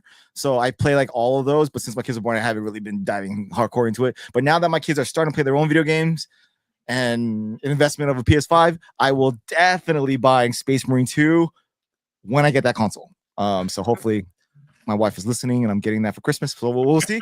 But yes, I'm super excited for Space Marine 2. It looks so good. I watch people play it all the time. I'm excited to play it myself. I although I don't paint, I do follow up with content that people put out on YouTube as well as the lore. So I read a lot of the books. You're watching me geek out right now on a different type of hobby, but I'm a huge Space Wolf fan. I love the wolves. Something about Space Vikings is just cool. So I'm excited for this new wave of Space Marines, of Space Wolves coming out this upcoming year. So excited for some new lore. new books to read. So yeah, that's pretty much that. Oh, the We've got- Office Lego set. Yeah, FinCan. Got a $20 donation from Aunt Ingrid in the chat and the stream over at Tiltify now as well. So keep those donations coming in, folks, and you can enter to win the Jabba Sail Barge set and support Creations for Charity. Yes. My gaming recently has been after getting the Zelda Tears of the Kingdom game last year for Christmas, I have finally just recently started actually playing it. Wow. Just because now? I knew I wanted to wait till I could like Sit have down. some time. Yeah, that game is so massive and Yeah. there's so much to do. So I have been massively enjoying it. It's just as incredible as everyone said it was. So that's I tend to go in spurts with my gaming where like, especially for like the big open world games that take a lot of time to finish, Mm-hmm. I'll play one and go deep into it and then take a fairly long break before I get back into another game, just because doing It takes that up so much time. right. It takes up so much time. That's the problem with me is it's like, so when I make content or when I do Lego videos and all that kind of stuff, that happens at night. Like, because I work full time already with my own job. Obviously I have my family and they have their extracurriculars that I'm more prioritizing. So when I do stuff, it's usually like after they go to bed. So like around 9 p.m. So every day that goes by that I'm not doing one thing delays some sort of video, whether that be on sitting on soup or shy time is my time. So then if I start playing video games again, like I want to, you're not gonna see anything from me in a minute. But FinCan25, you said have you tried the Office Lego set that came out? Yeah, it's right here. I bought it out just Whoa, there you go. yeah, I put it in a case just because I love the show so much. And yeah, I feel like I should have built this bigger, but yes, I love this set, and that's why I cased it up. Great. Do you case mini sets like that, or is that unusual? No, just this one specifically because I do love The Office a lot. And the only thing I case up are all of our sig figs that I get. Here, I'll grab one.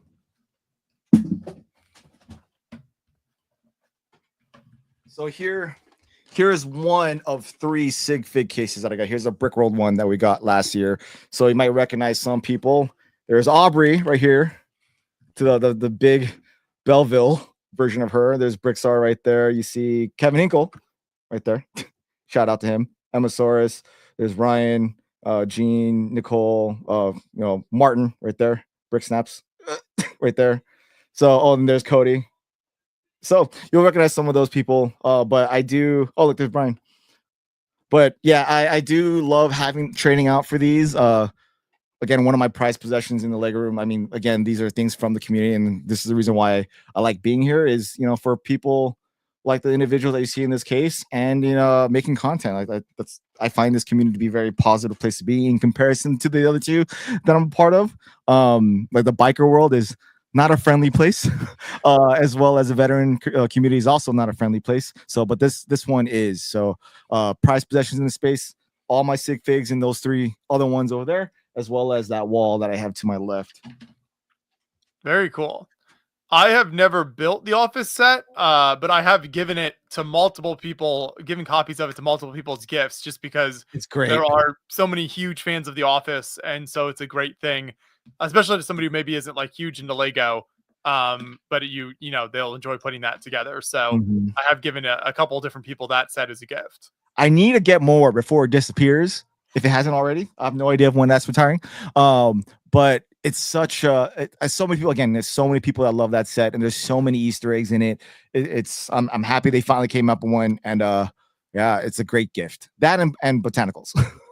Right. I mean, the botanicals, yeah, the popularity of those is crazy. I feel like that's just skyrocketed. Easy given, like usually because for my kids' teachers during the teaching appreciation week every year, we just buy them botanicals. Perfect. Yeah. I mean, I talk to so many people that say they'll display the flowers that wouldn't normally have any other Lego on display. So that's been very cool. that's not the only Lego that we have outside, because the wife's rule is I can't bring Lego outside this space, so everything stays in it, which also controls my spending because I can't really put anything anywhere. So the botanical zoo, occasionally they'll move out that way. Sometimes she'll pull them back, like she pulled. Here's the roses. We had the roses on the piano for a while, and then it ended up in our bedroom, and then now it's here. That means she's sick of seeing it. So what that means is that it ends up in her office or at work, or I buy another set and put it out there until she's over it. Yeah, I think that's a really reasonable way to approach it, though, is like you have one space where, like, obviously you still have a lot of space to display stuff. So, but it also just then limits your spending too, like you said, because otherwise, if you don't put some kind of a space limit on it, then it's just kind of endless. Out of control. Yeah. And then, I mean, our backlogs are horrible at the moment. And, we try to keep a minimalistic feel, even though it doesn't feel like the way at this point, especially with kids in the living room and the rest of in the house. But yeah, adding more clutter to it with Lego definitely makes sense not to bring it out there. So you can buy a creation through Creations for Charity as well. So if you haven't heard us talk about this earlier, if you go to creationsforcharity.org and go over to the shop, you can buy a creation from there. And these are builds by lots of different talented builders that have put their builds up for sale. And all of that money goes to Creations for Charity to buy Lego sets for kids at Christmas as well. So you can buy a creation, or you can go to the Tiltify campaign, click the link in the description, and you can head over there. And every $5 you donate is a chance to win the huge Jabba Sail Barge Lego Star Wars set. So we're just over $1,000 right now, and we are 4.5 hours into the stream. So it's been 4.5 hours. Wow. I know it's things was move quick. quickly here every year, and I tell myself that, and then it hits like 6 a.m. and I'm like, wow. This time is slowed down.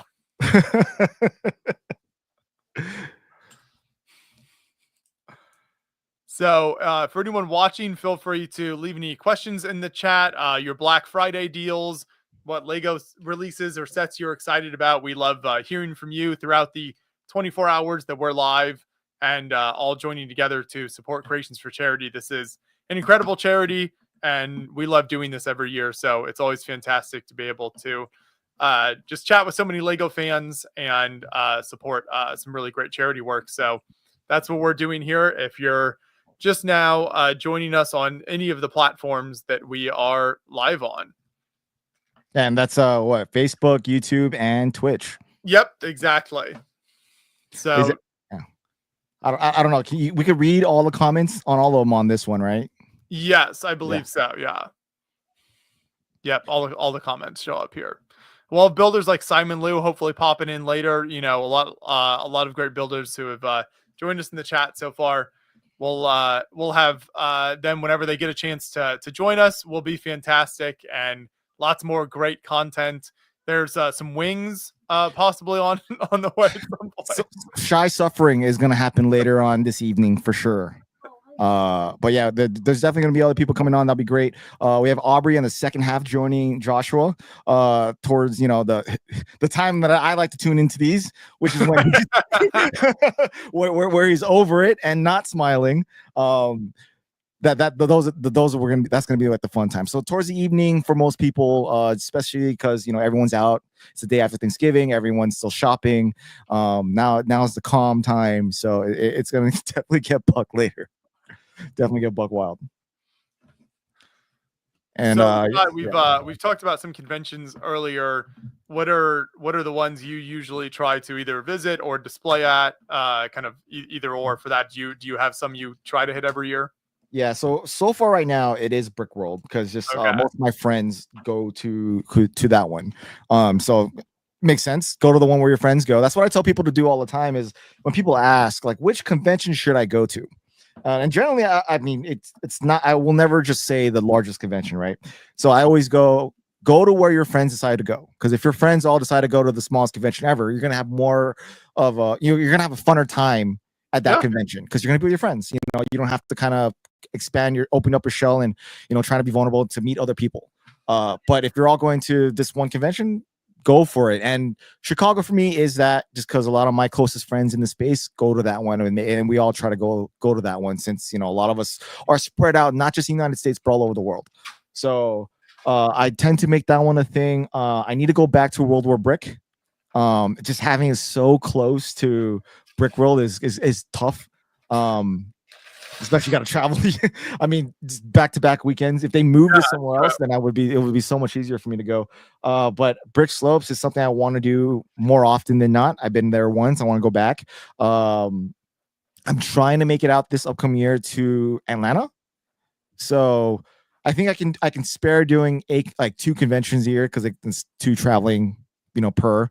So 1 year will be Brick World and Brick Slopes. The other one will be Brick World and Brick Fair. The other one will be Brick World and, you know, Atlanta. So it'll be switching off with all those. Inevitably, I'll make it to all of them. But we'll see. I don't know. This is a side gig for me. So if I make a good amount of money just doing this, that'll pay for the travel spend, especially now that this is kind of help fund the sitting on a stoop part of this hobby line.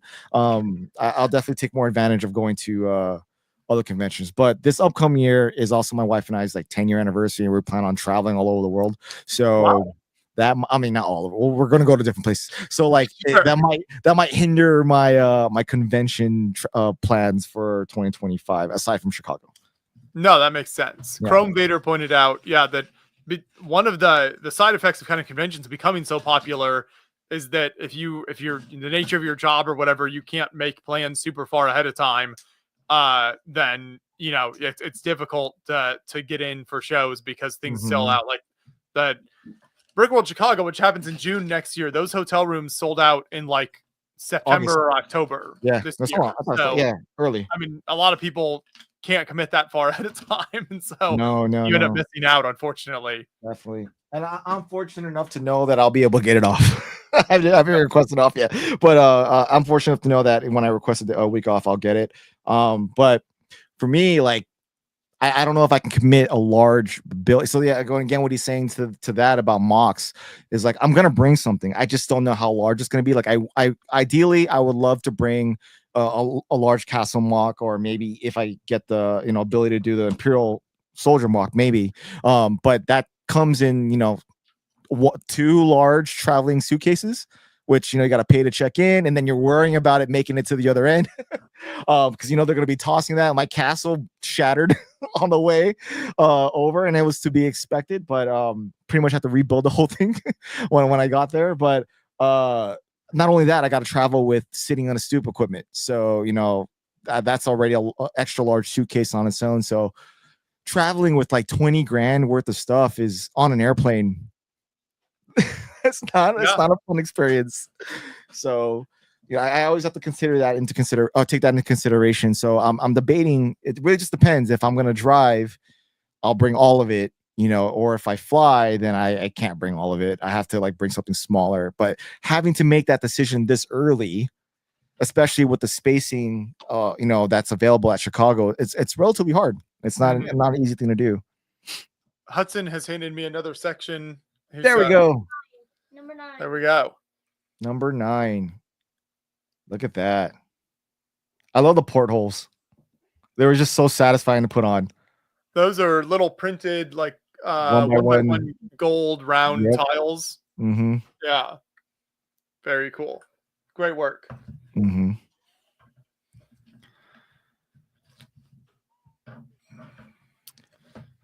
Can I ask, what's your favorite Lego set that you've made without instructions? Is that a mock, or is that building a Lego set without instructions? I guess a mock. Okay, we'll do mocks. Well, can you answer that, Joshua? I mean, I'll answer that. I did. When I was younger, I used to build a lot more mocks. And one year I did an aquarium build. So it was I filled an aquarium with water. And I had recently in the last couple of years, I've seen some people do this at conventions as well. Take an aquarium, and then you have I had a shipwreck in the bottom, and then there were modern city type boats on the top of the water floating that were a dive team going down to explore the shipwreck on the bottom of the bottom of the aquarium. So that was a really fun build because it involved using actual water. So that was fun.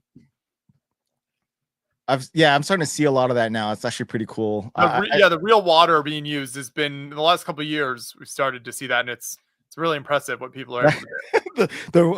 I think I saw one of those at Brick Slopes 2 years ago, and I'm like, wow, you're just dumping a bunch of Lego in water, and then like how heavy that thing must be to transport is insane. I'm assuming those people are local, but no one's definitely traveling with that much water. But for me, I don't know if I have a favorite. They're all my mocks. I don't do it often, but when I do, they're all pretty much different. Like if I do a diorama, my favorite diorama that I've made would be like the Fury one that I quickly built. So I rebuilt the end of the Fury scene where the tracks get busted and they're about to they're about to be overrun. So I did that. But one of my favorite scenes overall, of favorite things I've ever built so far, was a quick build before Brick World last year, and it was the memorial. I tend to do a memorial like build every year, and this one I had a grandiose like vision in my head that didn't finish up, that I wasn't able to accomplish, but it still worked out a little bit. It was just like a sunset theme during taps, which is when the military plays the bugle at night when the flag starts to get pulled down. It's a very surreal sound to hear in person if you ever hear one. But it was dedicated to like 5 of my buddies that passed in Iraq and Afghanistan. It's just, it meant something to me, so I dedicated it to them. So that one will definitely be one of my favorites. It's all broken down right now though. I should probably rebuild that. Oh, I'm on mute. I can't hear anybody. Oh no, Joshua, you're on mute. My bad. Whoops. It's really cool when you can use Lego to kind of commemorate something and kind of create something that has like an emotional, personal connection like that. I think it's really neat.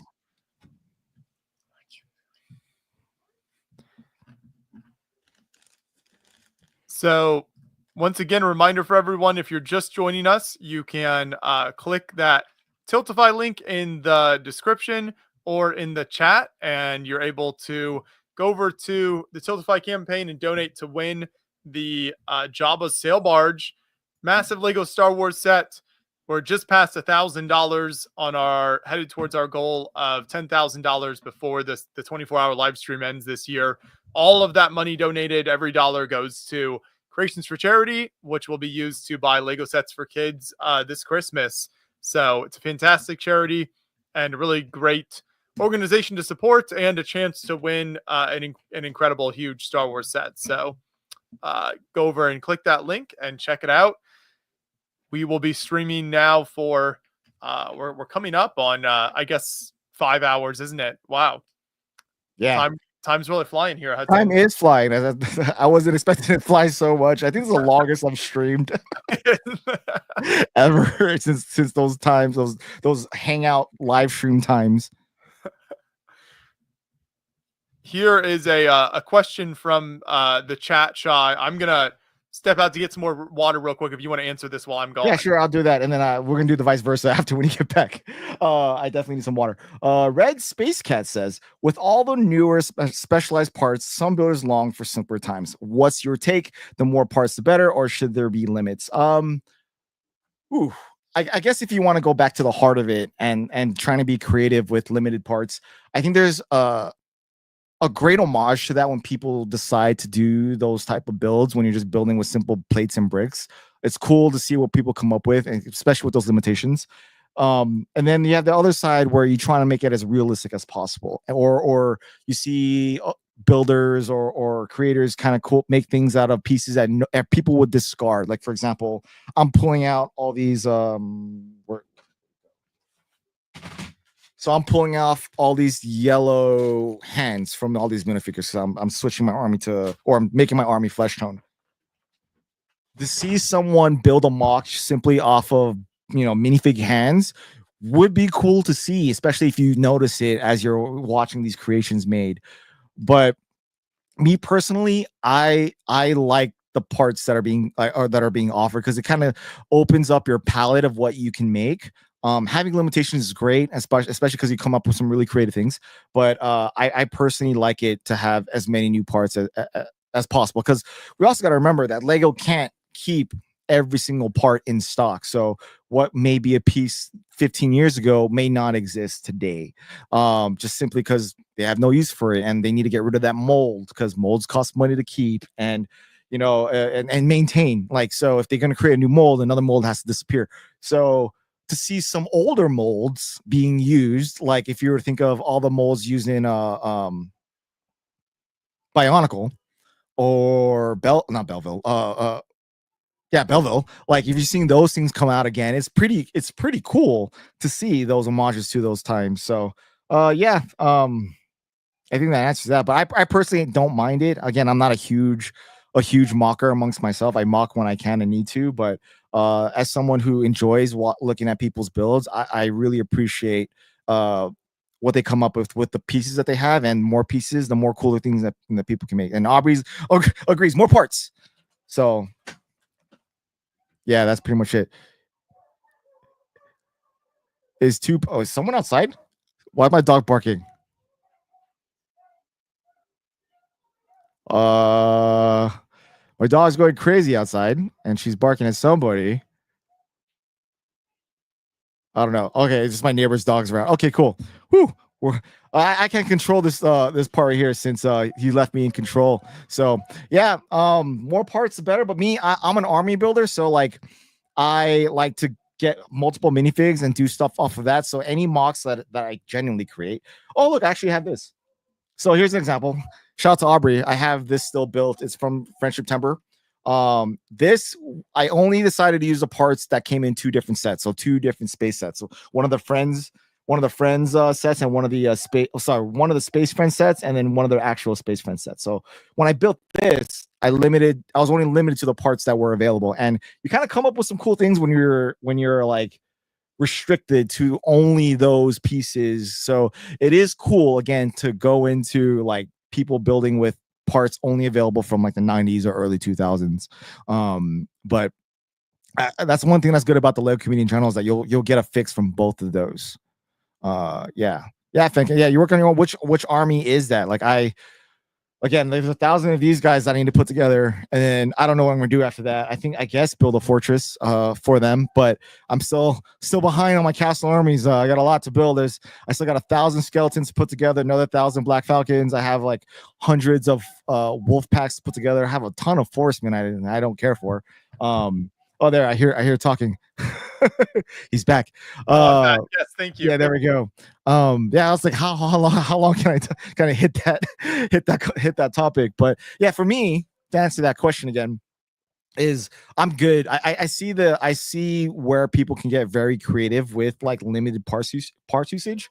Especially when you go and throw back to just bricks and plates. I mean, you look at all the master builder pieces, right, that you see at Legoland or the Lego stores. Those are all bricks and plates.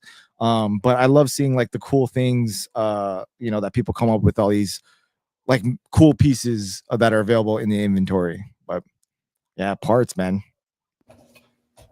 Can you hear me now? Or? Yeah, I can hear you. Yeah, okay, you're cool. good. I thought it popped up something about my mic. Okay, cool. I wanted to make sure it's still good. Yeah, no, you're good. Yeah. So, what is your take? Let's see. Going back to this question, I'm sure Shai had a fantastic answer.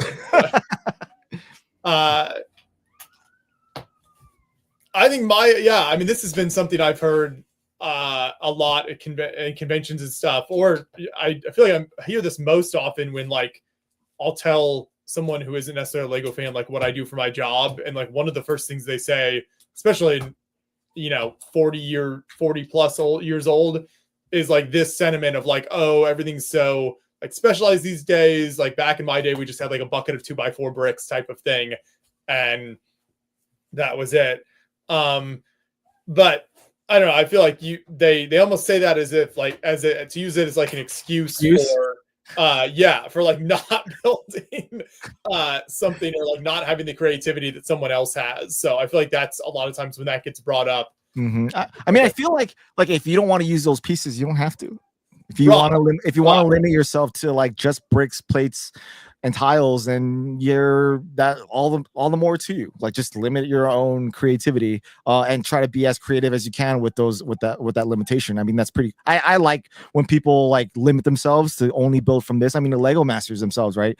If you look at what all their builds are on the show, they're limited. It's not millions of free brick of whatever Lego has in their inventory. It's whatever the show has, and they got to build off of those. So to see what those guys create with, it's pretty cool. So there's nothing wrong with limiting your usage of different types of pieces, but it's cool to have the variety so that way everyone can build whatever they want.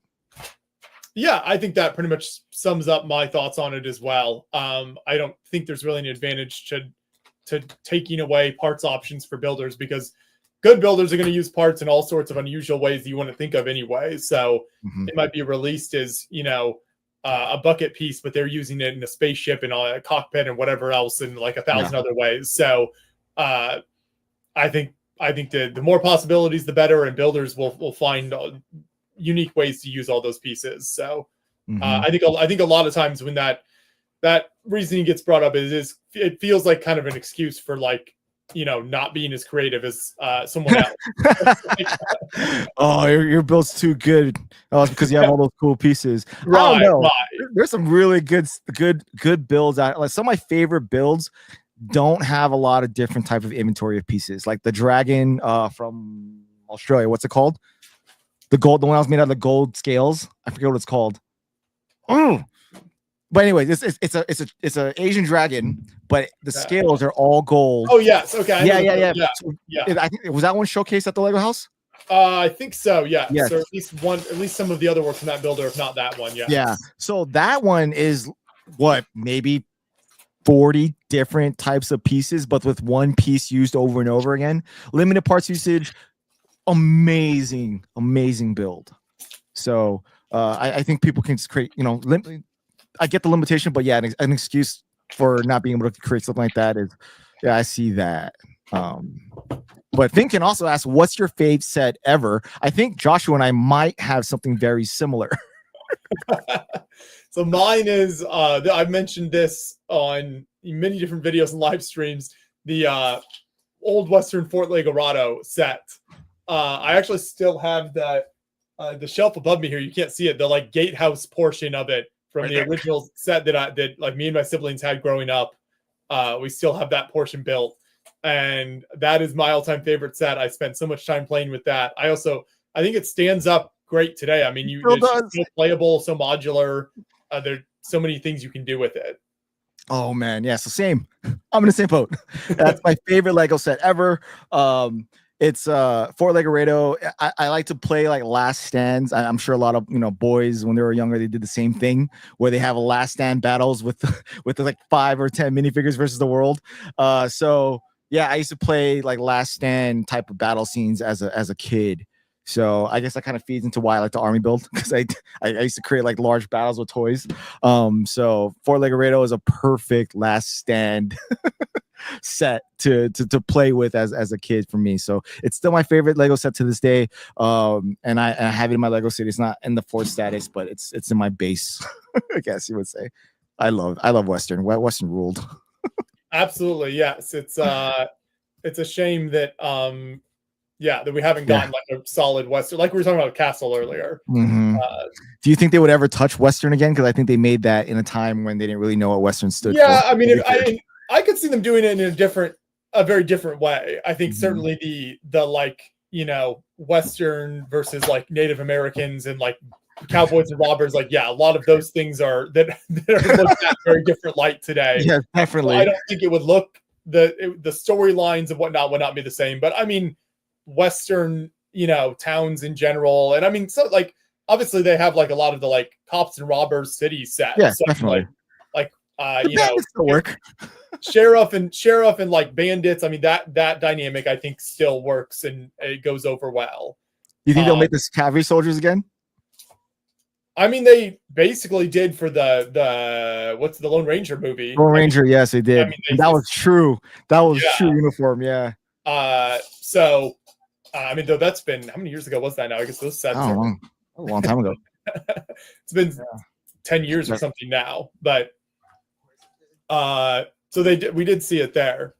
Yeah, there's a difference between this, right? And this. Big difference in uniform right there. I mean, you can tell what this was trying to emulate, which is this. But I bring these back. Yeah, Exactly. I love these back. Moto says the loggers would be bloggers these days. Moto dropping in with some wisdom. I like it. Wow. Hopefully Moto has a chance to hop into the stream Yes. later on here as well. Daddy has a I want to know Moto's take on that. left one. With the question about how does he feel about the availability of pieces? Because Moto comes up with cool, crazy things He does. that I would never think would be cool to see as a mock. So having him answer that question would be pretty cool.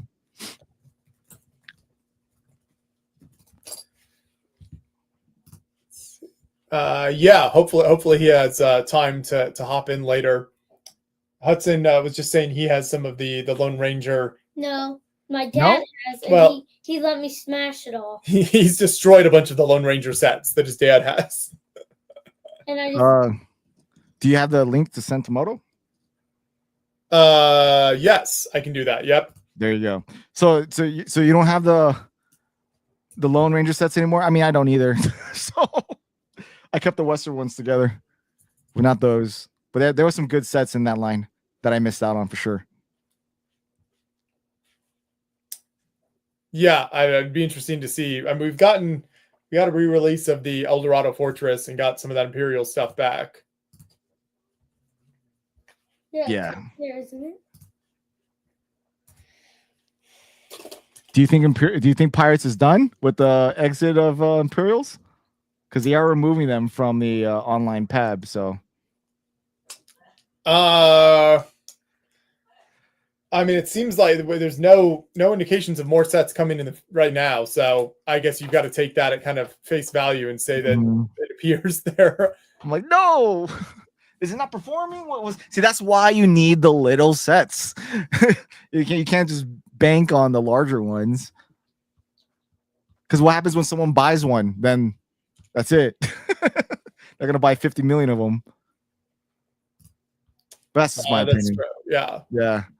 I mean, unless you're me and want to buy like 3 of the same sets, you can make it bigger. But that's not a lot of people. Not a lot of people at all. But if you have a lot of little ones, you can gift them to as many people as you need to.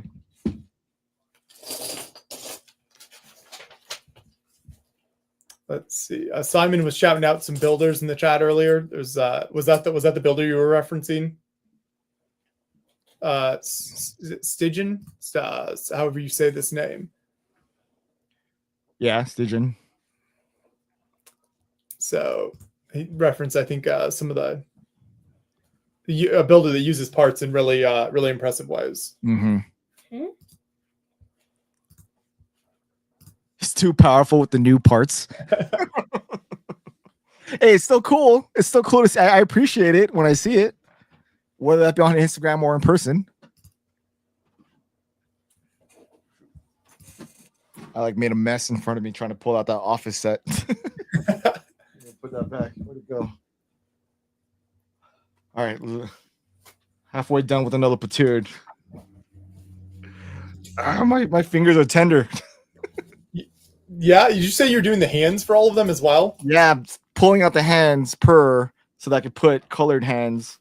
Like of all different like I have dark brown, medium brown, or nougat, dark nougat, and light nougat.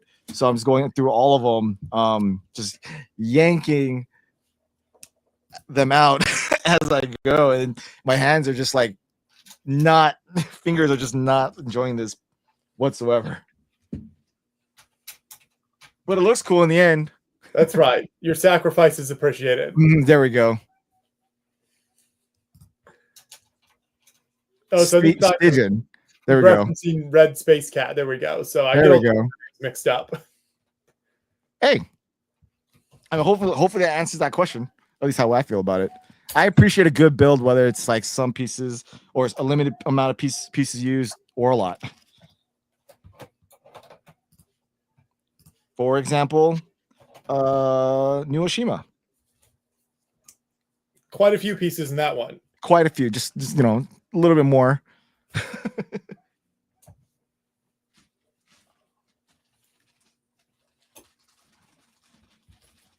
All right, so Where we at? Have we got any new donations since? I don't see any. We've got we're still at 1,040, so we're still just over 1,000. So you can head over to the Tiltify link. I'll put the link back in the chat. So for everyone watching, you can donate to win the Java sail barge set. If you've had your eye on that set, every $5 donation is a chance to win the Java sail barge set and support Creations for Charity. So we're just hit 5 hours in, and we're just over $1,000 right now. I will put a link in the chat as well, but there's a link in the description too. Let's see. Here we go.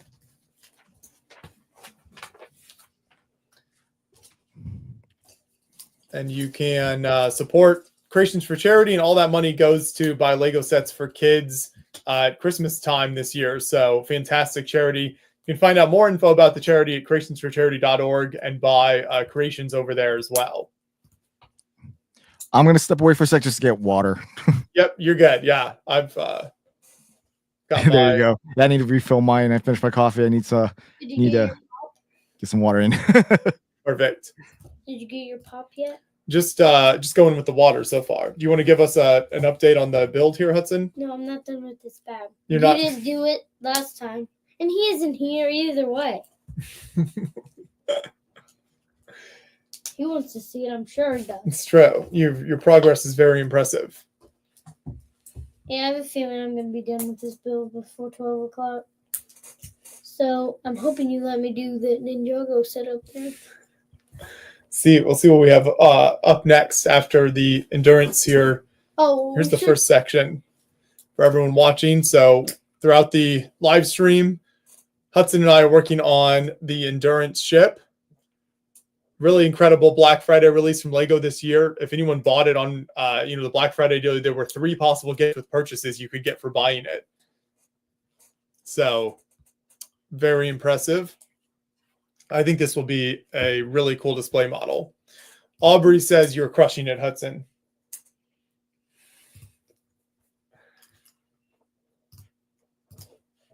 We have let's see. We've got a new $5 anonymous donation. There we go. Thank you. So every donation helps. Chrome Vader says the endurance looks cool and looks like Hudson will finish before the end of the stream. I think so.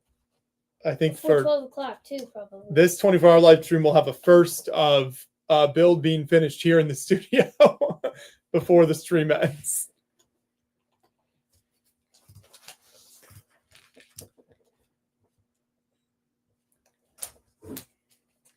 Hopefully this is the start of many more sort of Lego ship models like this, because I think they will look really impressive on display, and they're very fun, and just the significance of the story here.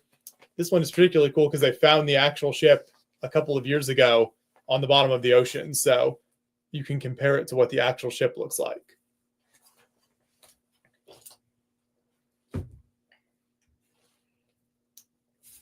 Let me show that real quick. I'm going to show the, I need to show the masonry side. Here we go. One interesting build tech uses a bunch of the masonry bricks and then flips them over and uses the other side for kind of the decking of the ship. That's right. The endurance is very appropriate for this stream at just over 5 hours in. I'm still feeling good. And now Moto has joined us. What's going on? Good to see you. Well, good to see you. Thanks for letting me hop in here to help cover for Shy while he's gone. Absolutely. Yes. Shy needs all the help he can get. I need all the help I can get, man. I'm depending on the professional. So we'll put you full screen so people can see some of the impressive builds you've got. Why don't you tell us a little bit about what you've got back there? Anything new this year or recent ads? So I have to duck a bit, but all of my tokens are from this last year are kind of on these two shelves. Simon was in the set chat. Simon's little stuff that I bought from last year's charity live stream is over here Love those suckers and random little bits. And reconstructed the wolf that disintegrated at Chicago. As far as new stuff, I've got little. This one's not mine. I'll show this off. That's Mr. Meows. He's working on the Atlanta Firebirds collab. He's making, I don't know what to call them, evil AI robots. There's Cool. a Scorpion bot. And what else does he have? I don't know. Little mechs. I haven't been building that much during the winter. I take the winter off, but there's a big pew pew dude. But yeah, pretty much just little things, nothing big. Bits and bobs, bits and pieces. That's about it. Hey, it's still very impressive. You've got some other great builds on display there. Oh yeah, new. I always change out the wall a little bit with my favorite sets, but the Ornithopter is definitely my favorite set from the last year. That's the winner. I've heard really good things about it. It looks really good. It's a winner. Oh, I'm sorry. I'm going to where the cameras never show because it's a big mess. But yeah, absolutely fantastic set. Highly recommend. One of the toughest sets to put together. Very technical. It's even got that dust on there from the last time put together. But yeah, this sucker is absolutely killer. Just beautiful. Beautiful the way it's designed, organized. The mechanical components on it are insane. 10 out of 10 would recommend again. Awesome. Yeah, I would like to build that at some point. So you guys were talking about unique pieces. What was the overall line of thought on that? Because I think I joined right after you were covering that. The question was over like, is it a negative or a positive that Lego releases so many? I guess since compared to like decades ago, has released more like unique pieces. So feel free to weigh in on that and whether you think that's a negative or a positive. I've used a positive because every year there's one what I call a game changer element, something that really unlocks a ton of utility for what they've produced. If you take me off the big screen, I think I can track down the one that I loved, not from this year, but from the year before. Maybe. I might have it in my special place where I hide all my best pieces. In fact, I do. I'm going to have to crack that open. Okay. We won't show that on camera. Shout out to Boone's build up there. Boone. Screen. Yeah, there you go. Got to say hi to his fire truck. Yeah, he signed it for me too, which was really kind. It's up there. The Bricklink. Mm-hmm. First wave. I don't know. I think so. Yes, that was the first wave of the original Bricklink Designer Program run. Mm-hmm. They were back when they were figuring things out with that. I think it's a lot more polished now. Back when you got one per year. Back when you got one per year, yeah. Yeah. All right. Okay. I have been building for about 4 months, so I have to rememorize where all my pieces are. And here they are. So every once in a while, there's a game-changing element.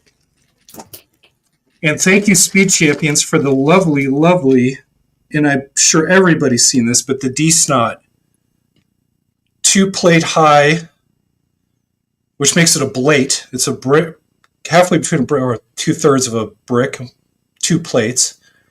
But that D shape, tombstone, aka stadium shape, and then it has a bar receiver. So when you place this in, you can angle it and then put any bar element piece inside it to turn and twist and get compound angles going. Absolutely lovely element. That was from last year? I believe it was, but maybe not. I don't know. Ever since COVID, years don't seem to make a difference in my life anymore. It's kind of, I don't know why. But yeah, you can tell how much I love them. Wow. I absolutely love these elements. They're very useful. How do you like to use them when you get to. Well, I was looking for a chance, so I'll show you something I've been working on. I'm assuming to make curves. Oh, look at that. But I made this robot, and I was thinking it would have been appropriate for the hip section in there, but somehow I made the espresso piece work. There you Because go. it was on the Lego store wall, and I got a bunch of those, so I decided to go with that solution. But I could have just as easily put that blade in there and then transition through a bar element into the legs. Oh, that's good. Well, you can tell it loves you because there's a heart in the middle. Good robot. Bad robot would have a grumpy face or something, I guess. But yeah, it's good for really fine detailed work in there. Yep. Well, if Red Space Cat says it's a good piece, it is a good piece. Yeah, these are fantastic elements to have.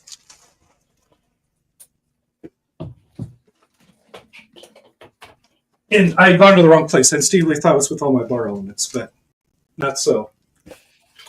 No, it makes sense. You definitely have not a great appreciation for Lego pieces than I do. Yeah, Moto does some very unique things. With Very unique things. Yeah, I use NPU. My NPU is I favor the NPU whenever I can. Mm-hmm. Dropping a little nice part usage here and there and this and that and the other. But I love doing that. I love that type of style. They're always appreciated when you see them and catch them at a convention. When you see the nice parts usage in any build, just whatever it is, you always appreciate that one thing.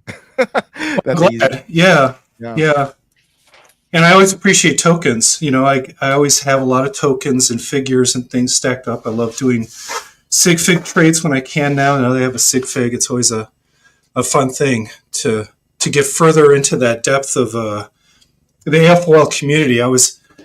It's funny. I'm a Patreon to people who are not non-AFOL stuff. So a guy in New Zealand who does fossils. I've got a guy now who does. He finds Southwest Puebloan ruins on Google Earth, and then he hikes to them. And he takes you along and doesn't just close the locations, he obfuscates the locations because they're very sensitive archaeological sites. But recently he sent me basically a book that I'm going to use on my next trip. And I sent him some Lego stuff, and I had to write this long letter about this is a sig fig. This is, I made a sig fig for you. It's called a sig fig, and they're traded, and this, that, and the other. And now I've got him interested in coming out to Brick Slopes in Utah because he lives in Utah where all this Puebloan stuff is. So maybe I'll have a trekker YouTuber show up at a Lego convention just for some weird idea. But yeah, it's fun. It's fun to go around to different places that are not in the Lego community and kind of expose them or get them opened a little bit. Because sometimes they'll have families or kids who are into Lego and they don't realize that adults can play with this stuff too, which is fantastic. Yeah. We've got a new guest, Caden, joining us. What's happening, everybody?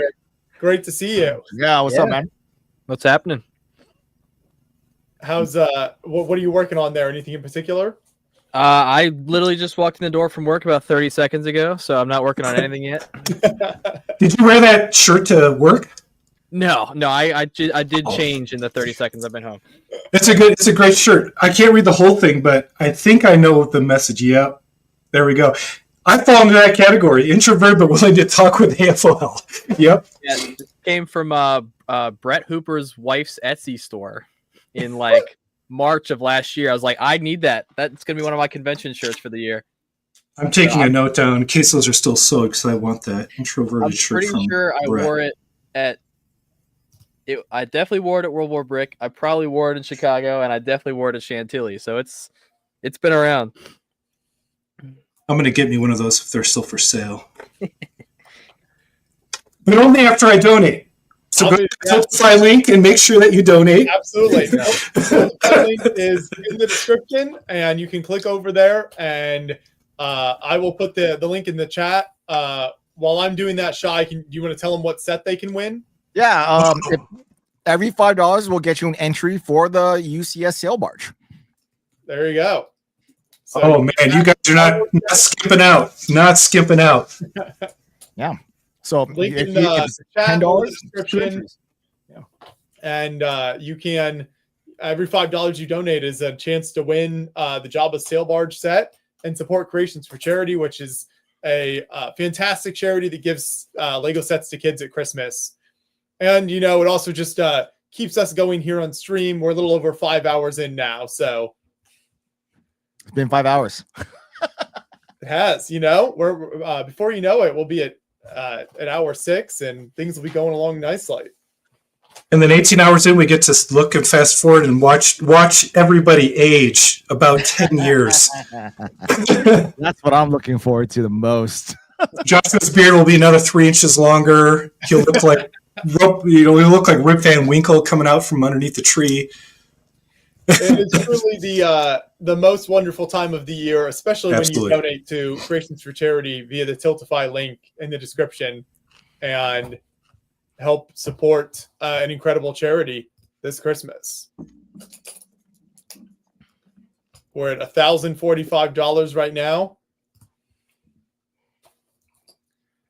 So back to you, Moto. You said any big projects you have in the works, or are you taking a break during the winter? I normally take a break. I broke out some pieces last night simply because I had done all of the planning for our outdoor stuff through the end of December. So I could give someone a hint. I mean, yes, it's probably another cat mask, but I can show you kind of what I did. It's not great, but it's in the other room. I'll grab it. It's going to be nothing. Everybody's going to be thinking massive. Where are you? There you go. Shout out to Raising Arizona right there in the background. Yeah, and it's in the form of a choose your own adventure. Mm-hmm. So if you love Choose Your Own Adventure and you love the movie, there's a great mashup. It's the Raising His Own Choose Your Own Adventure cover. Mm-hmm. That was a gift from my brother because he's awesome. But yeah, I have a pair of eyes that I'm working on. Whoa. Oh. Whoa. So I'm not sure if I should go Cheshire Cat. I'm trying to figure out the general vibe of these guys because they're in the trans neon green. So if I hit them some UV lighting too, they'll pop out in the dark. But not a lot of progress, but working on some cat eyes that'll work kind of more three-dimensionally and follow you around the room kind of thing. Curious, do you work when you create a mock? Most times, do you go off of a piece that you want to use and build around that? For example, those eyes, you'll just build around those eyes, or do you have something in mind as far as the whole thing? I want to build a cat, so you build a cat.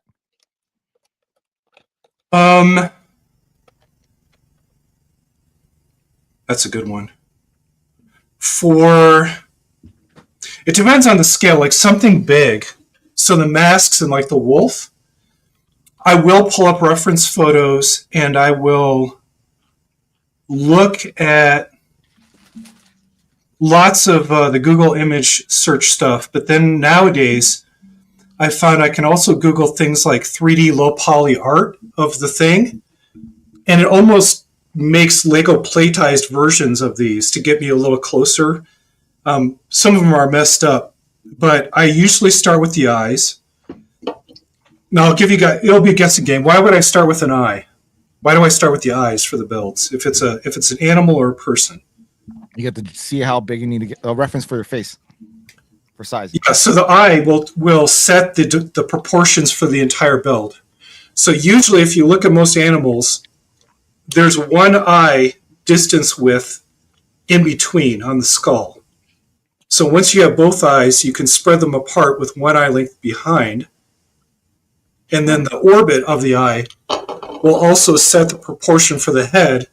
And then when you're dealing with a human, for example, it's always 7.5? I forget. I have to go look it up again. But the head then is proportional to the arm lengths and the chest length. Like my chest is roughly 2 head widths wide. And then you can mark off the depth for chest, abdominal cavity, hip structure, and all of that. The eye can get the head, and then once you have the head, you can proportion out the entire body. And the proportions really help. Yeah, it's the same thing with if you're going to draw the human figure, you can draw an oval for the head, and then Disney worked out like 7.5, I forget, whatever it is, how many head lengths make the human body, and can sketch out the figure very quickly and get the proportions in there to kind of understand how much part you're going to have to invest in, the scale of it, and then also the amount of realism, because the smaller you build, the harder it is, I find, to squeeze in a lot of detail. But then if you make it bigger, you run the risk of having to spend $1 jillion in different parts to make the final assembly. It's a bit of a trade-off there. Makes sense. Yeah, and also another really great trick is if there's any, let's promote Sail Barge. So if there's any Star Wars builders out there, and there's quite a few, if you want to make something that represents pop culture, Star Wars or the DeLorean or the Mad Max vehicle, there's a lot of plastic model kits out there. And what you can do is just look up whatever, either sticker sheet blueprint or the blueprint itself or the plastic model kit top bottom side view. And for example, I was thinking of doing an X-Wing. Here's a good trick for you guys. Where is that? Here we go. The anticipation with Moto is always riveting. Riveting? I wouldn't say that. But what I did is, if you take the model of an X-Wing, okay, there's a plastic model kit, X-Wing, top, side, front, back, and you scale it in software to a Lego part that interests you. For example, I was going with the thickness of a bar element right up in here, and then I noticed that the Technic gears were roughly the right size to scale to that. And then also the 2x2 Lego element cylinders are roughly this width here. And then the wheel sets for semi-Technic wheel hubs, that's all Lego units scaled up. I knew that I'd be building an X-Wing roughly the size, but if you have a blueprint, a physical piece of paper, even if it's crudely taped together in some horrible Xerox copy, you can place your pieces right on top of the paper and build it out and get it just as close without a lot of rework. It eliminates a lot of the guessing. It's a great shortcut. Yeah, that's a great. I know Brickmania does that. Yeah, and this was just like an open search on Google, and then take it in and scaled up, and you can see it's just horribly taped together, cut up with scissors. It doesn't have to be fancy, and it doesn't have to be that expensive. But if you do have a blueprint and you build on top of something, because I was thinking of doing a Friendship Timber X-Wing, only I was going to make it like a dark elf and call it the Hex Wing. Never came true, but I still have the blueprint. So, someday that will come in handy. But that's a great idea, is that you can take open source stuff, kind of print it out, tape it together, piece it together. As long as you're not conducting 11,000 red strings, you become insane and you're pointing to on the wall like a meme. You're all good. You build right on top of it, and you can use those proportions dialed in. Caden, do you do that with your military builds? It depends. So a lot of times especially with the stuff I'm building now, finding reference images is really difficult.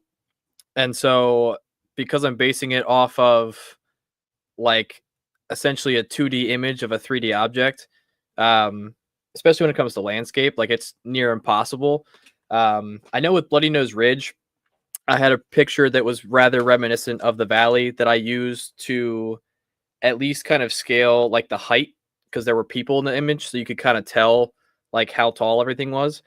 Mount Yeh, I had virtually no reference images to go off of, so that was kind of just taking like written accounts of it being a 1,200 foot mountain and scaling that realistically in Lego. Vehicles, a lot of times I'll do it, but a lot of times I still have yet to fully grasp the ideals that people go to when we're scaling like vehicles, like when they say like 1/45th being minifig scale. I put a parts together next to a minifigure and scale it until it looks accurate to where a real person would be like matched on it. like for the LVT, for example, a real human standing in front of that comes up right above the front wheel well. And so I did the same thing with the Lego version, and it's scaled beautifully. It's definitely smaller than minifig scale, but it allows me to fit a lot more of them. Like when I did the landings on Okinawa in 22, I had 13 Amtraks. Each one carried 10 Marines, which is less than it should, but they were scaled to the rest of the landscape. They were scaled to the Shermans. And so when everything was all set up at one and done, it looked amazing. So, I mean, that Do you idea have is to? hard. So go ahead. Oh no, I was gonna say it's just a human to minifig is already a big difference there. So it makes sense for it not to be as many people to fit in a vehicle. yeah, I mean, the minifig scale is weird. Obviously, like minifigs are super disproportionate, but like I personally am on the account that I think or especially when it comes to tanks, like minifig scale tanks are massive. And so like when you're trying to build other things around it, like everything else you have to scale up, you know, whether it's buildings or trees, like things like that, to make it look to scale with that. But then the minifigs look so small. Building kind of that in between scale makes it a lot easier to make everything kind of blend a lot easier. And it also means that like if your minifigs are scaled to your vehicles, that everything then is scaled to your minifigure. So doorways and things like that are all the same, which makes it a lot easier. I mean, even like the cave entrances and things like that, like they don't have to be 7 bricks tall because your tanks are minifig scale. They can be 5 bricks tall. But Yeah, for these historic battlefields, I was wondering if you look, like if you, do they have accounts of like, not GPS, but rough accounts of the location itself? Of course, if it's a historic battlefield, there's probably an established place you could go. I was just wondering if you looked up the GPS coordinates in Google Earth, they don't have a true 3D, but you can get a sense of the landscape from those Google Earth tilted views and stuff. So I use that for planning when I hike. I am actually doing that right now. So Apple devices, you can actually do a 3D version of their map app, and you can do the same thing. I've been using it because I'm currently in the process of building Hacksaw Ridge, and obviously the movie is not 100% accurate. So I'm trying to kind of levy that with what I can find, but there's like 2 reference images, and both of them are taken from the bottom of the cliff. So I have zero idea of what the top actually looks like. But on Apple devices, you can actually go in, and I have the GPS coordinates of it. It's a like trail, like marked trail now. And obviously it's a lot different because, you know, now it's all covered in trees. So I'm kind of taking my best guess of what it looks like. But it at least gives me some basis of it. I tried to do the same thing with Mount Yetake, but there was no, on Google Maps and on like the Apple Maps, there's only so close you can get to certain locations with the way that like the street cameras work to make those maps. And so I couldn't get close enough to get any idea. The closest I could get was like 3 peaks over, and you couldn't even see it. So the Mount Ye was a lot of creative liberty with that build based off the few images I could find and the maps I had. But and it was only technically a quarter of the mountain, but it did its job to get the point across. Yeah, I've been planning a build for the 150th anniversary of Colorado, where I live, the state, and pulled a topo map. So I'm doing kind of like this large mosaic layout where if I take the topo map and I add a plate for every elevation line, you know, on the breakdown of the state, I should theoretically get a representation of the state at some point. Yeah. But you're right. It doesn't go fine grained if you're dealing with like a block, a city block or smaller. There's no way to easily get that information out of like a USGS topo map. They're more interested in like acres and miles at that point of just like, hey, here's this particular sandstone strata that runs 6 miles. Like, thanks, but I need to know what this is right here. Sure. It's not going to work, but yeah, I'm glad you get some sense of it. It goes with a lot of historical stuff nowadays too. Like there's obviously a lot of reference images out there, especially if you know where to look. But a lot of things and a lot of even like battles that weren't very big, there's not a whole lot of written or saved coverage about a lot of those things. And especially nowadays, everything outside of like the big ones, especially here in the States, like, a lot of the Civil War battlefields are very well preserved. But a lot of, foreign battlefields and things in most cases are turned into, museums and things like that. And so nothing's ever 100% how it was, way back when.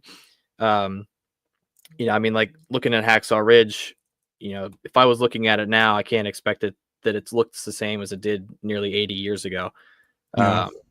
And so, you got to kind of take your wins and your losses, like images you can find and accounts you can find that describe in great detail what you're trying to build, lend themselves nicely to being able to kind of abstractly recreate that in your head, especially because, obviously Lego is not one-to-one. And when creating natural landscapes, like you got to kind of take some precedent with that. But even things as small as like how tall the cliff was, like there's 3 or 4 different accounts I have that all say different things. And then you have the movie that makes it look like it's 500 feet high. So kind of pick and choose, certain things you're never going to get 100% there. And I definitely make the effort to get as close as possible, on most of the builds for the shows. Like I'll put the info plaques out so people can read about it. The amount of times across this past summer with Mount Ye that I got people asking me if it was Mount Suribachi, because that's the one everybody knows, or people who thought it was just a volcano. But then you read about it, and obviously Hacksaw, like everybody kind of knows Hacksaw now because of the movie, but I'm trying to build it to be realistic to what actually happened while also still making it recognizable to, the masses who know what it is because of the movie. Not to divert you from that conversation or topic, but I just want to let you know how many Marines sent me that reel of your build of Mount Ye? Yeah, it was ridiculous. I'm like, yeah, I've seen this. Yes. Yeah. I know. I've seen it in person. I've seen it many a time. But these are from people not into Lego. They're actual Marines that are like just sending me this, like, hey, look what I found. I'm like, yes, I've seen it. Yep. Look what I found. Yes, I've seen it. Like so many Marines have sent that video to me. Yeah. Well, it's funny because at this is the first year that I went to more shows than just Brick Fair Chantilly. That's been my home show for 10 years. And so at World War Brick, we did the long interview for it, and we did a reel for it. And then in Chicago, we talked about it on the tour of the show. And then at Chantilly, we did another reel and then talked about it again. So by the time it went to the last show, which was a Comic-Con in September, there were non-Lego people there who were coming up and like, oh my God, I've seen this on Instagram or TikTok or whatever. And after Brick Fair, I had so many people who were sending me the reel. I'm like, yep, I know who built that. Or somebody sent me some random Twitter link of this guy who had started a Reddit thread just talking about it because he had taken pictures of Brick Fair. And I'm still finding random clips and hashtags and stuff that are talking about that build. It's I feel like that's at this point probably the build that's most recognizable of mine to this point. Yeah, I remember was it the reel from Brick Fair or one of those shows that I remember on Instagram getting quite a few views. Yeah, I think the one from Brick Fair is at over 11 million. Or something. Oh, is it that high? Yeah, wow. Yeah, that one. Yeah, that reel has been sent. Yeah, that one went crazy. Yeah, it's always interesting to track. You can usually tell a certain amount of views is when it starts to break out of just Lego people. Yeah. Usually it's somewhere around 1 million, 2 million views, something like that. At that point, you're reaching much more than just hard, your Lego fans, and so you're gonna have people who, will come up to you and be like, "Yeah, I saw this," and they wouldn't have normally would not have seen that type of thing. So, usually, same with YouTube videos, reels on TikTok, Instagram, and anytime you're in 1 to 2 million plus views or something. that starts to reach a much broader audience. Yeah. What's that like? You get a lot of bad comments. That's your. Oh, is that what it's like? Yeah. What was that, Sean? Oh, when you start reaching an audience outside of Lego, you start getting a lot of bad, mean comments. I mean, unfortunately you do. Yeah. Yeah. I mean, it's just that you get a lot of the people saying like, I could do, they could do it better, or they just don't think it looks good, or they like super nitpicky. But yeah, you just get a lot more negativity as the audience grows, unfortunately. What are you saying? Are you saying the general population is not as kind as the Lego community in general? Is that? Are you breaking me out of my nascent little eggshell that I've created over myself in the last few years? It's true. It's very true. Oh, that's too bad. You see a lot of the term Legos. Yeah. That's the tamest of it. I can handle that. I have Lego's armor at this point. It doesn't really trigger me if It it's doesn't bother me. if it's outside the community. I'm just like, I get it. Everybody's, I'll say it just to piss A-Foles off. Do you extend out the end to like a Z, like an attenuated Z? Lego. Zzz. And you stare at them intensely while you say it at the end? I'll piss everybody off. No. Something that does happen. But I don't do that. But no, yeah. No. Going back to the Mount Ye. So when you when you don't have a reference to something, but you have a like you can't find visual images of it, like a topographic map, a strategy map, or any of the actual location of whatever scene you're trying to depict. Like, would you use like, for example, Hacksaw, right? Yeah, there's a movie for that. People know that. So would you, if you can't find a reference to Hacksaw anywhere, as you've said, would you go off of what the movie shows you, even though it might not be historically accurate? Just so people recognize it. Yeah, I mean, so like in the past, like when I was doing the Peleliu stuff, I was using a lot of pop culture reference because like Call of Duty World at War has a lot of Peleliu missions, especially around the airfield. And so I generally like for Okinawa specifically, when I started the build, I kind of laid out, over the course of the 6 or 7 years that I was going to do it, what sections I wanted to do. And then kind of started doing research and then moving sections around to the original idea for this past year's build was like the generalization of it was just the Matobu Peninsula.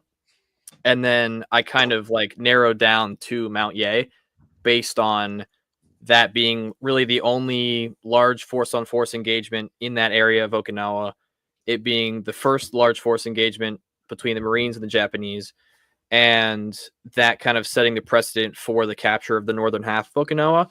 And so although I couldn't find a ton of visual reference, I had a lot of descriptive reference, at least to go off of. And so I kind of put 2 and 2 together with the maps that I had. But for Hacksaw, I'm definitely taking some ideas from the movie for sure. Especially when it comes to the top, because there's, virtually nothing that I've found so far image wise or anything about Japanese fortifications or anything like that. And so I will include a hardened concrete bunker. I'm going to do some more natural kind of rock formative encasements, gun encasements, some kind of natural slit trenches, things like that. And ironically enough, as much as people depict hacksaws like this super deep, long, football field run, it's actually pretty shallow. You climb up the cliff and I think it ends up being not even half a mile, a quarter of a mile deep, and then it drops down gradually into a town, which I did not know before I started researching it. And they took it so that they couldn't get fired upon from behind on the high ground if they pushed around it. The same thing with Kakazu Ridge to the northwest. So, the next couple, I kind of plan around having some reference, I guess, to answer the question. I'm not normally just building something with no like tips and help things to go with. Like next year doing the Shuri defense line, I've got reference for that. Shuri Castle after that, I have reference for that as well. So I kind of plan around having things to help. And I've got quite the library of stuff here in the home, but I've also have some contacts within like the Naval Institute, so I can use their archival stuff here and there. Marine Corps Museum's always a good place to go and find stuff as well. We've had a donation come in. Thank you, Caden, for sharing the fascinating behind the scenes. I always love hearing about Caden's work. We had a $25 donation from Adam, says, let's go. So continuing to bring our total up. If you're enjoying the conversation, want to support Creations for Charity, which is an amazing Lego charity, you can click the link in the description, or we will put it in the chat as well. And you can donate $5. Every $5 donation you make is an entry to win Jabba's Sail Barge Lego Star Wars set. So as Moto pointed out earlier, Star Wars sets have lots of great parts in them. Yeah, I'll say that now because I didn't earlier. Yes, Lego sets do that. So yeah, they have. If you enjoy building in light tan or light blay, then Star Wars sets are a great opportunity to invest. Light blay, I'm gonna use that. There you go. Well, or you could go with the old stuff because even the old Star Wars sets had the gray, brown gray versus the bluish gray that we have now. Yeah. Sorry, blay and bluish gray. I do the compression. I probably shouldn't. Hey, Matt Elder. Hey, Matt. Hey, how are we going? Oh no! Go again. Yeah. Right there. The resident. Look forward to. Oh no! Joshua moved to Colorado. Dear God. And then here we go. That's better. That's better. Legos. Legos. I like how you made it possessive to make it double harmful. That's awful. The possessive Legos. Great to see you again, Matt. I'm glad you could join. Always great. Thanks for having me in. It's always good to catch up. What's the progress, Joshua? What set are you building for this 24-hour live stream? Or I should say your assistant is building at this point. Yeah, it's my I'm about to say he's not doing squat. I know, it's like I don't see his hands moving, so I assume there you go. There is an assistant. Hudson has been hard at work. We haven't shown an update in a while, have we? Here we go. We'll show an update real quick, and then I think he's almost done with one section. With look at Oh that. God, are you doing the Titanic? No, it's the Endurance. So the Oh no, okay. Black Friday release. We're building the Endurance ship. So you're saying there's a chance you could finish? I think with Hudson, it's definitely finished. He'll definitely finish for 12 hours for sure. His build skills have improved dramatically over the past year. So we're going to be getting this done. I think we might have to crack open some other builds later on at this rate. Excellent. So this is the middle part of the ship that he's working on now. For those who just joined, he built the front section earlier.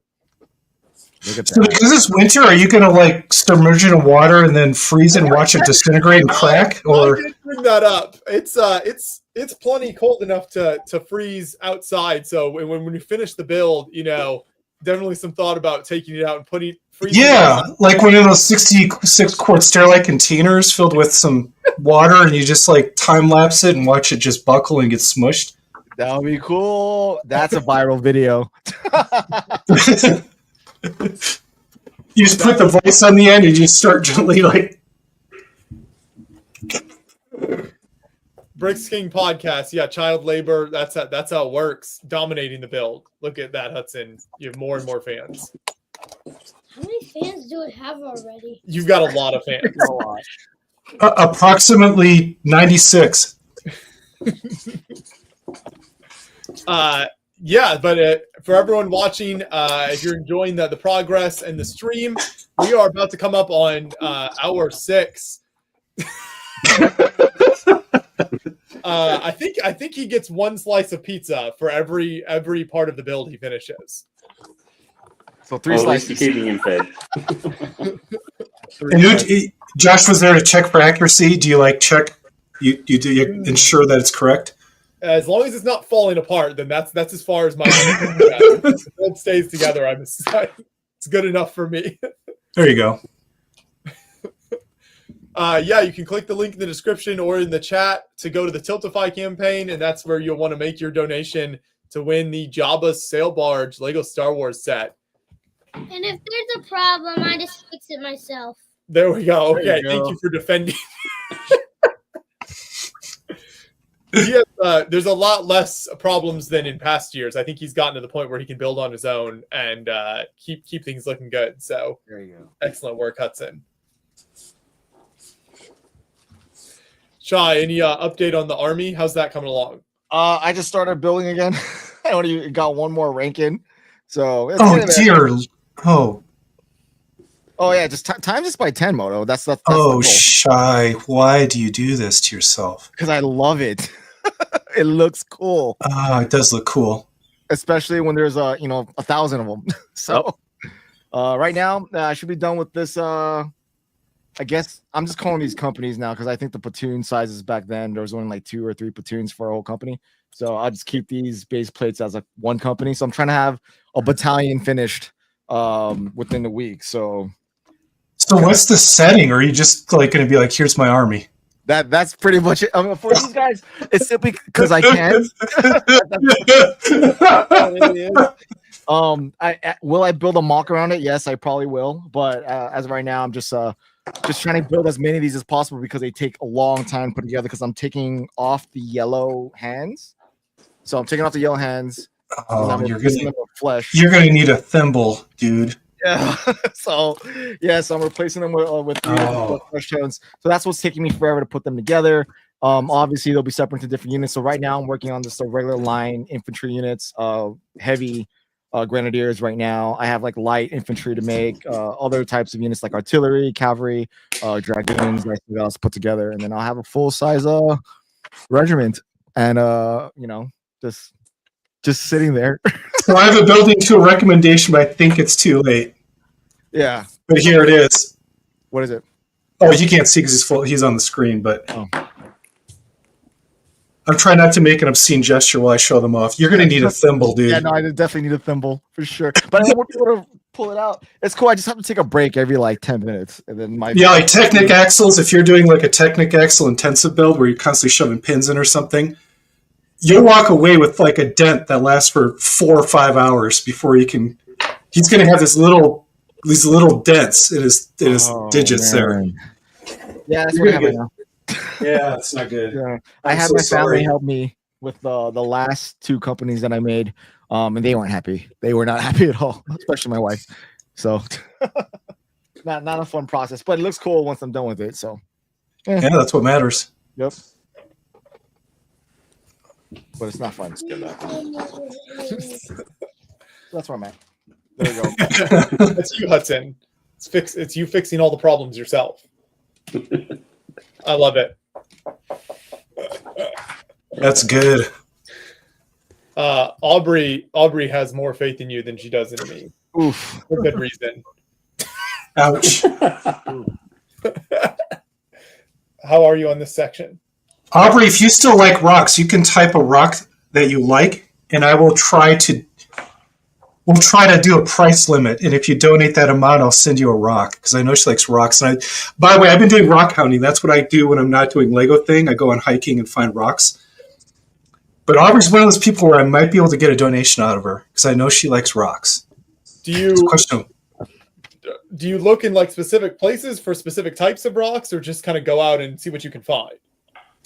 No, there's always a plan in place for what we're going to find for the location. That the winter trip it's pretty much built around rock hunting, and but yeah, I've grown my collection quite a bit. So if Aubrey types up a specific type of rock or mineral she likes, I'm hoping I've got the common stuff out there, and I might be able to get her to donate for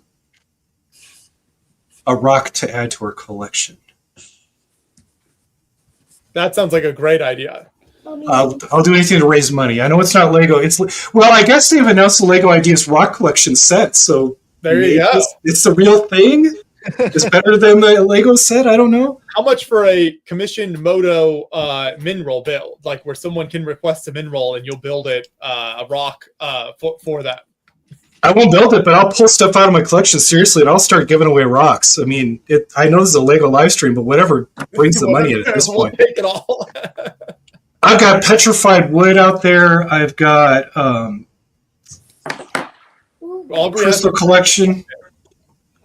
Oh, malachite. Yeah, she had to throw down one that's foreign. That's a foreign element. But here, I'll look for it. Going Aubrey. Yeah, I don't live in Michigan, so I don't have malachite. I'll run across the border. It's just a few minutes away from me and see what I can find. Not this time of year, you're not. It's all under the snow, I'm afraid.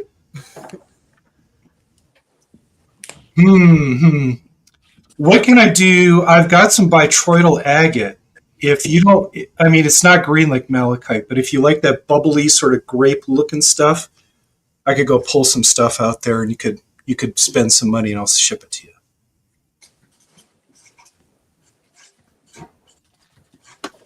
Other than that, I've always thought of doing some sort of mineral build, but I think it wouldn't look good. I think you could do it, Moto. I believe in you. Oh God, you always believe in me, but then you give me parts, and I haven't used the parts. He believes in everybody he meets that needs to do something. It's true. I try to inspire everyone to greatness around me. That's why I get to come back and build for me every year. That's a good idea. I could make a pyrite cube. Now that I can do. I could probably do that right now. There you go. Okay, let's see. Can I do a pyrite cube? Wow. So here's my gold elements. We're going to see if I can smash out a pyrite cube out of this thing. You're in the wrong place. Good. Just because you can. Right? There we go. All right, let's see what I got. Do I have enough here? While Moto's finding that, Blazik and Adam asked, Hayden, what are you baking this year? See, that's a question. No, I'm not muted. That's a question that comes up every year, and every year, especially now that I'm actually like working in the industry, I am all baking out after working for Thanksgiving. I don't have any plan to bake anything this year. I'll also be kind of popping in and out and doing some home renovation this weekend, but I will try to plan to be doing something next year. Nice. How's the baking job going these days? It's going. I mean, we just got done working Monday, Tuesday, Wednesday, double shift overnights. Gosh. They never let you leave.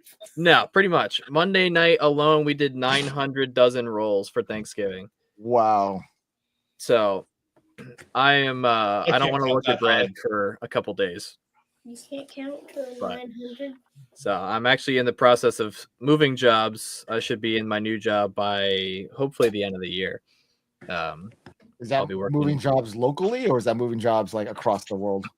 Local-ish. So the place that I'm at is kind of like a family-run like commercial bakery. So I'm moving to a like actual commercial bakery. Okay. In DC. I'll be working as one of their pastry supervisors. Oh, nice. So yeah, Brick Fair this past year was the adept first time of people getting cookies at Brick Fair, which apparently is turning into a whole thing. I'm pretty sure I made a chocolate chip cheesecake cookies, and I brought probably about 20 dozen of them, and all I brought back on Sunday was empty containers. Wow. So obviously those went over well. We'll see what I get coerced into making next year, but nice. That's awesome. My uncle. Yeah, my uncle was a baker, professional baker. And he took my brother. He said, "Oh, do you want to see where I work?" And my brother said, "Yeah." He said, "Oh, I'm a baker. You want to see where I work?" He said, "Of course." And they walk into this industrial plant, Yeah. where they made bread for like 4 states or something. Yep. And it turns out my uncle was one of the supervisors in charge of like an entire section of the plant where they were doing this. And my brother, being the wisecracker, he said, what happens if you're running low on yeast? And he stopped in and said, don't joke about that. Don't even say that when you're on the floor. Don't even joke about that. Yeah. So my brother was very quiet and very nice for the rest of the tour throughout the plant after making his one joke. Yeah, we have it's That's got to be insane. Oh, a it's lot of work. like we get, so the place that I'm in right now is, I mean, minuscule compared to the place that I'm ending up, but it's like right now we get flour by the pallet. And the place that I'm going, like their walk-in fridge is the size of the entire kitchen that I work in now. Like it's insane. Wow. I walked in there, I was just like, okay. So it'll be interesting for sure. It's like the first big test of ability, I guess, since graduating from school, but it'll be Well, fun. congratulations. Thank you. We have a after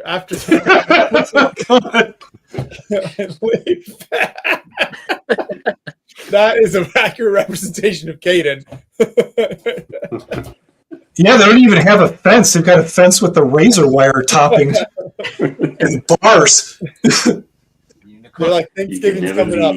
No one leaves the premises. Pretty much. Matt, They're just making sure the zombies can't get in and eat all the bread when the apocalypse comes, is what they're saying. for people who haven't watched past live streams, Matt has come on in several years and done wonderful artistic depictions of what happens here.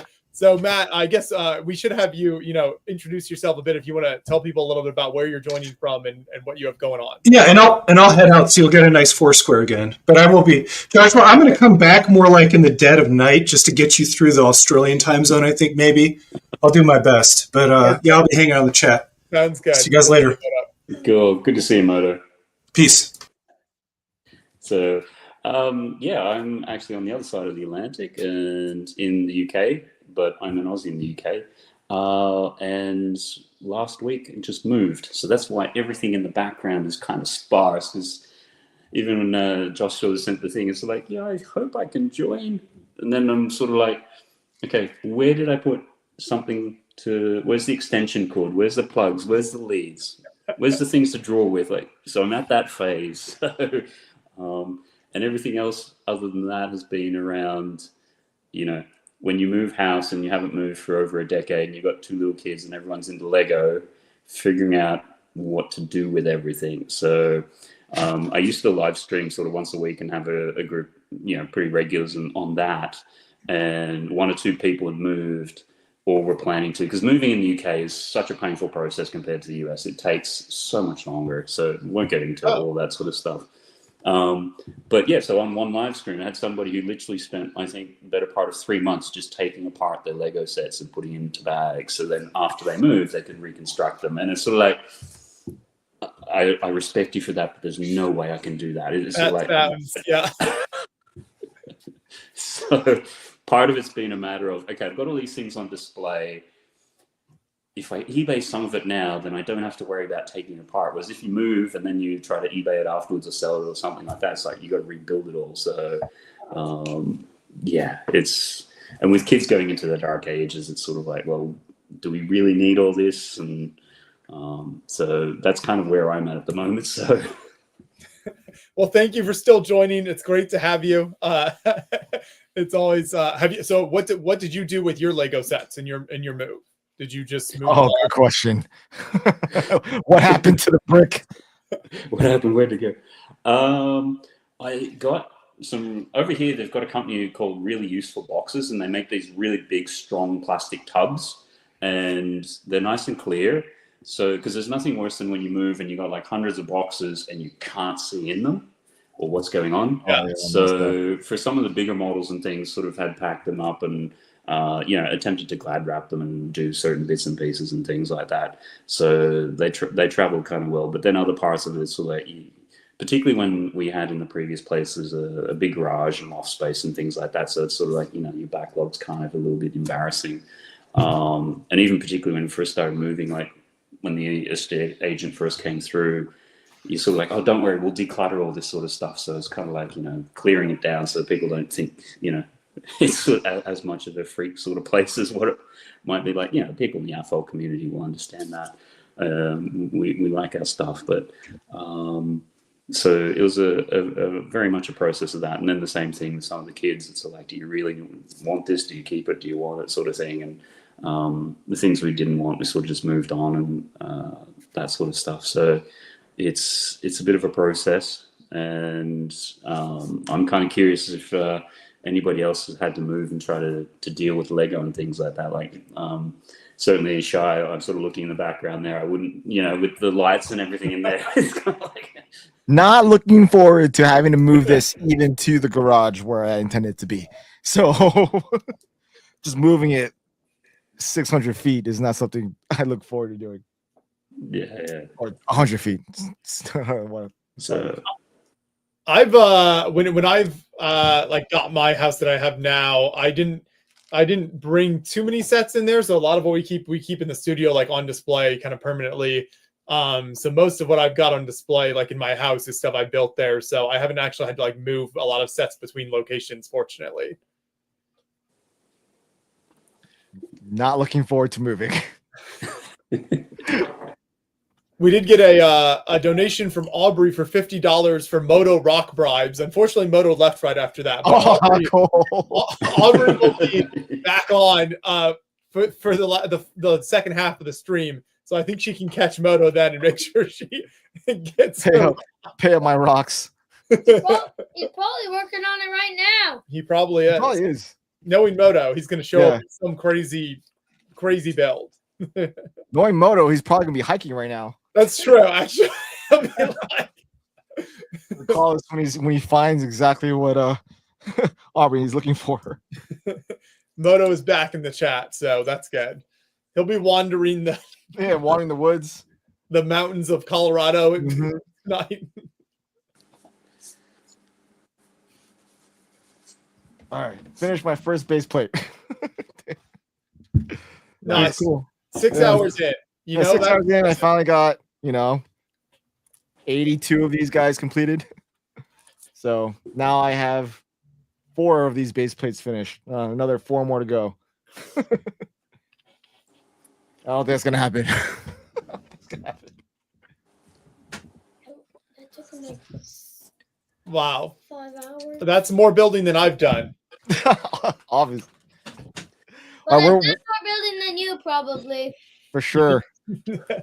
Where are we at, Hudson? Like, what are we? How's the ship moving?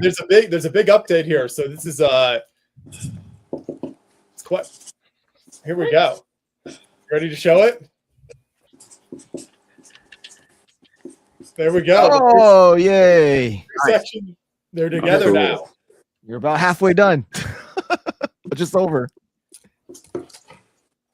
Great job. What bag is that? What bag are we on? I know there's like 28 bags. We're on the 13. There we go. Yeah, we're almost there. Yeah, this is looking it's looking a lot bigger, a lot more impressive now. We got another drawing. What is it, Matt? It's Aubrey.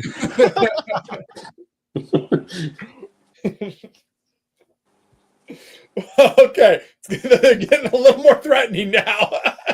Like the expression on Aubrey's face. Moto better make sure he comes through. He's pulling pallets? How many rocks does he have? Moto, I'm on it. Starting now. Give me some time to pull pallets. Wow. Now trying to get Moto to come on later and eat wings as well. I actually got, so my family, we got some pizza delivered. So they brought that to me and Hudson. But they got some wings with it too. So I'm saving those up for later on with you and Aubrey Shaw. Are they hot? They are spicy. So we'll see how. I don't think they're going to be like overwhelming. No. I think what Aubrey wants to do, I'm not going to like it later. It's going to be very entertaining though. What is it? It's very, very hot wings. We'll have to you have to stay tuned and find out. Here's a question from Facebook. Shout out to our viewers over on Facebook. What's your thoughts on misprints? That's a very open-ended question. I mean, I think it's cool when you can like find them in the wild, or even see them in like certain like the Toy and Plastic Brick Museum in Ohio, and certain like museums and stuff will display some of those. But that's about all of my thoughts on it there. Does Shai, misprints and what's that? does misprints? Sorry, does it include like things like the first one that springs to mind would be the UCS gunship where they put the wrong logo on the box. Oh, I was thinking just a straight minifig, like a wrong colored face or wrong the prints on the side or something like that. Yeah, but that's a good one too. I don't know. Like I think I appreciate them when I see them, but it's not something that I actively try to like collect or obtain when it comes to my face. Like when I see it, I'm like, oh, that's cool. That doesn't happen often. But I'm not one to spend like $300 on it on eBay or something like that. That makes sense. I mean, some people I know are really into it and will they're cool. Yeah, they'll try to track down stuff. I know Caden is there. I guess within the military community, you've got like the Brickmania Brick Arms, sort of like, I don't know if they're misprints or at least like more sought after pieces. Yeah, I don't think it's pretty like, I mean, like with the molding, it's kind of weird. Like I have a few like sprues from Will, who's the creator of Brick Arms, that are like incomplete, like there wasn't enough plastic in them. That are kind of cool, but like there a lot of it, I mean, it really comes down to printing. Like you can do that with just about anything. I know Citizen Brick at a lot of shows, or at least they used to, they bring like bins of misprints or test prints and things like that. So like a couple years ago, I found a steel pot netted like airborne helmet that had the medic cross printed on it, which isn't something they ever made. And so I picked that up because I've got a bunch of the Citizen Brick airborne figures that I used for a little vignette a couple weeks back. And so now I have a netted airborne helmet with the medic patch on it that matches the rest of the 406 guys. Yeah, that's cool. I think with like stuff like Brickmania or any of the customs, I'm accustomed. I'm used to seeing it not in 100 or like 100% perfect, right? Sure. Because it's not done by a machine. It's laid out by hand, so it's not entirely perfect. So when I see a misprint with Lego, it doesn't really do anything for me since I already have a lot of minifigs in my collection that aren't 100% perfect. I know, like, it's Lego, but it's not like something like, oh, I need to spend $2,000 to get it. But for what Caden does, though, like, I can see we're going to a Citizen Brick like bin worth of misprints. You're looking for that specific piece that could really elevate your diorama or your mock. So I can see how that could be beneficial, and I would spend a little bit more of a penny to accomplish that story. But like for like a Chewbacca, where it's head prints on the back of the head, that's funny, but I don't think I'll ever use it for anything. Yeah. I think my first misprint was actually from Lego, and it was the 2014, I think, Utapau Troopers Battle Pack. Mm-hmm. And one of the clone troopers, the print was like off to the side. And I don't know, like at that age, I was like, oh my God, like, what am I supposed to do? Like, I was like so upset. I was like, wow, what's wrong with this? And they ended up sending me the wrong helmet. So I just have an extra 212th Airborne helmet for no reason. And then I got the other one. But yeah, I mean, to what he's saying, like, with the custom stuff, especially with such the like wide variety of custom stuff there is nowadays, and people testing out different things and doing all that, like, you can find some really cool, like, niche little things that you wouldn't normally think of to use in any capacity. Mm-hmm. But like that helmet, like, I found just kind of digging through a bin of random stuff they had and pulled it out. I was like, oh, this is cool. And I think like he was selling them for the same price he sells the like normal stuff. So like the helmet was like $3. Something they never made, something there's probably maybe that one of in the bin that I will now use eternally. We had a $20 donation from Aaron just came in, so thank you for that. Hey. If you want to donate to the Tiltify campaign to win the Jabba Sail Barge set and support Creations for Charity, you can click that link in the description, and I will also put it in the chat right now. So that's what we're here streaming for. We are just past a quarter of the way through. Already 6 hours shy. It's flying by. Woo. I'm almost done with my obligation. No, that was been pretty quick. Here's a custom misprint from Matt. There we go. What's wrong with me? And then one for a bit earlier. Was it? Later, not my favorite part of the stream. Oh, Fred. The sweat is really a nice touch. Right? Attention to detail. It's funny because during the last couple of weeks, I'd be promoting it to guys. It's like, oh yeah, 24 hours annual, do the live stream, everything like that. And then the later hours, they started objecting themselves to chili. It's like, oh yeah, we'll be along for that. All right. Aubrey in the chat with says they're doing the Buffalo Wild Wings challenge. So that's what Shy and her in for later on. Very excited to see how that goes, Shy. Yep. Me too. I'm definitely gonna regret it. The Blazing Challenge. Great. I'm like looking it up right now. I'm like, okay, what do I need to buy? Oh gosh. One of the more unique, it's not a misprint, but like unique pieces we have in our collection is a Lego employee gave us once. It was a stack of 4 2x4 bricks that just looked like normal 2x4 bricks when you just looked at them. But when you tried to pull them apart, they were the bricks they test like tolerances for. So the first one was really loose. And then by the time you tried to pull apart like the bottom two, you could barely do it because the tolerances were so tight on them. So they use specific types of 2x4 bricks to test tolerances. So that was a cool little thing that we picked up a while back that a Lego employee gave us. But yeah, it's like unbelievable.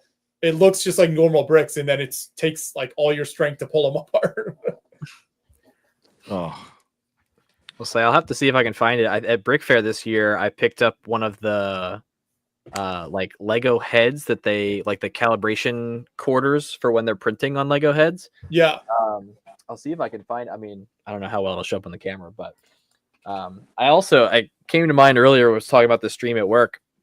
So this is the 11th year that you guys are doing it, and if my memory serves correctly, this is either the 7th or 8th year that I've been doing it. Okay, that makes sense. Like, that's kind of crazy to think about. Yeah, that is. I think you've definitely been one of the longest term participants here in the 24-hour live stream, Caden. So that's been very fun. Which means I was like 14 the first time I did it.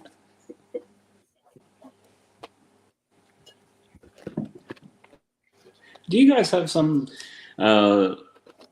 If you worked out over the 11 years, or I guess the 10 years that you've been doing it, sort of the total that you've raised for charity in that time? So it's somewhere. I think it's somewhere in the like 100,000 range. Yeah. $100,000 range. During all the years that we've done it. You've done Creations for Charity. It's a pretty incredible sort of number. So. Yeah, no, it's been amazing opportunities. Yes, we have we'll check this out real quick. There it is. There's the head. Whoa, the head test piece. That's cool. And then we have a mobile moto cam. There he is in the rock collection.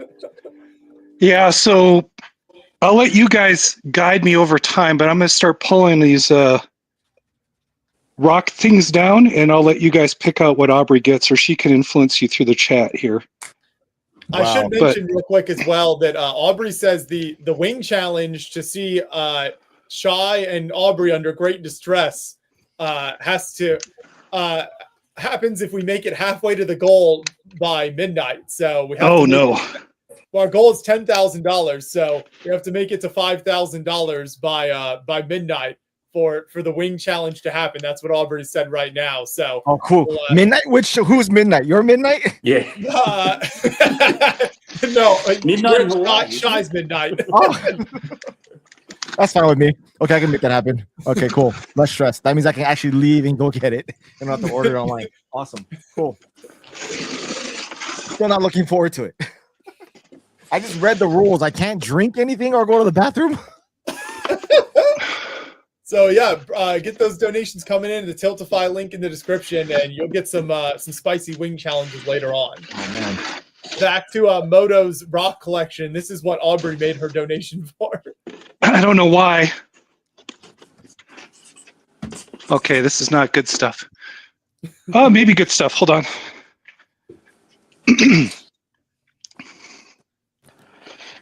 Aubrey, do you want any leaf fossils? That's cool. Do you want like a really nice leaf fossil? That's very cool. And Okay, you guys will have to guide. You'll have to guide my finger. These are probably some of the best ones we've ever found. She says, What do you I think? want you to choose Moto. Surprise Yeah. me. Those are cool. I think, yeah. I don't want. How about Where do you find these? this is from so if you ever go to the Florissant fossil beds in Colorado, there is near there a fossil quarry where you pay by the hour to split shale, and because it's on private property, you can keep the stuff you find. Oh, interesting. Good to know. The lady said she might not be running it for much longer because I guess insurance or something costs a lot of money. Oh, yeah. I get that. But okay, let me find one. You know, I might have something better though. Let me keep pulling stuff. Something better.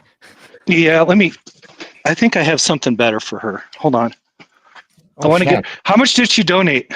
$50. Yeah, she deserves something better than that. Hold on. Wow. You guys talk amongst yourselves while I If look anyone for else something wants better. a rock, is the offer open for more donations, Moto? If someone else sees a rock they want. Sure. Until I run out. but it's unlikely. So if anyone else watching, if you'd like, one of the Moto special rocks straight from the hands of Lego Master Moto, Yep. then you can offer to make a donation and see what you can do. God, I don't even know what that is. Okay. Moto's rock collection is a new segment this year. I like it. No, I don't know. Okay, here we go.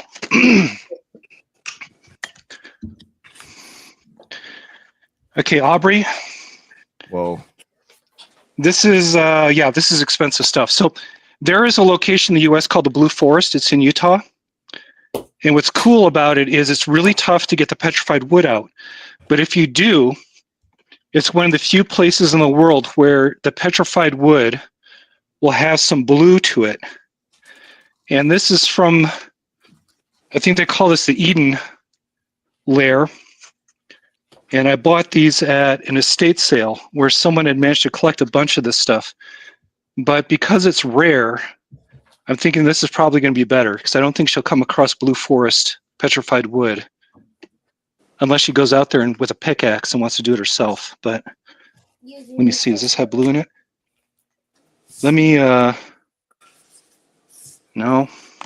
Whoa. I'll find a good one for you, Aubrey, I promise. Let me, yeah, there we go. So there's one piece for Aubrey for $50. We'll get that. And then also we'll throw in an ammonite. Oh, look at that. Wow. But wait, there's more. Let's throw. Aubrey loves it. She says cool with lots of emojis in the chat. Okay. What am I feeling here?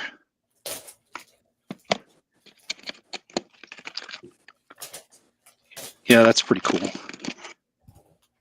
How about that, Aubrey? You want an ammonite? Those are super cool, Moto. That's pretty cool. Okay. There's two pieces.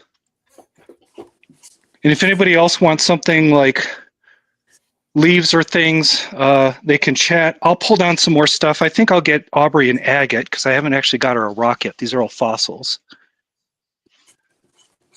That's cool. I love it. So, you know, Okay. you want to make a donation to win the Java sail barge set and get yourself a cool rock or fossil. Now's your opportunity. You can only do that here, folks. This is the only place on the internet where we're doing Java sail barge and fossil sales. Yeah, yeah.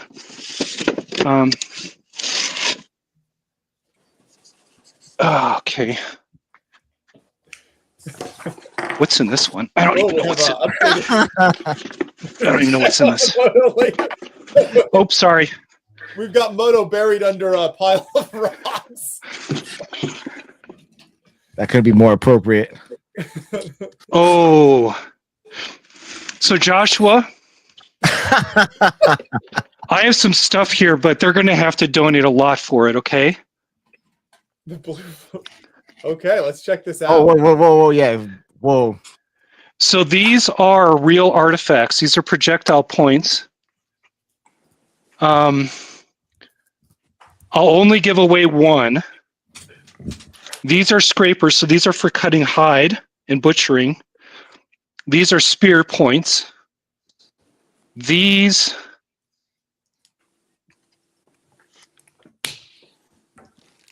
one's really old. So these are not modern flint and amp, because you can't collect any artifacts on public property anymore. The only way to get these is like through estate sales or auctions. And so what basically someone would have to donate like $150 or $200 to get, I'll say a spear point. Okay, there you go. You heard it from Moto. So if you want to get your donation in to win the Java sail barge set and get one of his rare hand collected rock spear points, then you can do that here. You $200 donation will get it for you. Wow. Yeah, Tiago has just joined us in the chat. This is the Lego live streamer? Am I in the wrong? I know, Tiago, man. You never know what's going to happen. We really aim to bring, all sorts of content for the people over these 24 hours. But they'll have to buy it fast. I'll tell them that, because I'll set this box aside, but one lithic. And I bought these at a estate sale. I did not find these because I go on public lands and I am not allowed to collect any artifacts. Anything over 100 years old is considered no-go on public lands. There you go. Good disclosure there. No, I didn't. I did not find those. I did not pick them up. Those were from a private collection. So this is indeed the Lego live stream, but you can also get some really cool rocks. Tiago, yeah, I don't know. I don't know how we got here, but we got here. Okay, box setup. And you can just chat amongst yourselves. I'm gonna have to go to a different section to pull another pile of storage for Aubrey's next thing that she's gonna get. Oh man. Those are really good. I'm sure it's on public land. Obviously not on public land, though. Not on public land. Yeah, not on public. Moto's missing all the best drawings of it. Should put a private property sign on the back of that drawing. You can do a recap when it's done. I'll go back and watch it later, a replay. Give you guys some extra views. There you go. So, timestamp. What is that? 6 hours and 20 minutes on the first. Yep, one. there you go. So we are a little over $1,000, still 1,140. Trying to hit the $5,000 mark at the halfway point in the stream. So that's 6 hours from now. So that's our goal. We'll have a spicy wing challenge for Shy and Aubrey later on, and all sorts of other great builders joining on. We're auctioning off builds. And you, of course, all the money that's given via the Tiltify campaign enters you to win the Java sail barge set every $5 you donate. So there's a lot of great things that you can get for your donation. But most importantly, you're helping out an incredible charity, getting Lego sets to kids this Christmas. And that's what we're here for streaming for 24 hours. So we're glad, thankful for everyone who can join us here. So make sure to click the link in the description or in the chat, and go over there and you can check out the Tiltify campaign. And somebody's also gonna get Moto's rock. Yeah, somebody needs to donate $200 to get the rock. Aubrey says she has a crab shell from when she and Moto went looking for rocks on a beach. Oh, yeah, that's right. And I got the ocean wrong at the time. I said it was the Atlantic and it was the Pacific, or vice versa. I screwed up. It's easy, you know. If you see Shaw, you're at the Pacific. Yes. Well, that's true. I should have known better. All right, where are we going to go now? We got to go to Secret Island. Do it again, Matt. New logo for the stream. Oh no! Oh no! We're crossing the streams. Oh man! Never cross the streams, Ray. Don't cross the streams. Don't do it. That guy is funny.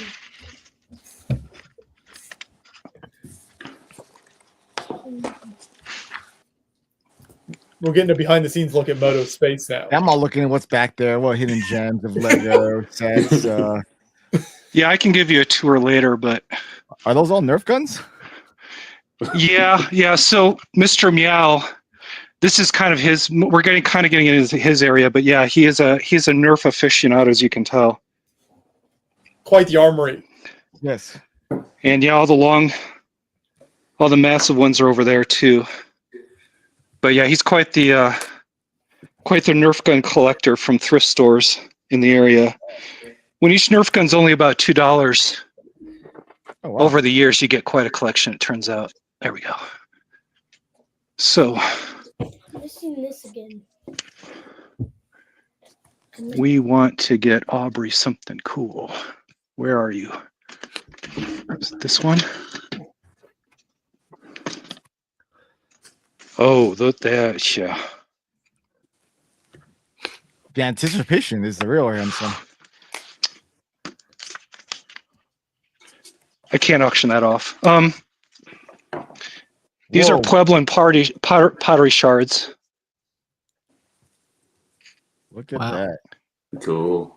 So once again, this is from an estate, and the person was an anthropologist, Well, that makes sense. and so these are it said dig site field specimens was the label, but it's not ethical for me to sell these at this point.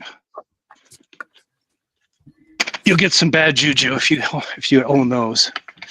It's very impressive, your collection, though, Moto. It's No, cool. I'm just okay. That's more of the same. Yeah, that's a no-go. Where are Starlight? Oh, Starlight. Yeah, okay.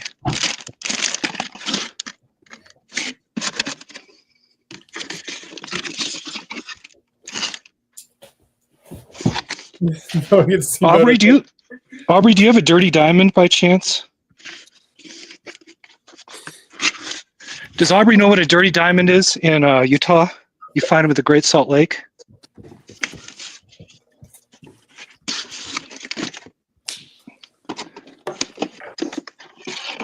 What's a dirty diamond? What's a dirty diamond? Yeah, I'm trying to find it, but I found the partials, and I was going to give her one if she didn't have one already. We got a big donation. Tiago, shout out with the $500 donation. This is the fossil funding, right? $500, Oh, crap. Moto. No. Okay. Incredible Whoa. donation. Thank you, Tiago. That's our highest donation now so far. Okay, So- that's worth it. Tiago? That's a lot. This is going to hurt bad. All right, Tiago? Oh, dude. He may have to come on to pick this out. Or he said he couldn't make it on the stream this year, so you could set it up afterwards if you send a photo or something. We can do that. as well. Yeah. Well, if you trust me, what I'll do is I'll try to pick the second best piece in this whole collection here. No, the first. Okay, so let me look close. We've got cutting tools here. We've got that one's broken, so we can't do that one. That's a knife. That's definitely a spear. It's another knife point. That's a projectile point. Okay. Oh, now we get some more. Got some partials. Well, it's for the children. It's for the children, so I will go with, I'm going to go with the best one right here. So, Tiago. Look at that. This is a flint spear point. I think the tip, oh no, the tip's busted. Hold on, is the tip broken on this one? Look at that. It's still I marvelous, think, too. yeah, it got chipped and then someone reforged it into more of a cutting implement. So we'll set that aside, and then I'll also throw in, what do you say, this honker? Oh, nice. Yeah, we'll do the whopper. So this, Tiago, this might be a core or it might be a scraper. I can't tell because they didn't finish the top. So either they use this to flake out other objects, but it looks to me like a very basic cutting face for hide scraping or cutting. Yo, look at that. There you go, North American Paleolithic. I love it. Thank you. And for now I'm all putting those this away photos. because that hurt like heck. I didn't think anybody was going to do that, but I'm glad they did. All We right, appreciate Tiago, you. you have some ancient American artifacts. That's cool. And you'll have to message me, moto.lego on Instagram or wherever. Or come over And and wander Colorado until you encounter him. you'll never find me. And it was nice to meet you at Chicago, Tiago. So Yeah, Tiago made it over. I think that was his first U.S. convention, right? U.S. Lego Yes. convention. Yeah. okay. I love it. Thank you for the donation, Tiago. So that's our new record donation so far is $500. We're trying to hit 5,000 before midnight, before the halfway point. $10,000 is our ultimate goal. And Tiago just got however many chances that is at $5 an entry to win 100 chances. Yeah, 100 chance to win the barge. There we go. Oh. 100 chances. Wow. So Tiago, I'm going to give Tiago an example of what he just got because I don't think some people really understand. So here's a projectile board. This is a projectile point board, okay? This is the scale of your spear point compared to like an arrowhead. Very cool. Look at that. Or like an lattice sized point. This is really old. So this is before there were arrows. That's a spear point. And then if you want to look at the face of this sucker, that's a standard projectile point board. So you've got one heck of a great specimen. And these are very, very primitive. So they're probably an older style. There you go. Congratulations, man. Good job. We raised money. Way to go. Tiago says he will pick it up at Brickworld maybe next year, 2025. Oh, I'd rather mail it, man. There's no way I'm going to remember. Okay. We've got agates. Yes. Okay. We've got Aubrey agates. Here we go. There's more rocks where that came from. Yeah. Tiago for There we the go. win. Oh, and Tiago gets his own drawing. Tiago for the win. Absolutely. From before. All right.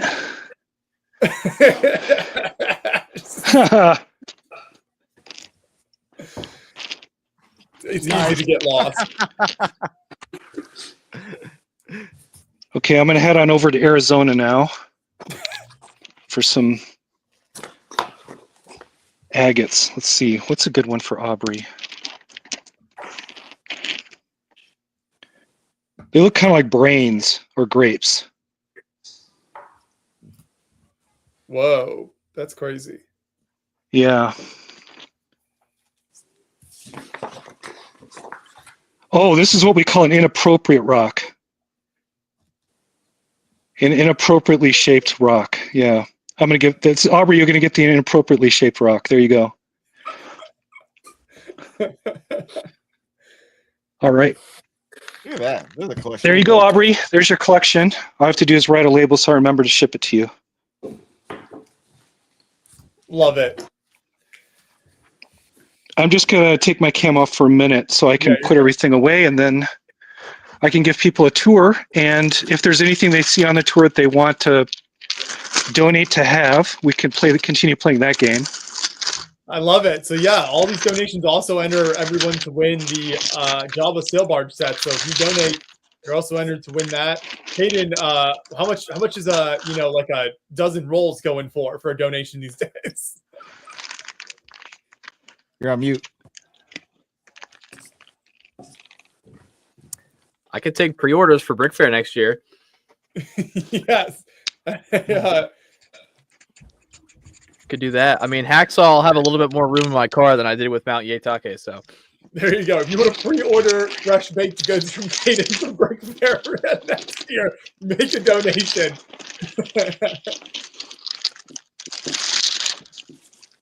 I love that. There's so many bonuses included. So, yeah. Is that what you're working on, Caden? This part's more or less finished. This will end up being the border for Hacksaw. The part of the build that I've been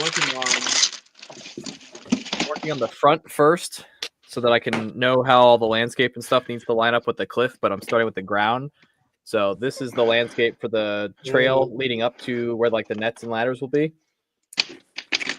So this has been the work on for the last probably 2 or 3 days. So I got to finish up this back section here. But that's looking good, yeah. Wow, cool. I love your landscaping, Caden.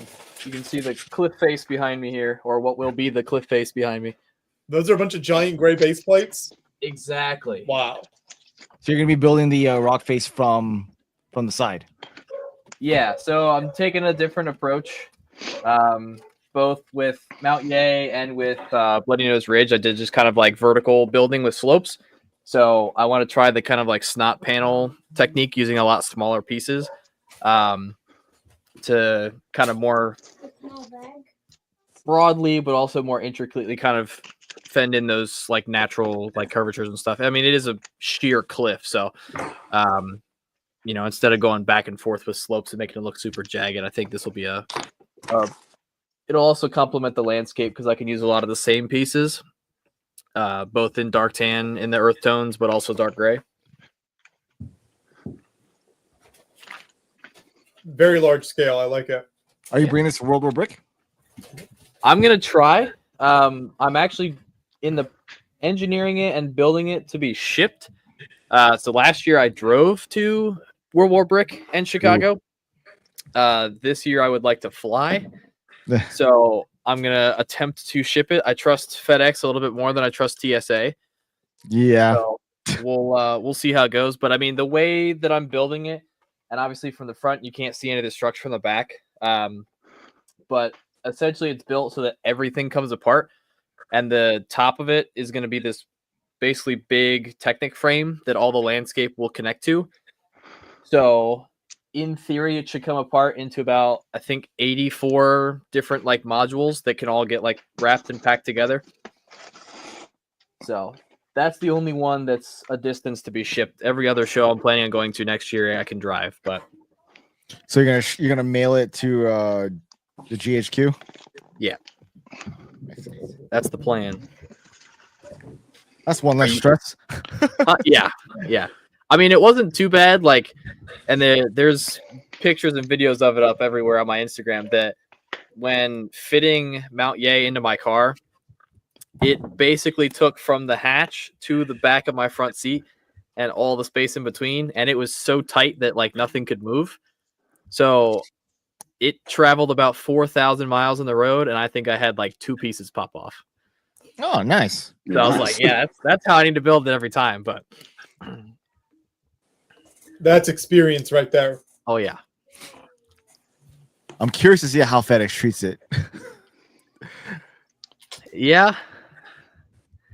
I mean, it's either FedEx or UPS. It'll depend on which one ends up with it, but I'm trying to determine whether I want to like wrap it and pack it in a bin and put said bin in a box, or just like make a crate and just ship the crate.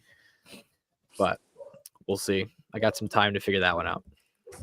That's for later, you. Yeah, I also have to build it first, so there's that. Had to go really restrained on this one. Well, I figured I added another rock, so Aubrey, you're going to get a pair because I figured one wasn't enough. It's all for the children. It's all for the kids. Thank you for your extra donations, Moto. So we are. Well, yeah, I mean, I can walk around if anybody else wants to buy something. Feel free. We'll check out your collection. We're at $1,640. So if you want to donate, you can click that link in the description or in the chat and go over to the Tiltify campaign and get your donation in. Whoa. Yeah, I mean, these are the display cases, so no one's getting this stuff, but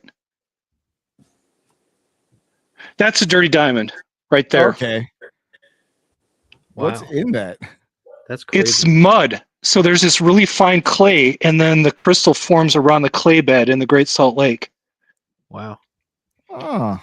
And there's 2 of them. We have a box of more, so I was wondering if she wanted a smaller dirty diamond, but it's kind of too late. And these are the same type of agates that she's getting, but they're just the larger ones that we liked. And then there's various other crazy, like green crystal stuff. Yeah, fossils. These are all fossilized bone, things like that. Leaves. Most of the fossils are over here, though. And then I've got a meteorite as well. There's a meteorite in a box down there. But if they wanted me to pull collection stuff, I could continue doing that. Or we have tools, but I don't think anybody wants hammers. Or if anybody wants a Western boot fitting leg. The hammer was swung by Moto, though, so we're keeping. Well, yeah. But if anybody wants, if you want to be a boot maker and you need a form, I could always sell this. Completely adjustable, of course. Quality hardwood. I love you have one of those. Well, why do you have that? Because it's cool. Look at it. Look how old school that is, man. That's all like handmade out of hardwoods. And it's just so random. I mean, if you want a conversation starter, buddy, this is it. This would be like the manly version. You just have to put the lamp right up there. Wow. Leg lamp. I mean, what more could leg lamp? Yeah. There you go. Instant leg lamp. But no, I've got all sorts of crazy stuff back here. I've got vintage drafting supplies. I mean, glassware. It's non-ending. And then, of course, I have all the old Lego sets are kind of up. I guess we could start just getting rid of the backlog, couldn't we? Oh, No one wants hidden side. What do we got up there? Creator stuff. Yeah, friend stuff. Comic books. If anybody is here's something I can give away. I absolutely do not need this. If anybody's a fan of this author, I bought this just because it's signed by Clive Cussler, and there was a coworker who really liked Clive Cussler, but unfortunately he was laid off before I could give this to him. So his loss is your gain. But yeah, if you want Valhalla Rising autographed by Clive Cussler. Rocks, signed books, boots. I mean, boots, boot forms. Make your donation over at the Tiltify. It's a yard sale, everybody. Bonus items in addition to possibly winning the Jabba sale ball. Yeah, I don't know, man. I'm at a loss. I'm just like throwing everything at the wall now. Or if you want me to go into my parts bins, I could start pulling random cool rare parts for people. Aubrey says she's not in the least bit surprised that Moto has a boot form. So if anybody wants that particular element in bulk, throw down your elements. I've got, what are we looking at here? Technic. Where's the Bionicle drawer? Oh, God. This is all Bionicle. This entire container is Bionicle. So if you have any Wow. Bionicle fans, could pull a Bionicle bag. I don't know. Or I could just leave busted up stuff. Yeah, I don't know. It's just random stuff everywhere. Oh, here's a cool little vintage set. Yeah, I could auction this off. This would work. I don't know if it's complete, but if anybody loves classic space, let's pull this. Whoa. Let's do this. Because I already have a copy of this set. So Does that have all the figs? LL924. It's missing the White Spaceman. I'll see if I can remedy that. No, there he is. Oh. And the spring in the lift is still pristine and functional. Oh, look at that. Incredible. As well as the plastic sheeting from the box itself. It was ripped, but it's still there and intact. Instructions are complete. Looks like a complete set with box. Space Cruiser. Joshua, you can set a price on that. I think we should set the minimum. Okay, Hudson had the same idea I did. I think $100 is the minimum, and we will take bids now. I think it's usually good to give about a half an hour. I don't know how long you can be on Moto. Okay. I'll stick around for a half hour. Oh, you were wondering what I was working on. Yeah, there's another evil tank. Ooh. And there's the robot that's the dark version, but there's the creep. I should turn on the lights for that. But anyway. So this right here could be yours for the bidding's at $100. So you the way the auctions work is you'll put your bid in the chat. So just put in the live stream chat, just put whatever your bid is. It has to be at least $100. And this set could be yours. And the highest bid at 7:15 Eastern time will win the set. Minimum $100 bid. It's a complete Space Cruiser number 487, iconic classic space set here.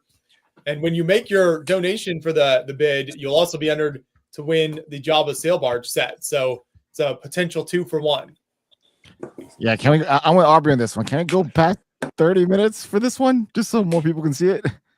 Okay, that's fine. We'll go longer, and if Moto's not on, we can still make sure. Tell you what, here's what I'm going to do right now, Joshua, because I won't stick around that long.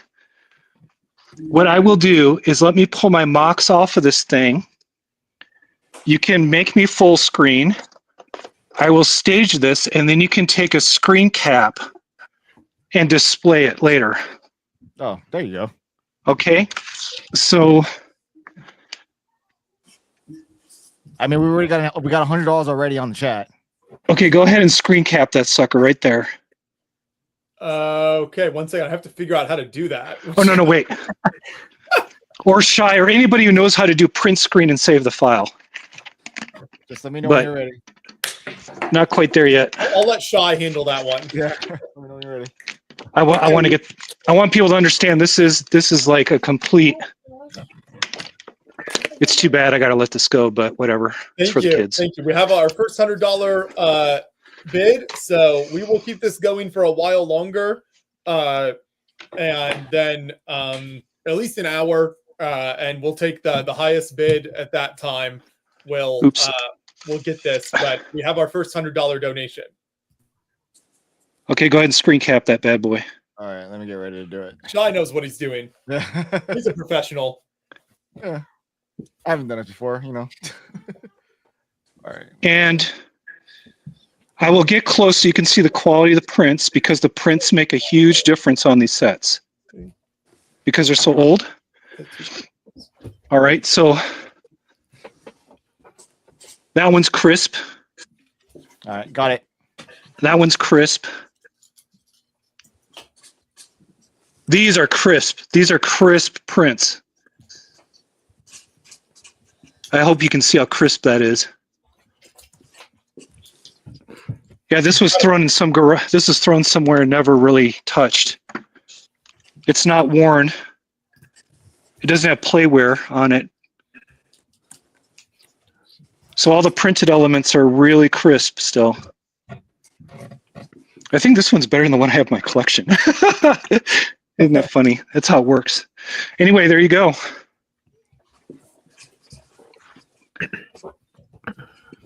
I love it. Great work, Moto. Thank you for contributing these extra items.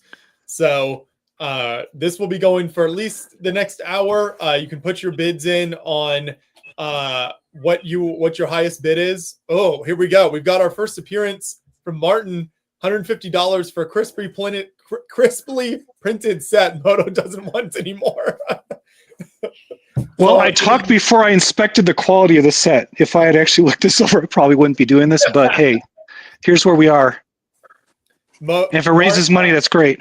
Martin is up to $150. That's our high bid at this point for the 487 Space Cruiser. Iconic classic space set.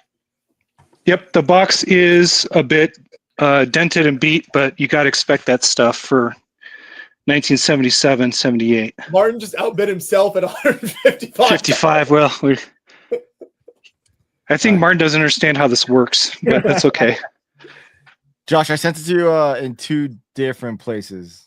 So Perfect. Thank both you. Email and Instagram. All right. I can't seem to flip my camera, but it's been great. Hopefully raised a ton of money. I always love raising money for you guys. Absolutely. And I'll be back when you're much more tired and you can pass along the info of whoever gets this lovely piece of classic space. Lazy Bricks Chrome Vader bid, and then Martin outbid them again at 175. So Martin's keeping the I'm going to stay on at this point. Yeah. Oh, we'll take a look at this artwork. Whoa, what is that?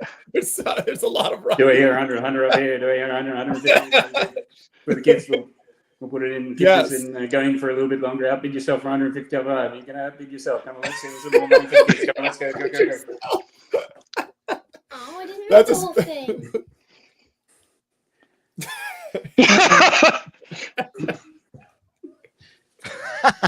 Yeah. Help, I've been stuck in the bin. And then just going back a little bit further for the rock shooter. There you go. Aiden, did you see that? Your delivery driver. Nice. Let's take a look. No, what? No, I need more of these. I love wow. Martin stays in the lead at 175 right now. There is a tear on the front cover, but yeah, these are the instructions that nobody liked because they're all hand illustrated and had a million little steps in each part. And there you go. This is what every kid wanted. Yeah, what was that? A total of like 17 steps? Let's go back. Yeah, let's take a look. Something like that. 155 parts and exactly 20 steps. 20 steps. And there's no like call outs for each like little step. No, there's no call outs or parts that you do. You just start. Yeah. You can see the big jump as they go by layer. So you had to know kind of like how to layer in like 15 to 20 pieces at a time. Well, it's like those advanced, when you get those, the 2 images and it's like spot the difference. And this is just like that on steroids. Yeah. I mean, back in the 70s when they had to hand illustrate every single one of these, I can understand why they did it this way. The drafting you need. Yeah. It's just nuts. To do that, like $200. Sorry, $200 in the auction. What was that, Matt? Good. Like to actually do those instructions, okay, you have the 20 steps, and didn't they literally don't have 20 different models and each one was at the step? So I don't know the lore. If I ever do visit Billund and I find someone in the archives, like some master Jedi archivist, Lego archivist, I'd love to talk to them about that. Ooh, I wonder, is that green container in here?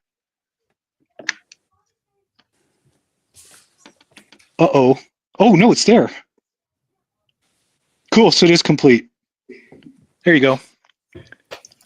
Glad I verified that. Someone tried to outbid Martin at 201 Canadian, but Canadian is worth less than American, so I don't think that counts.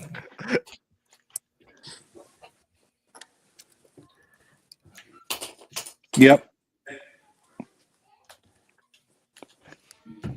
Look at that. Impeccable display as well set up. I love it. It's got the There you go. It's just like the classic like kind of moon base plate idea. Yeah, if anybody wonders where I photograph my models, it is not beautiful. That's a nice setup, though. Not gonna lie. I mean, you have space, nice. so that's good. Oh yeah, it's a professional backdrop and everything. I took photo in art school and everything, but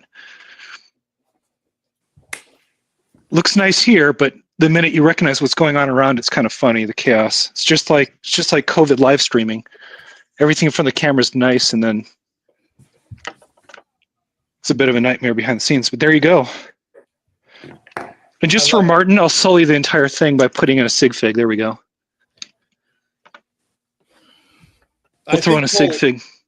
I think we're at $200 now. I think we'll run this auction until for another hour until 8 o'clock, and that's when we have to start part 2 of the stream because we always have to split it into 3 parts to have it upload to YouTube. So I think we'll run this until we end part 1 of the stream here at 8 o'clock.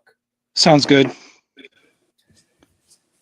So $200 is the current high bid. If you bid more than that in the chat, then you can win this Legoland Classic Space number 487 Space Cruiser, and also get Long name. a bunch of entries into the Jabba Sail Barge set giveaway too. So you could come. And hey, if you are over 100 years old, you can still build this set because they haven't put the limit on 100 over here. Thank you. That's a underserved demographic in our audience, actually, Moto. So I appreciate you pointing that out. Yep. So anybody who's over 100, feel free to bid on this set. You will still be able to build it. You cannot build modern Lego sets. You're outside the age range. What's on the back? Ooh, I didn't even think of this. Oh, look at that. They've got some alt builds on the back that you could try. I think they were shooting. That old packaging with the alt builds is so much fun. I love looking at that. Yeah, that's just bonkers. Oh, it's a scanner, everybody. It's a scientific instrument. It's not a pew-pew. What is that guy doing? Is he like a space janitor? He's like bent way over looking at the ground. Is that supposed to be like a space rock? He's trying to pick it up or something? I don't know. Martin is up to 215 due to the alt builds on the back. God. Martin's going to make this like not Death Star version of Classic Space and win an award at Brickworld Chicago. He's going to submit that as his own. I can tell already. So you've got to beat $215 now. And 215. Holy God. We are raising money. This set will be yours. Yep. Do we have any more themes that people really love, Joshua? Castle Pirates. Galador. Monorail. Galador. I do have a Galador I could auction off. I thought you're trying to raise money. People are going to pay me to not send it to them. Yeah. Wait, Moto will show up with this at your door if you don't donate. Yeah, give me a minute. Wow. I got to go inside to find that Galador. Yeah, we could get rid of this Galador. I'll go for big money. Apologies to my Canadian friends. We're very inclusive here with Matt. You know, all countries represented. Certainly with the hockey stick, but while Moto was looking through his storage for random non-Lego things, I went and retrieved this. This is a 5-pound parrot rifle shell from, my best guess is Civil War era. I'm assuming unfired, although the firing cap is gone, but another random non-Lego thing that's pretty cool. I like it. That's your like your post-apocalypse vault has that in there. It sits on my dresser. I just put the link for the Tiltify campaign, so in the chat and in the description, you can click that and go over and donate to enter to win. Every $5 you donate is an entry to win Jobless Sail Barge set, and we're at $215 for the fantastic classic space cruiser set. Fish Center on the moon. Got my work cut out for me. That sucks. Imagine having to speedball that.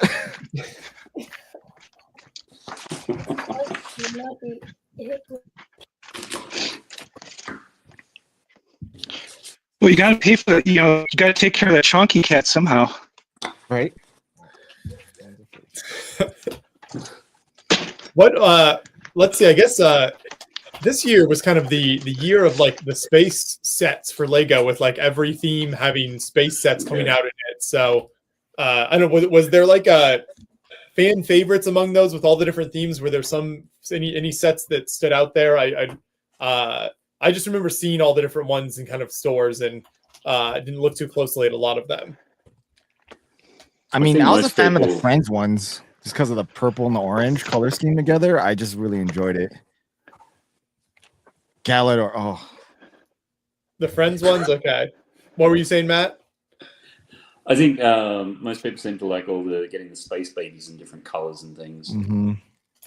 So, and certainly one of the Technic builds that they had, which I got my eye on, is quite a good little transforming or collapsing sort of one, which is quite clever.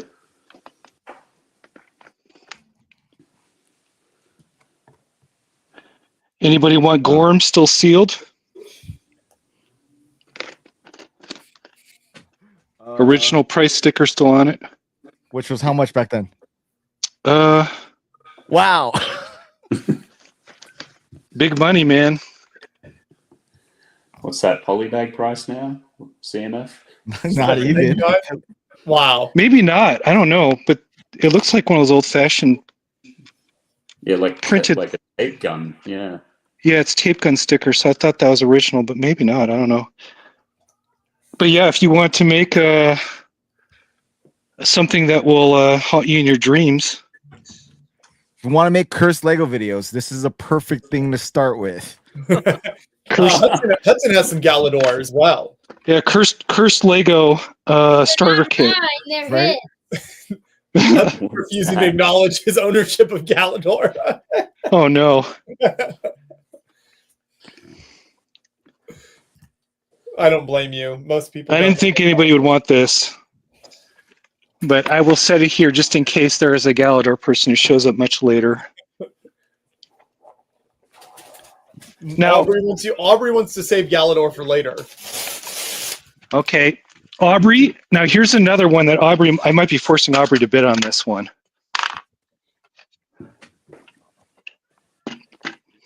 Oh, look, it's a It's not complete. I will say up front, it is missing a lot of pieces, but Belleville. It does have the Belleville figure and the cursed baby. Oh, there it is. These cursed babies will steal your soul at night. Oh man, I don't even want to look at that. I'm getting nightmares already. I'm terrified. It's like Children of the Corn. Wow. Mama. Mama. It's about the size of a regular minifig. Yep. Aubrey says that's her sig fig there. Yep, that is her sig fig. So Belleville. Yeah, 5860. Oh wow. Is missing pieces. Oh, how loving. What's that pink bucket to the left on the floor? That's a sink. No, no, on the floor. There it is. This is just what I had it in. It's not the set. It's just I dumped it in the pink bucket. I'm going to keep the pink bucket for the Pink Bucket Nation representation. That's what I was coming at. Aubrey is an aficionado. She owns more of the set than any other. It's missing the pillow and the toys, she says. Well, I have one. I've got the blue bear. I don't have the yellow bear. And I don't seem to have the creepy... There's a really creepy print of a clown face, which is kind of what I wanted out of it. I mean, look at that. Wow. But that's missing as well. To never show Scala on stream again. Okay, these guys, no one seems interested. They will go back in the bin of storage. Martin has started the bidding at 25 and outbid himself to 35 on this Belleville set. Okay, well, you guys keep track of that. If I have to ship this to Martin, then so be it. I will. I'll keep track of it. So we're at $35 for Belleville. I will very gingerly put it back in the... Is at $35.01. Oh, God, they're starting a bidding war. Already. All right, I'll leave that one out. Every time I start a joke, then people start spending money. This is not a good way to run a business. And this impeccable set here, number 487 Space Cruiser, is at $215. So any bid over $215, put that in the chat, and then you make that donation when the bidding ends, and this set will be sent to you from Mr. Moto himself. I'll do my standard. I'll write notes, and if you haven't gotten stickers and all the other accoutrements, I will include those as well. If you ask nicely, maybe a rock from his front yard. The rocks in my front yard can't ship. You don't even want to know what that's all about. Belleville is up to $40. $40 for an incomplete Belleville set. Okay, good to know.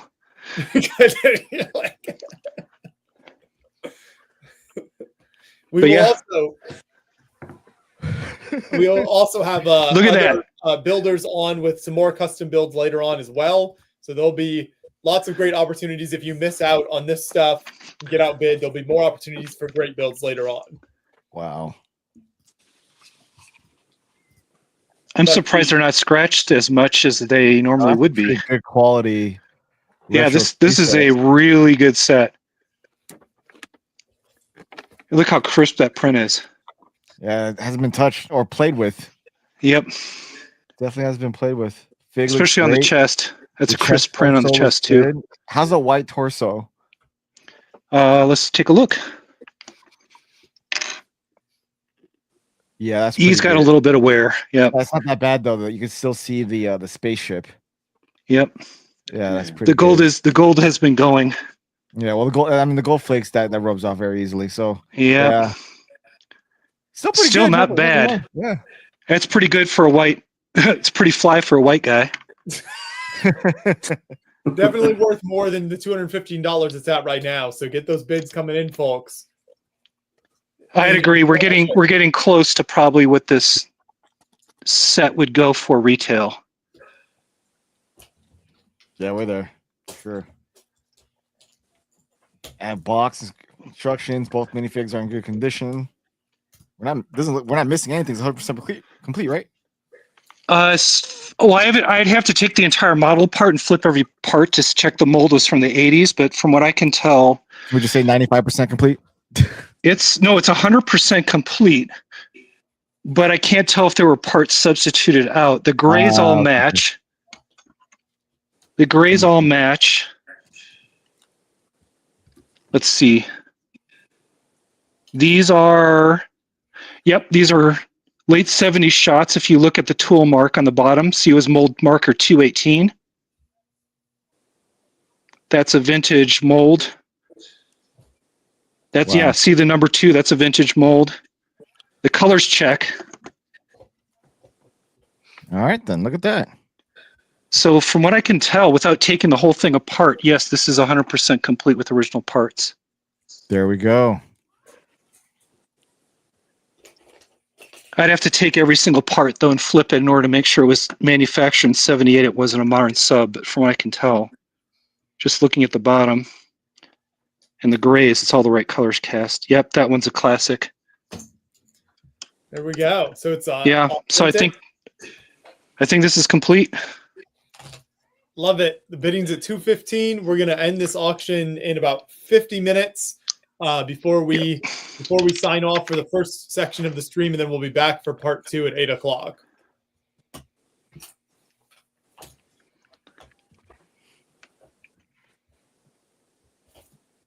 Do you know when they transition from solid to air hole on those? I do not. I do not know. Yeah, this one's not a solid top. I know Samsonite, but this might be accurate. I can't remember when it transitioned out from the solid tops. That was my other ways to check. I think it was before I was born. Yeah, definitely. Rubber on the tires is still. Oh my God! I didn't even check the tires. Yeah, they're crisp. Yeah, look at that. No rot.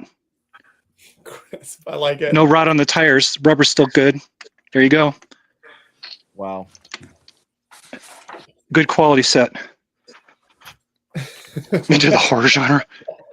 Hey, if someone wants to bid on Jack Stone figures, I got a pile of those too.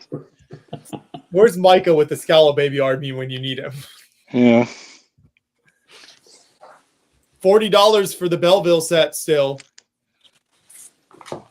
I'll put that one back up. I didn't even think people were going to go for that, but what the heck. I also didn't think I'd be selling rocks for hundreds of dollars either. But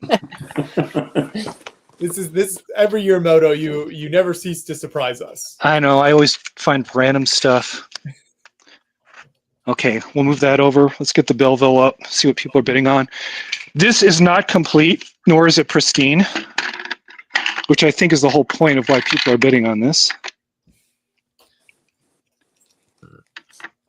Let's try to, oops, she lost her skirt. Oh, that was inappropriate. Okay. Oh. We're just going to turn off Moto's camera for a minute. Yeah, I'm going to turn off my camera. I can't pose a Belleville figure one-handed, turns out. Okay. I'm going to finish it before I leave Bennett.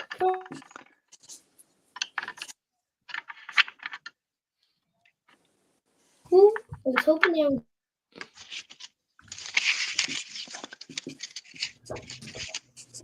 We got Moon Toads. What's up? Great channel. Thank you so much. Glad you could stop by. Aubrey now feels violated by. Sorry.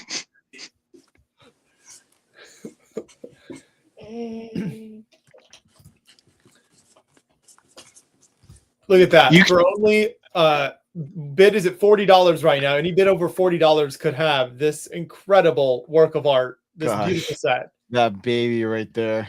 Could be That's why. That's worth at least $30 of your life right there. That baby could stare at you with those large eyes every night for just any bid over $40. The bear is actually pretty cool. I like that part. Figures are pretty cool. But yeah, there you go. Totally incomplete, but does have the instructions if you ever want to finish it yourself. I mean, if you want an Aubrey sig fig, yeah, there it is. This would be it right here. Yeah. Maybe you're a big fan of Aubrey and know she's hosting half the live stream and you're like, I just need her sig fig. This is your opportunity to pick it up. Yep. She doesn't give those out often.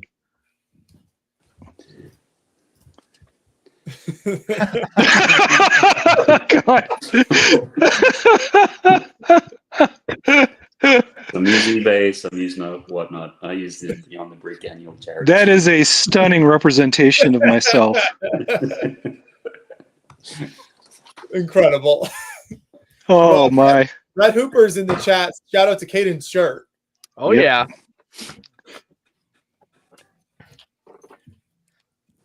So where can we get that shirt again? I don't know if they're still making them, but it was his wife's Etsy store. Mm-hmm. I just want to know the name of the Etsy store so I can go and check. Haven't put it in chat. Yeah. They're still making them. Yeah. If he's not a mod, he can't put a link, but at least he could put like Etsy store name or something and then type the name out. We could look for it. He's a mod. He can put it on. There you go. Maybe maybe you don't want it at your house, but you want to secretly leave the baby at a relative's house at Christmas to be found in the middle of the night. Whatever you want to do with it, and all the money goes to support Creations for Charity and to get Lego sets to kids this Christmas. So, wherever that baby ends up, it's up to you. Exactly. Gosh. Someone thought There this you was go. a good idea. There you go. This could be yours. There we go. Brett's gonna get the link. You heard of Elf on a Shelf? Now it's Baby on a Lady. That's what I was thinking. Elf on a shelf. You got another rhyme? You want to go shy with another rhyme? Baby on a... Nope. Okay. We just got to the endurance tile section here. There we go. There you go. Long. Hey. Here we go. The tile. That's right. Printed. See, printed tile. Printed in gold. Mm-hmm.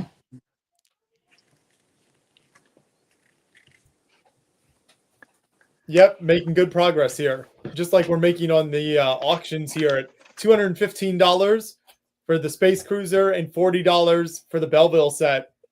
That's where the bidding's at. If you want it, it can be yours to just outbid Martin. All right. See what else I have. Oh.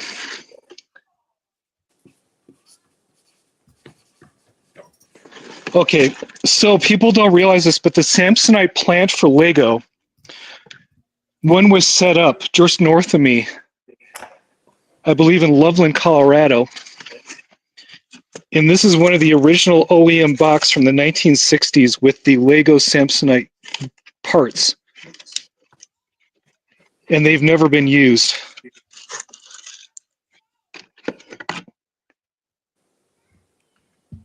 I don't think anybody cares about 1960 Samsonite, but there was a Bricks and Minifigs where they brought out this box that someone had donated. What's up, Oaktown? I'm building, putting more of my Imperial Army together.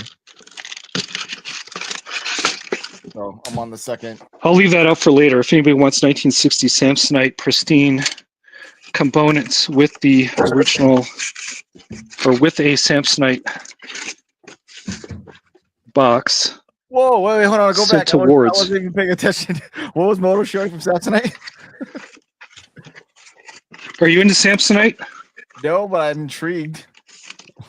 Yes. So the Samsonite plant, one of the plants for Samsonite Lego was up in Loveland, Colorado. Oh. And someone had brought in a bunch of Samsonite, 1960s Samsonite that had never been sold, I think. Look how clean that is. So look at how clean those waffle plates are. And they've been kept out of the sunlight. No rot. Wow. No, what? A little bit of rubber rot, a little, but not much. And then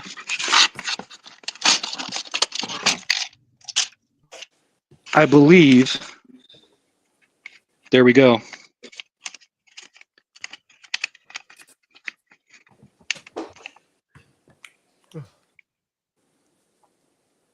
Wow. Now, if you like instructions with steps, good luck. This is all you got.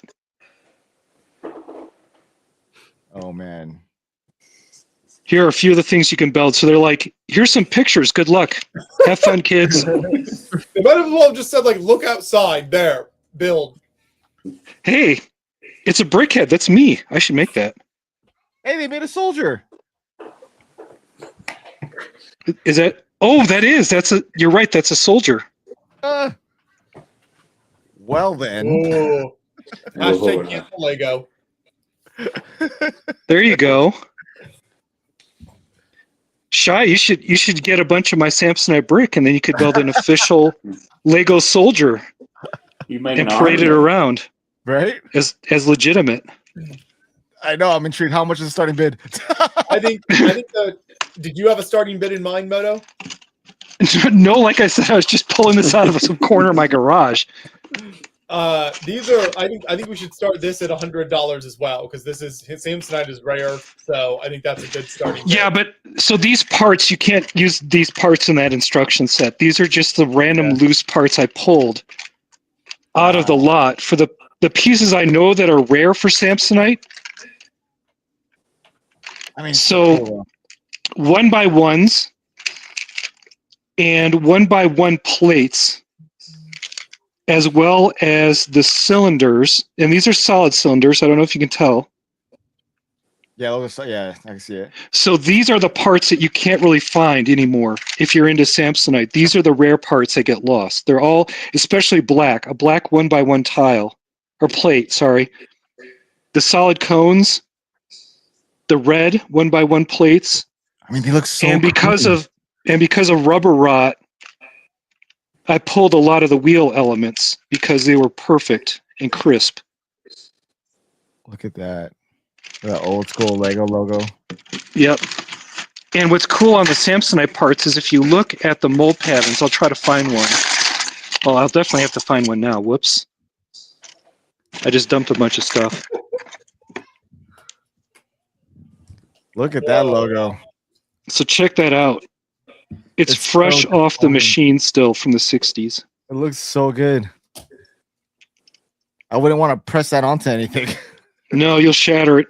Yeah. And by the way, these are not ABS. So these are a different type of plastic before ABS was invented. Yeah, so that would definitely, putting that together might shatter that for sure. Yeah, it's almost equivalent to brittle brown if you've ever used these elements before, but they have a clutch power that's unbelievable. The problem is you can't really take it off. Yep. And I know I'm putting my fingerprints on this now, but check that out. Look at that. Wow. Wow. No scratches, clean, vintage Lego logo. It's so clean you can see it's fogging up in my hand. Wow. In the cold garage. And how did you come up on this one? It was someone had donated a bunch of Samsonite original OEM parts in boxes to Bricks and Minifigs. That's why there's the Bricks and Minifigs logo on these things. Yeah, but the box too, though. They let us go through and grab from that enormous pile. And I like Samsonite, but I'm not a huge Samsonite collector, so I kind of limited myself to 2 cups. For the rare stuff, thinking, oh, if I ever did a retro Samsonite build, these are the parts that are really, really hard to source because the small ones always get lost. Yeah. And then you also get elements that you can't really find. Like if you're interested in that type of element shape. Whoa. That's a waffle look at that plate. back. Yep, that's the waffle plate back. Whoa. So if anybody's really into old brick, just for the sake of old brick, or you want the more unusual stuff from back in the 60s in pristine condition. Where's bricks when you need them?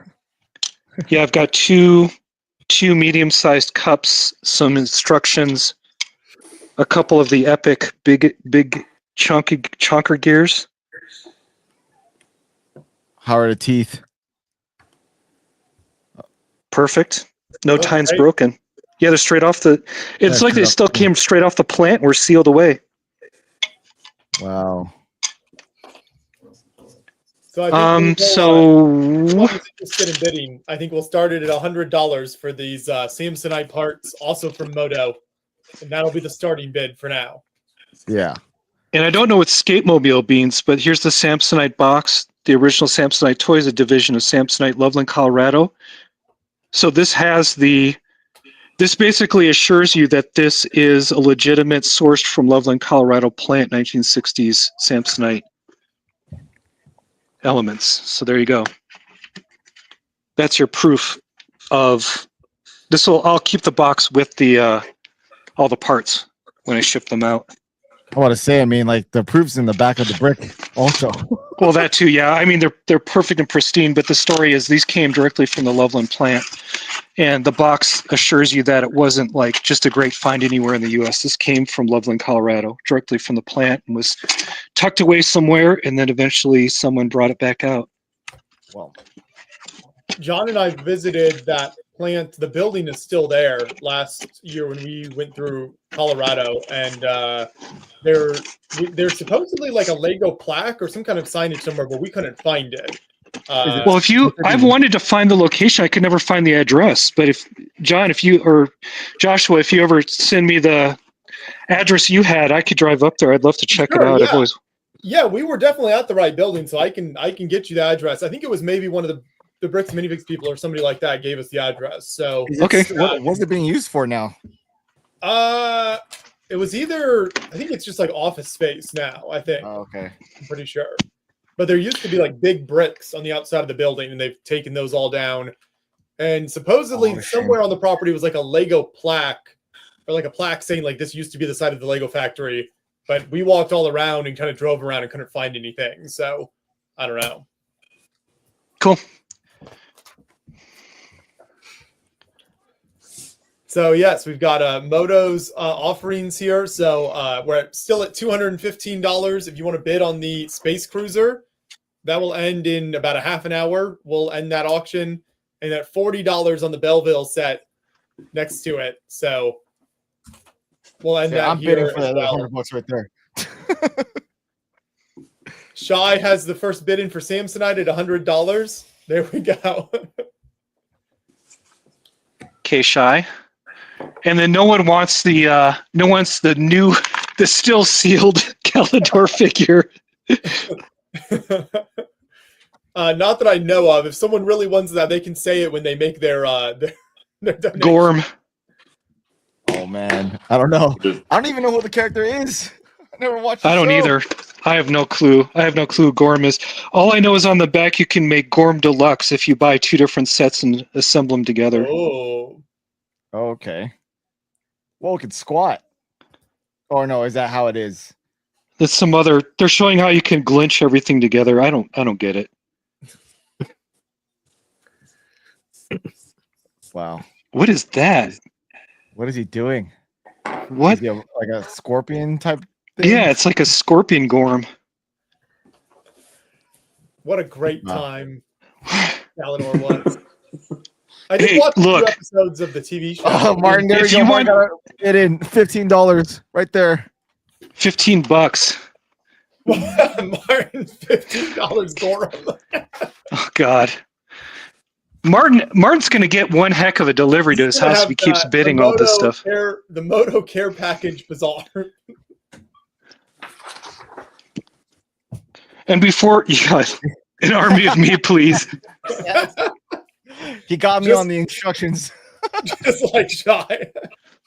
Hey, Shy, if you want, I can put these instructions back on full screen. You can screen cap it, so you don't have to. No, it's all good. No, I think I can make use of the stuff later on. Okay. There's also a biplane in there. It looks like cool. Yeah, I saw that. Oh no! Oh no! Really got it. Already got Elf on the shelf. On that one. Elf on the shelf. Just had to do it. Before I go, I'll show you one more random thing. We're not going to bid on this. It's one of a kind. I went to someone who used to work for the U.S. Geological Survey or Service, and I found the working documents for all of the sectional USGS survey maps of Yellowstone National Park. Wow. And because I go to Yellowstone National Park, I'm not going to sell or give these away. But it's pretty cool to see how someone went through and hand illustrated all the geological components to Yellowstone. Even the most remote wilderness parts of Yellowstone. I don't know how they got people out there. That is extremely impressive. But if you have if you have anybody's really into map making or cartography, I hope to enroll and photograph all these layers and get them published online at some point. But these are there's no amount of money you could pay me for these at this point. Where's the Dutton Ranch? I'm just kidding. No, seriously, if you tell me the section, they probably have it labeled because A shout out to Yellowstone, the show. oh, no. I'm talking the park. The park, man. Yeah. No, but it's really cool because I visited parts of the park and they have like Yellowstone Basin, they've got Norris Basin all listed out there. But then I found sections where I think the most remote part of the entire continental US is somewhere in Yellowstone, way out there. And they surveyed that section of land, which to me is like, I don't know how they logistically did it. But yeah, that's what all these maps are over here. That's cool. That's awesome. But yeah, other than that, I'll do another quick tour. If anything catches people's eyes, let's see, what could I... Aubrey thought she came in at a weird time, but she didn't realize she missed the boot earlier. Oh yeah, Death of Superman, Marvel Comics. Yeah, Aubrey, you could have a bootmaker's antique handcrafted wooden form fit for boot sizing.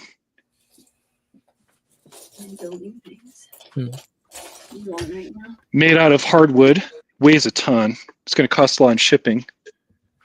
But yeah, there you go. You could give someone the boot.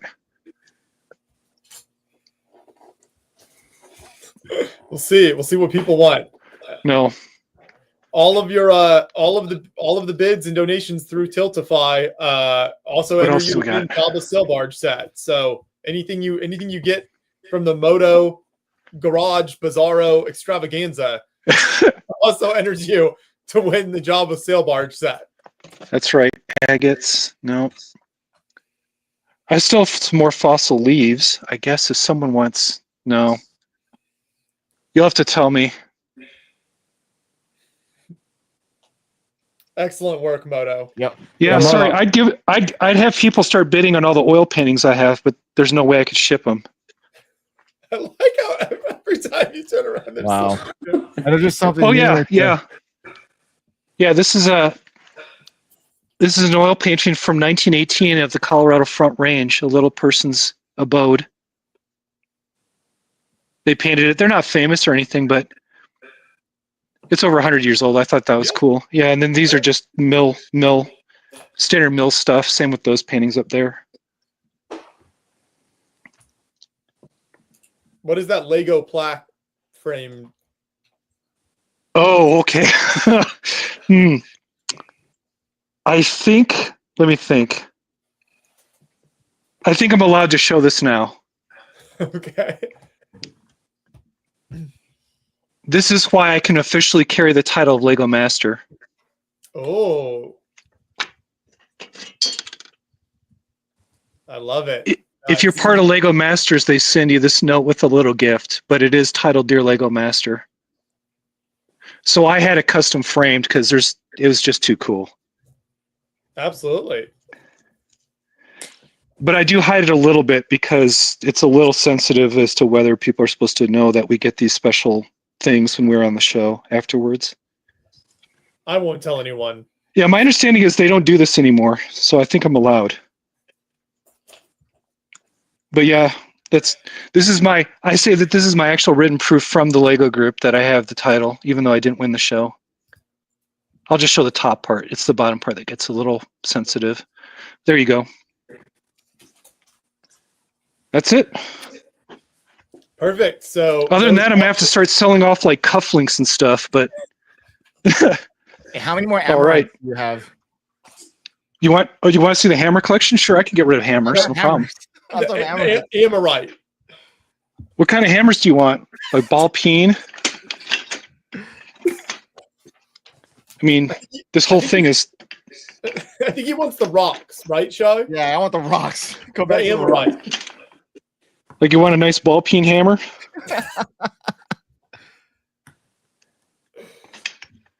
You want more of the rocks. Yeah. You have to give me an idea what kind of rocks. I mean, you saw the fossils. We saw the inappropriately shaped agates. We saw some fossils. Well, I just dropped here we go. $50 right now. So I'm looking at the Amorite. Because my son loves those. Amorite, I don't know what that is. What is that?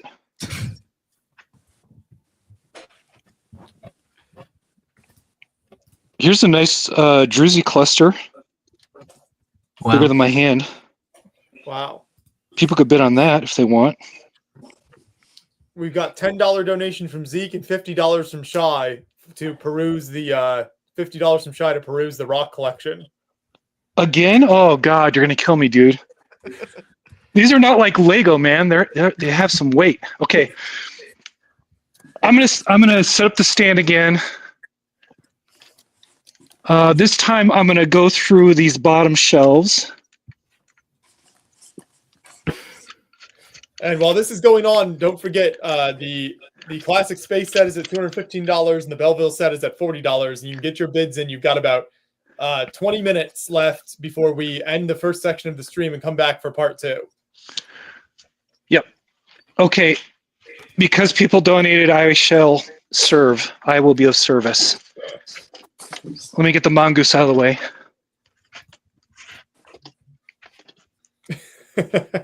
All right, what do we got? Moto with his oil paintings. Channeling the Xenoball books. Just pull up the Ammonites and or the fossils. I think my son would love one of those. Okay, well, Ammonites I do have. I think I have 3 pieces left. And then I can't give away more than one more at this point. You can just choose one of those. But let me see what else I have in here. Uh-oh.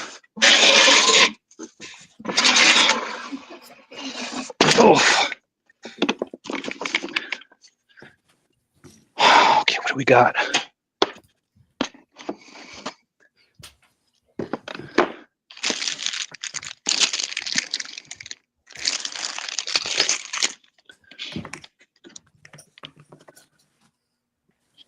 Oh dear.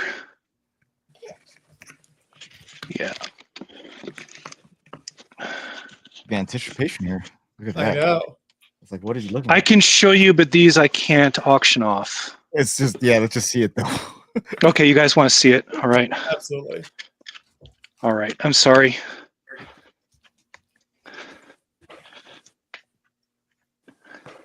Whoa. Okay, this is from the estate of Russell Brady.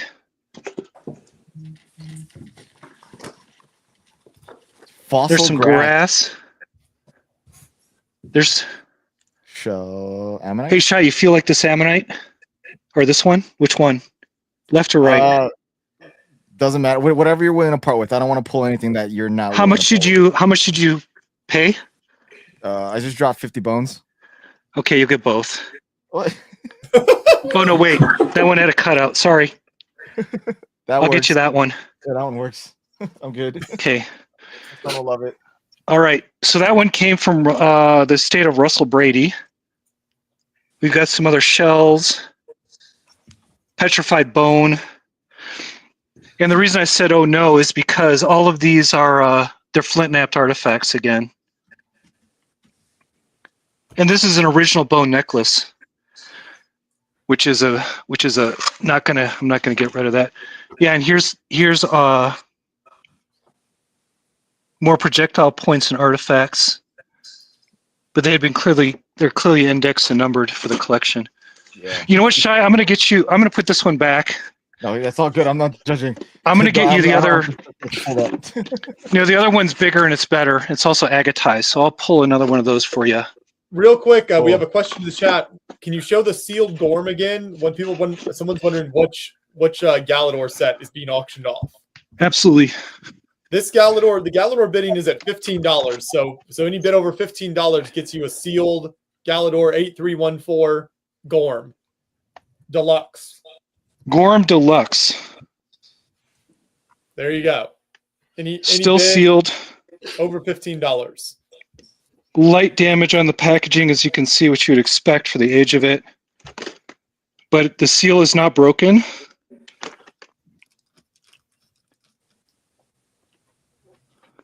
Perfect. Now, Yep, anyone still who wants completely to do a sealed. Kurt Ferguson unboxing, there's one right there. We've got a bid for $20 for Gorm from Oaktown Bricks. Yep, and then we're also we have a bid on $40 for Belleville and big money. How much are we up to on Legoland? $215 for the Space Cruiser. So any bid over $215 in this excellent condition classic Space Cruiser can be yours. Man, look at that And once print. again, Perfect. crisp. No deep gouges in the glass. Not sticker. Crisp. Includes the instructions. The instructions have one minor tear on the cover right there. Box is in good condition. And spring still works on the delicate spring forklift. Crisp prints. Like it's never played with. Yeah, probably never played with is my guess. We have new bids on $21 for Gorm and $41 for Belleville. So Martin's getting outbid now. Aubrey, You too can have Baby on a Lady for your holiday experience. Or Aubrey Sigfig, however you want to see that. Yep. Once it's yours, you will own it. You can do with as you please. I don't think I've ever seen that color of tap before. That's freaky. Anyway. Yep. So much good there you stuff. go. And each donation made also enters you to win the Jabba sail barge set. We're up to $1,700 raised now. $22 for Gorm. Like suddenly, Gorm is in high demand. Oh man! You know what I'm going to do?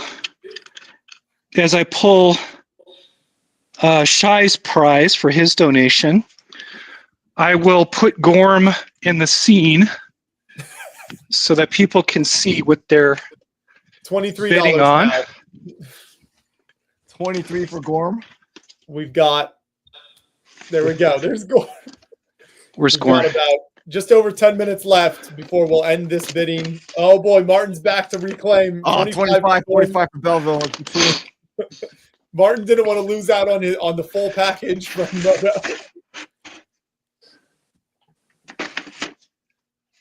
Cool. All right, guys, I'm gonna head out. It's getting a bit late here, so thanks very much. And I might try to jump on again in your wee hours there. So and have a few more sketches and things. So good to see everyone. Thank you. Yeah, great to see you. Thank you for the lovely sketches.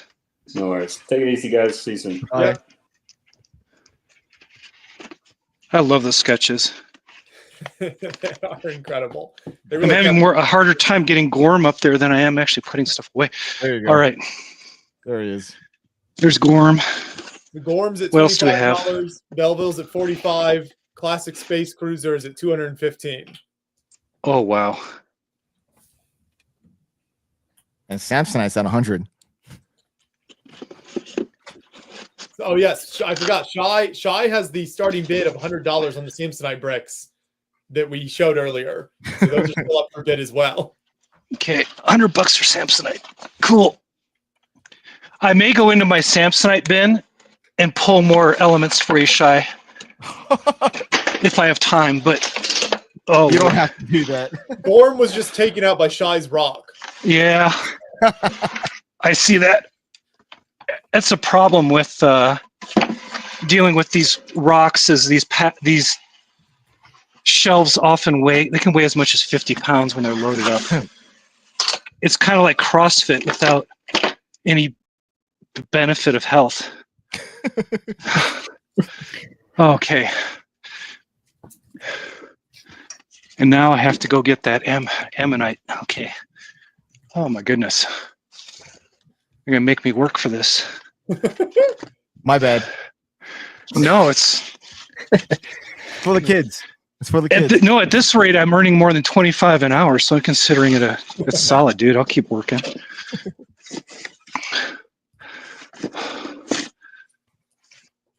Okay, Gorm.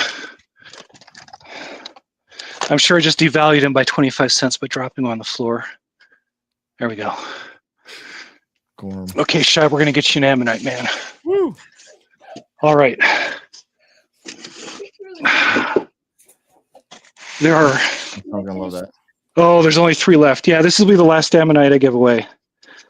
You Wow, can Shy, choose. look at You can that. choose. My bad. Whatever you're willing to let go. I don't want to get. I don't want you to give away something that you love. No, all the good stuff's in the display cases. Trust me. Okay. You have a choice here. Ooh. And by the way, these are agatized, so they have kind of like a gem-like coating where you can see the sutures. Great detail, medium size. Let's take a look at this one. That has the shell in the matrix. Oh, that's cool. That one's, yep, fully exposed. This is also from the estate of Fred Olson, so I have to keep the card. And then, oh, number 3 got chipped. Okay, that one's out. That's not good. I think you're down to these 2. I'll take that one. Yeah, this one's better. This one's I'll got take the that one. sutures on it. Yeah, my son will love that one. Thank you. All right.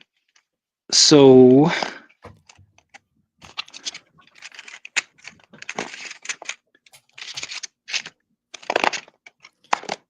let's pull that one. Great work. Look at that. Okay, so this one, Moto's rock It's- chair. His rock collection has been like that's Tiago. higher on this one between Aubrey, myself, and Tiago. Woo!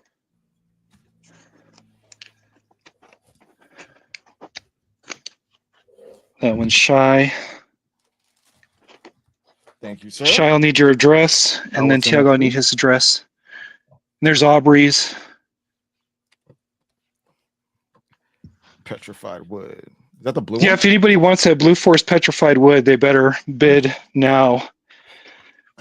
We have a $30 Gorm bid that just came in. So Gorm's, $30. Gorm's still there. Gorm's still there. You can still buy this. Wow.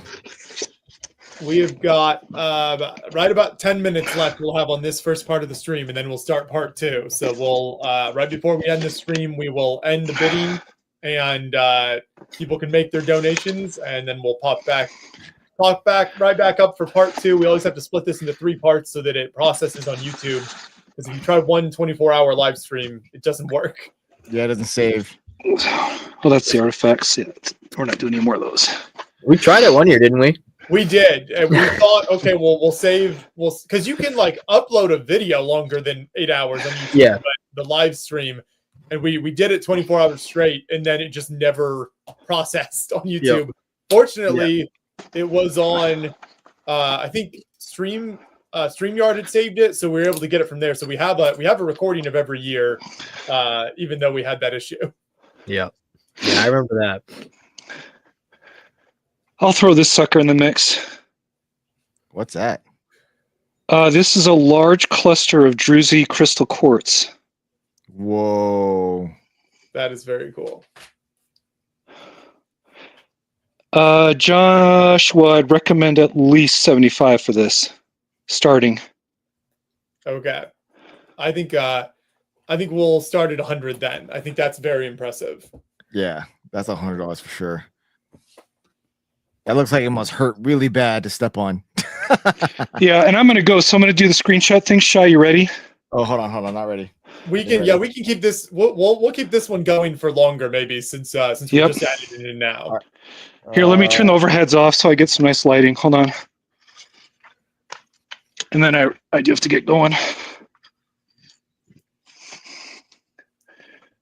Come on. Oh. There you go. All right, don't move. And screenshot. Wait, one more. You can get the size of the hand for scale. Just kidding. Hold on. Let me delete this one. All right, prepping. And captured. Got it. That one will And there's- be going screenshot later on as well. What's that called again? It's just a quartz crystal cluster. They're small. I think they're bigger than Druzy, but they're not massive. It's a whole bunch of little one. Oh, look, there's a bloom down in there. Anyway, actually, this is pretty cool. Okay, $100. There you go. On that, we'll have that $100. into part 2 for that one. As I well. will. I guess this table is now no longer a build table; it's an auction table. There we go. Oh wait, I forgot Gorn. Gorn, where are you, buddy? I left Gorn in the dark. Can't do that to Gorn. In Toy Story, when the things come alive, I think Gorn must be really sad. He's been in this box for how long? Oh man. I'm not We sure need to do hashtag free Gorn, $100. I'm not sure we want to free him from the look of it. Yeah, guy's probably an absolute maniac. All right, there's Galador. And Shy covered up the Samsonite so no one will bid on it, and you'll be assured to get that. There's a box of rare Samsonite bricks there, so this is everything you're bidding on. The Samsonite bricks are at $100 in the box, $215 for the classic Space Cruiser, $100 for the Crystal Rock, 45 I think for Belleville is where we were at. 45 for Belleville, and then 30 for Gorm, the Galador Maniac. Yep. So that's where the bids are at. If you want to bid higher on any of these, you've got about just over 5 minutes left to bid to outbid any of those.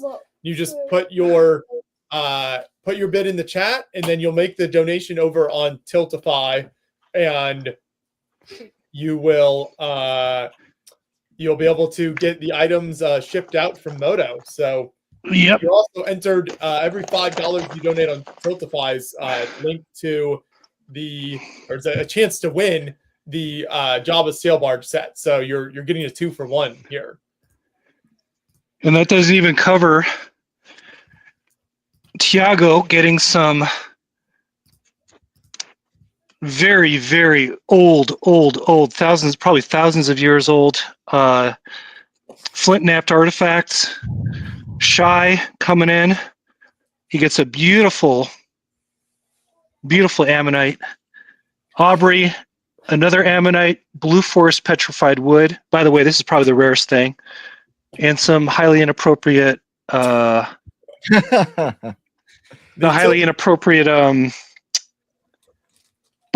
agates.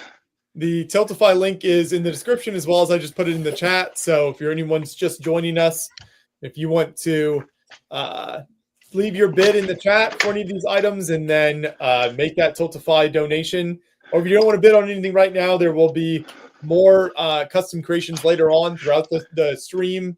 We are coming up on 8 hours here, so we are a third of the way through the stream here, which is crazy. The first third is definitely the hardest. I think that's how it always works.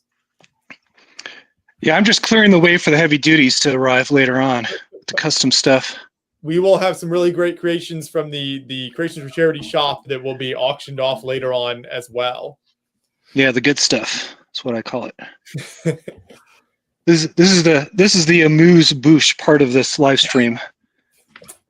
We're just gonna wet we're wetting the palate. We're getting it down. So we've got, I'm going to say 5 more minutes here. I'll stay for 5. Yeah, that's cool. Thank you. Yes, perfect. Yeah, no problem. You, Moto. You've stayed a very long time here, and you've donated lots of amazing things. Plus, we've just gotten to walk around and see all the crazy stuff you have. So yeah, it's a win all the way. Yeah, just to give you an idea, I don't usually, you guys probably know me more for my Lego stuff, but just to give you an idea. That's so cool. American pickers would love your garage. Yeah, so if you ever do stop by, please message me first, but you could stop by. This is a nice little hangout spot. It is a sealed garage. But yeah, these are pieces of petrified wood, thunder egg, dirty diamond, more of the inappropriate agates over there. I didn't have a chance to get them out, but Pecos diamonds, we've got a bunch of those, if those could be a giveaway. Meteorite, iron meteorite. This is my ammonite. And we have Green River fossil fish. Those are herring. Whoa. That's cool. Those are major death plates. That's a pipefish. Oh, look at that. And we got some trilobites. Glitter, and for the historian. There you go. That's a Civil War Ball. those were dug out of a Civil War battleground, and I wound up buying them from the person. Very cool. That's awesome. Look at that. Yeah, some other stuff. Fossil leaves. Emily, And then I've got my Ninjago sword signed by the Fold. Look at that. Ooh. From this Where's last the kryptonite stored? What was that? Emily wants to know where the kryptonite is.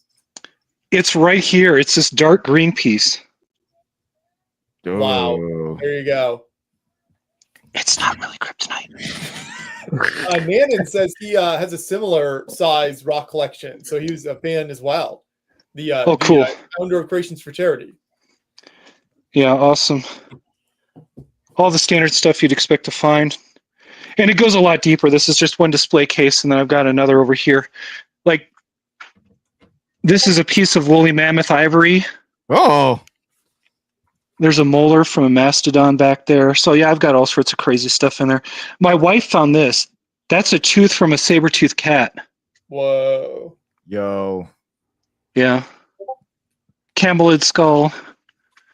And then we've got other random amazing things. But yeah, I didn't think the rock collection would be such a huge hit, but now maybe I'll open it up more. I mean, Emily has some rocks from Home Depot. Great, Emily. Whatever, hey man, whatever you like. You know, whatever you're into. We don't judge here. we don't judge. I am non-judgmental. We will to start the next part 2 of the stream. We'll have some of the Brick Slopes crew on as well. So that'll be in just a few minutes. We're going to go about another 2 minutes here. So we're down to kind of the final 2 minutes of bidding on these. 2 minutes. One more time. $215 is the bid on the Space Cruiser. So any of these things you want to bid on, you just put your bid in the chat, and then you donate via the Tiltify link in the description. So $215 for the Space Cruiser. Then we're at 100 for the rock, the crystal rock there. That'll continue on after this part ends as well, that rock. Belleville is at $45 for the Belleville. You've got the creepy baby. You've got 30, I believe, is the Gorm bid at the moment. Unless I lost track, but I believe we're at $30 for Gorm. And then tonight, rare Samsonite pieces is at $100 for the bidding on the rare Samsonite pieces. Look at that. Clean. Clean. And we're talking like no one's touched them except for Moto. Yep. So if anyone, you've got about 1 more minute to make your bids, and then we'll call it, and you can make your donation, and we'll end part 1 of the stream, but don't go anywhere because we will start right back up with part 2 and keep this 24-hour live stream going. So thanks to Moto for offering all of these additional incentives for your bids. Oh, wait. Shy. Yeah. No. I dropped a bag on the floor. There you go. There's even more. Let's go. I'm throwing that in. Yes. Look at that. What do we got in here? Small gear. Oh, wow. Look at those. Oh, these. Hold on.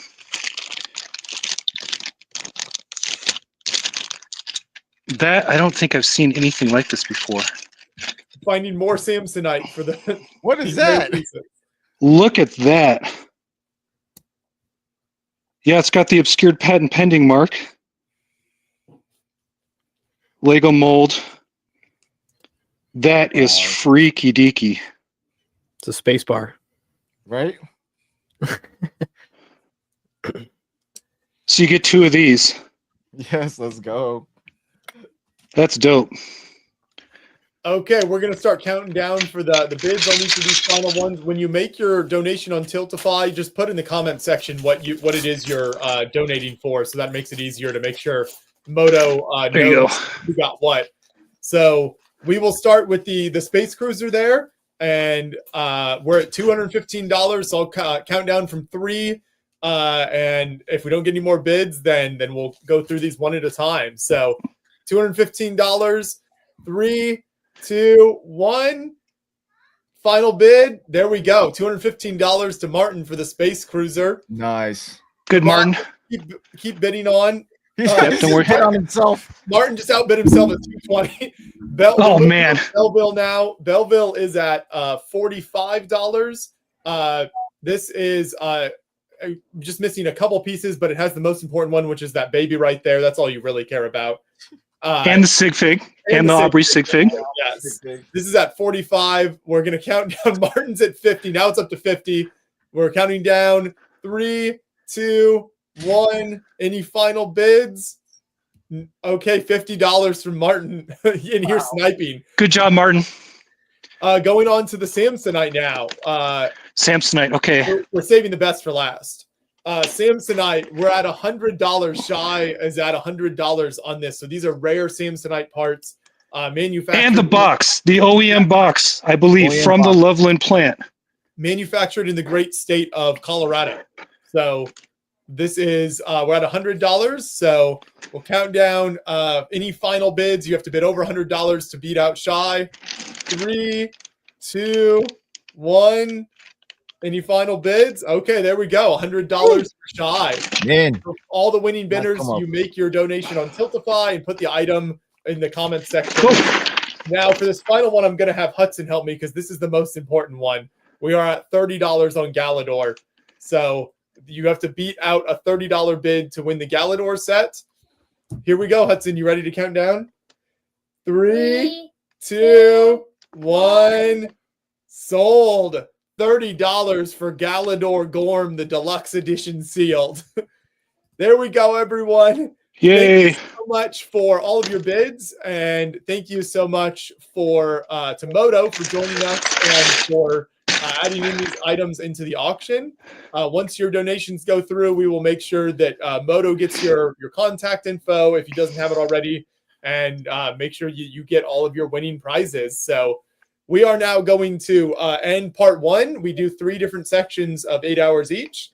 So we'll end part 1, but we'll be right back in a minute here with part 2 of this 24-hour live stream. So don't go anywhere, folks.